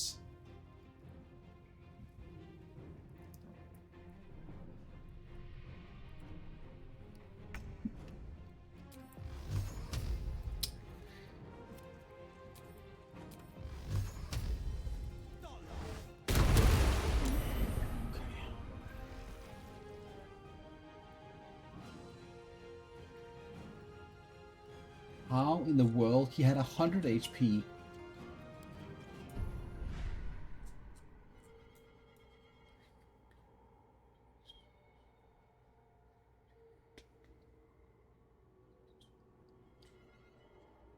Okay.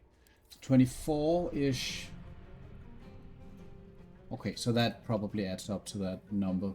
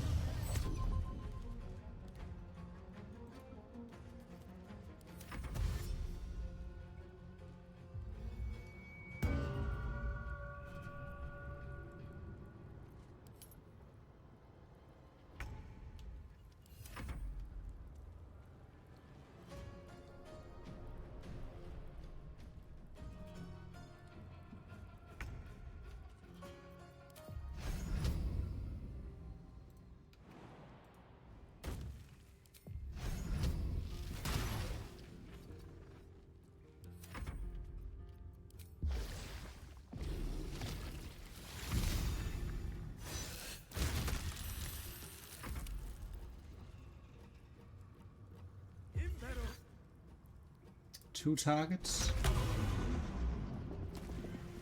Just don't want the haste countered by a slow. I think that's like unreasonably stupid for me.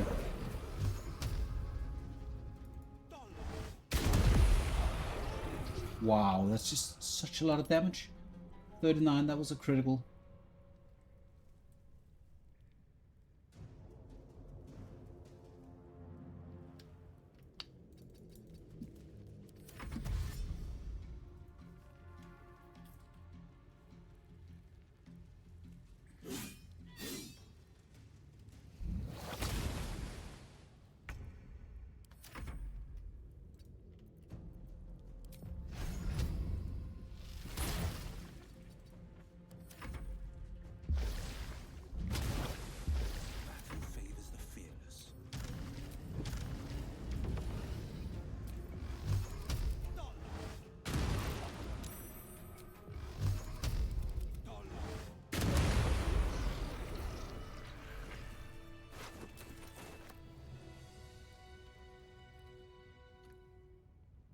It's not squeaking.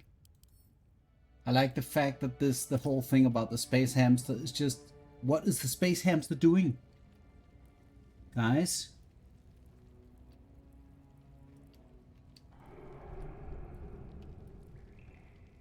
So, like, I know that I'm summoning skeletons and monsters from corpses, but this looks very disturbing. Okay.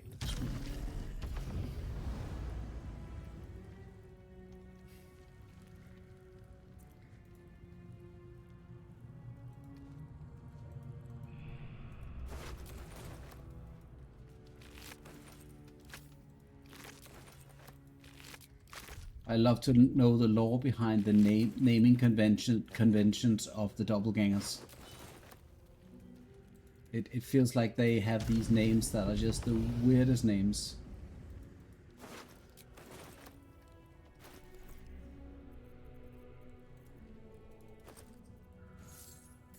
$10K gold. There we go.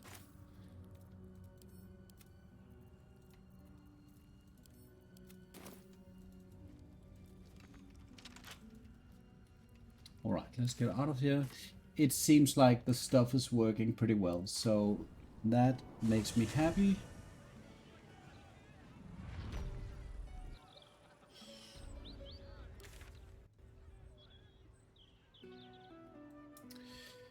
So at this point, what I need to do is go and prepare. Probably I want to find out if there's anything that I've been missing. But otherwise go and prepare to go and fight Orins. And then afterwards go and fight Raphael and then finish the game probably. Yeah, free Duke Ravengard, of course. Don't think there's any other items that I want for this character currently.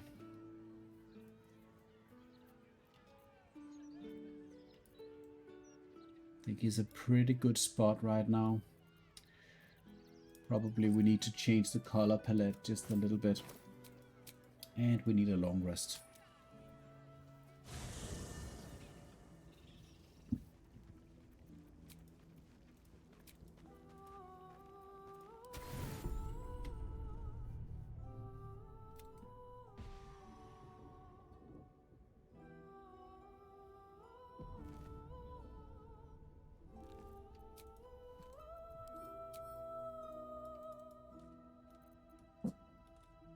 I mean, he does look kind of shiny.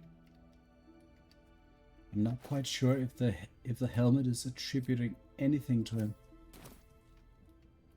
Is he better without the helmet? Maybe the helmet is just part of the charm. Anyway, let's just find his final colors. He should be wearing red while fighting Orins for sure.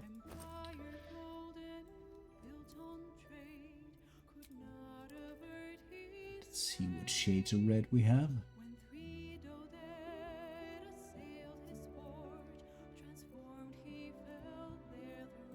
The Drake General die might be the thing. Or not really.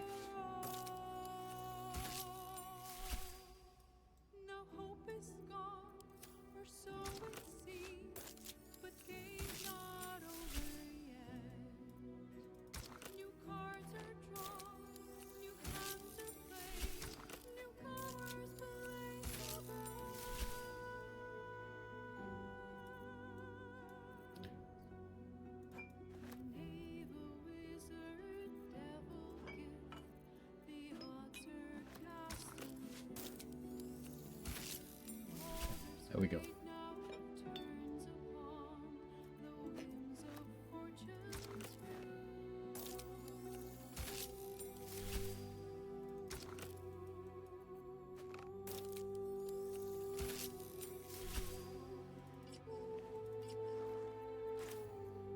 All right, Wyll.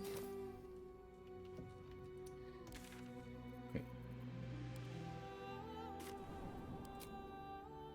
So probably I'll be leaving the stream now and finishing up, I hope, Monday morning. And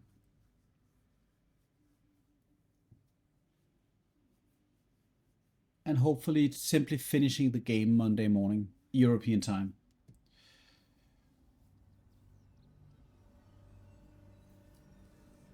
But doing all of the difficult things there at that time.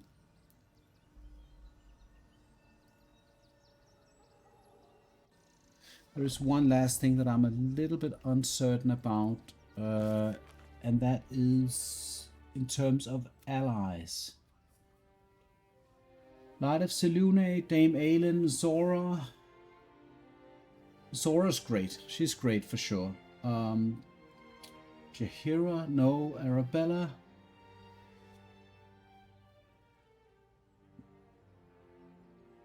Halson, no. Volo.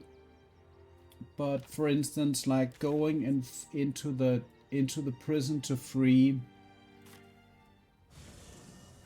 what's her face is something I haven't done, so that's something I need to do. 2 steps at a time. So we can get the fists to join.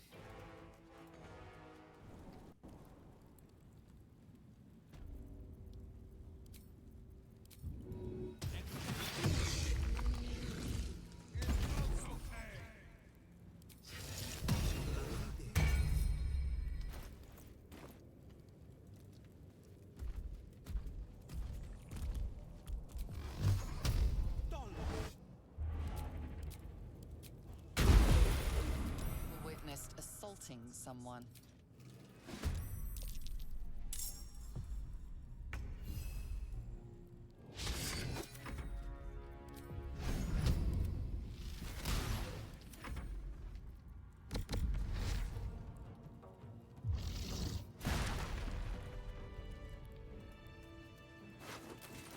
Checking things out.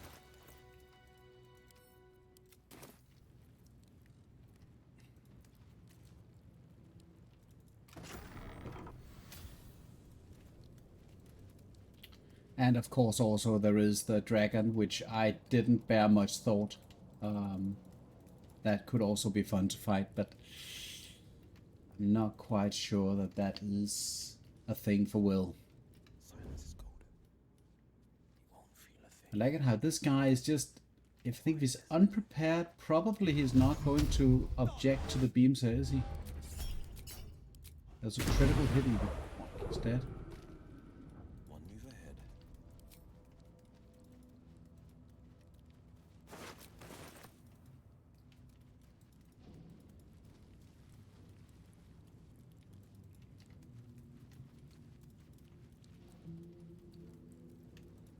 Why would you ever want to...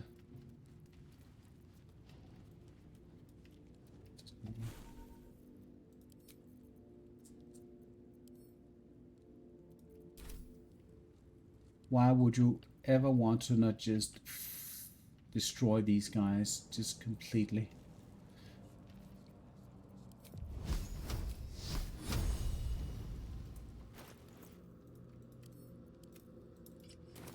Why bother?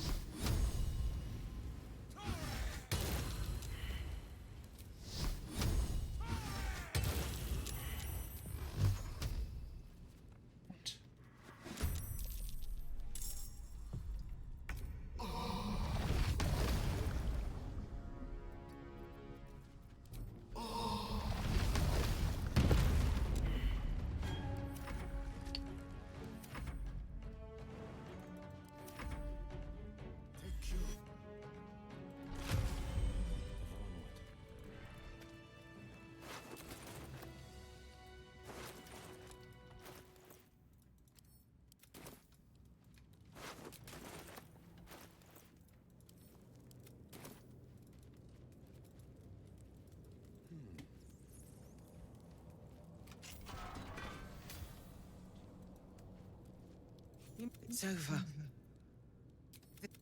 You All might right, have unlocked so my cell, but there's just no going to escape. ally with Counsellor Florrick for a bit of I'll seek out support my in connect- the well- end game. I love surprises.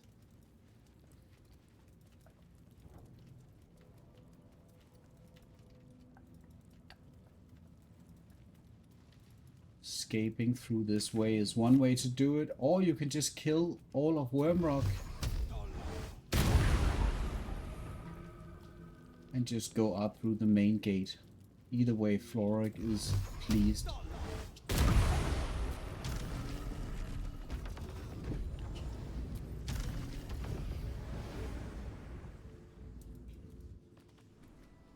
This is far enough. The way should be clear. I can't thank you enough for getting me out of that. A faith path. I will travel to the upper city. You won't fight the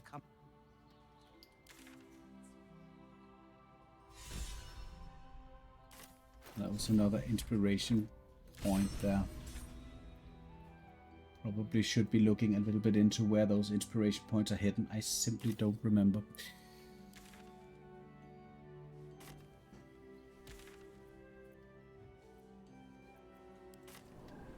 Alright, so before going and getting the rapture buff, it's important to equip the inside ring so you don't fail that particular thing. I think inside is also an intelligence check.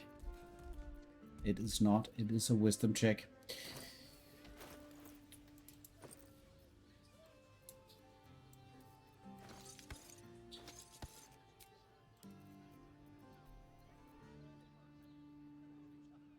So advantage on inside checks and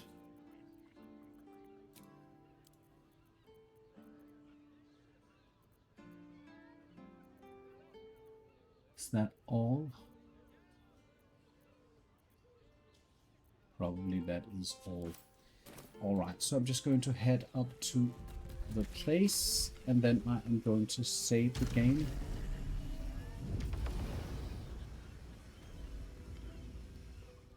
And another thing is that I need to fight a mind flayer here, which is extremely annoying for whatever reason. The fist jara mind flayer is particularly annoying to fight. So I do want to be absolutely prepared for that.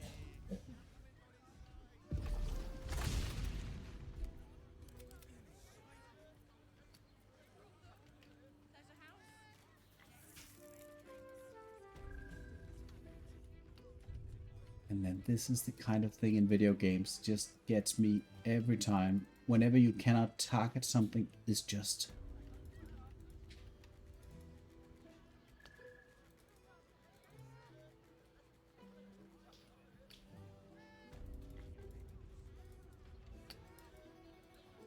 Sharp as ever. Keeping okay. There we go. I don't want to be summoning all kinds of stuff. Already spent some spell slots here, which might have been a mistake, so probably I need to do another long rest before this.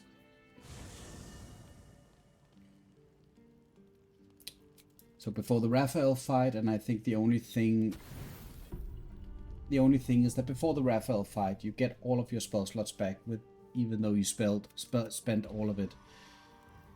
And I think pretty much that's all I need. That's the best way I can optimize. I don't need any kind of extra slots for all kinds of shenanigans. The major problem in that fight is going to be the randomness of the targeted spells. Alright.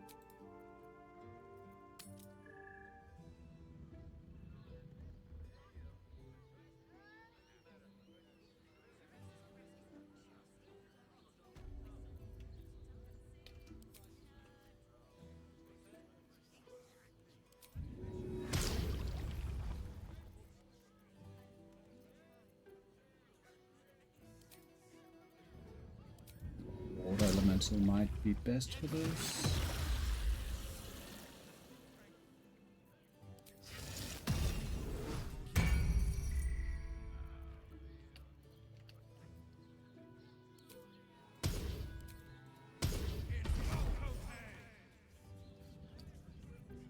Probably the Dark One's own luck.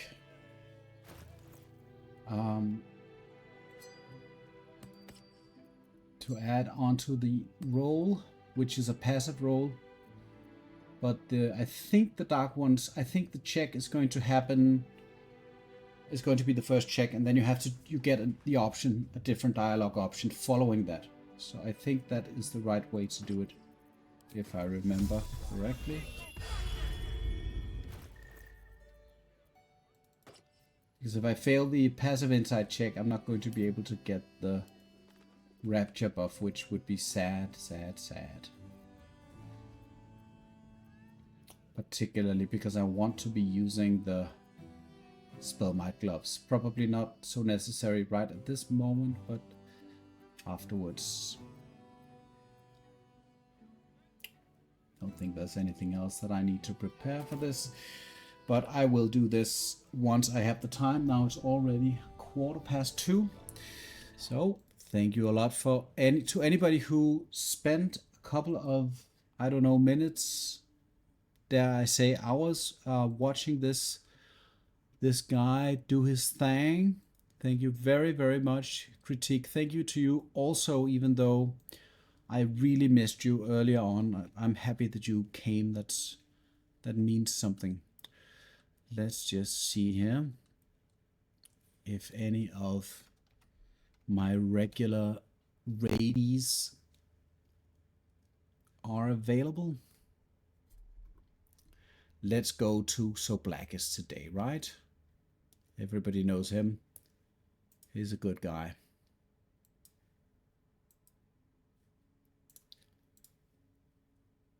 And I owe him, I have no idea how many viewers. And he's probably been playing all night. Crazy guy. Crazy guy.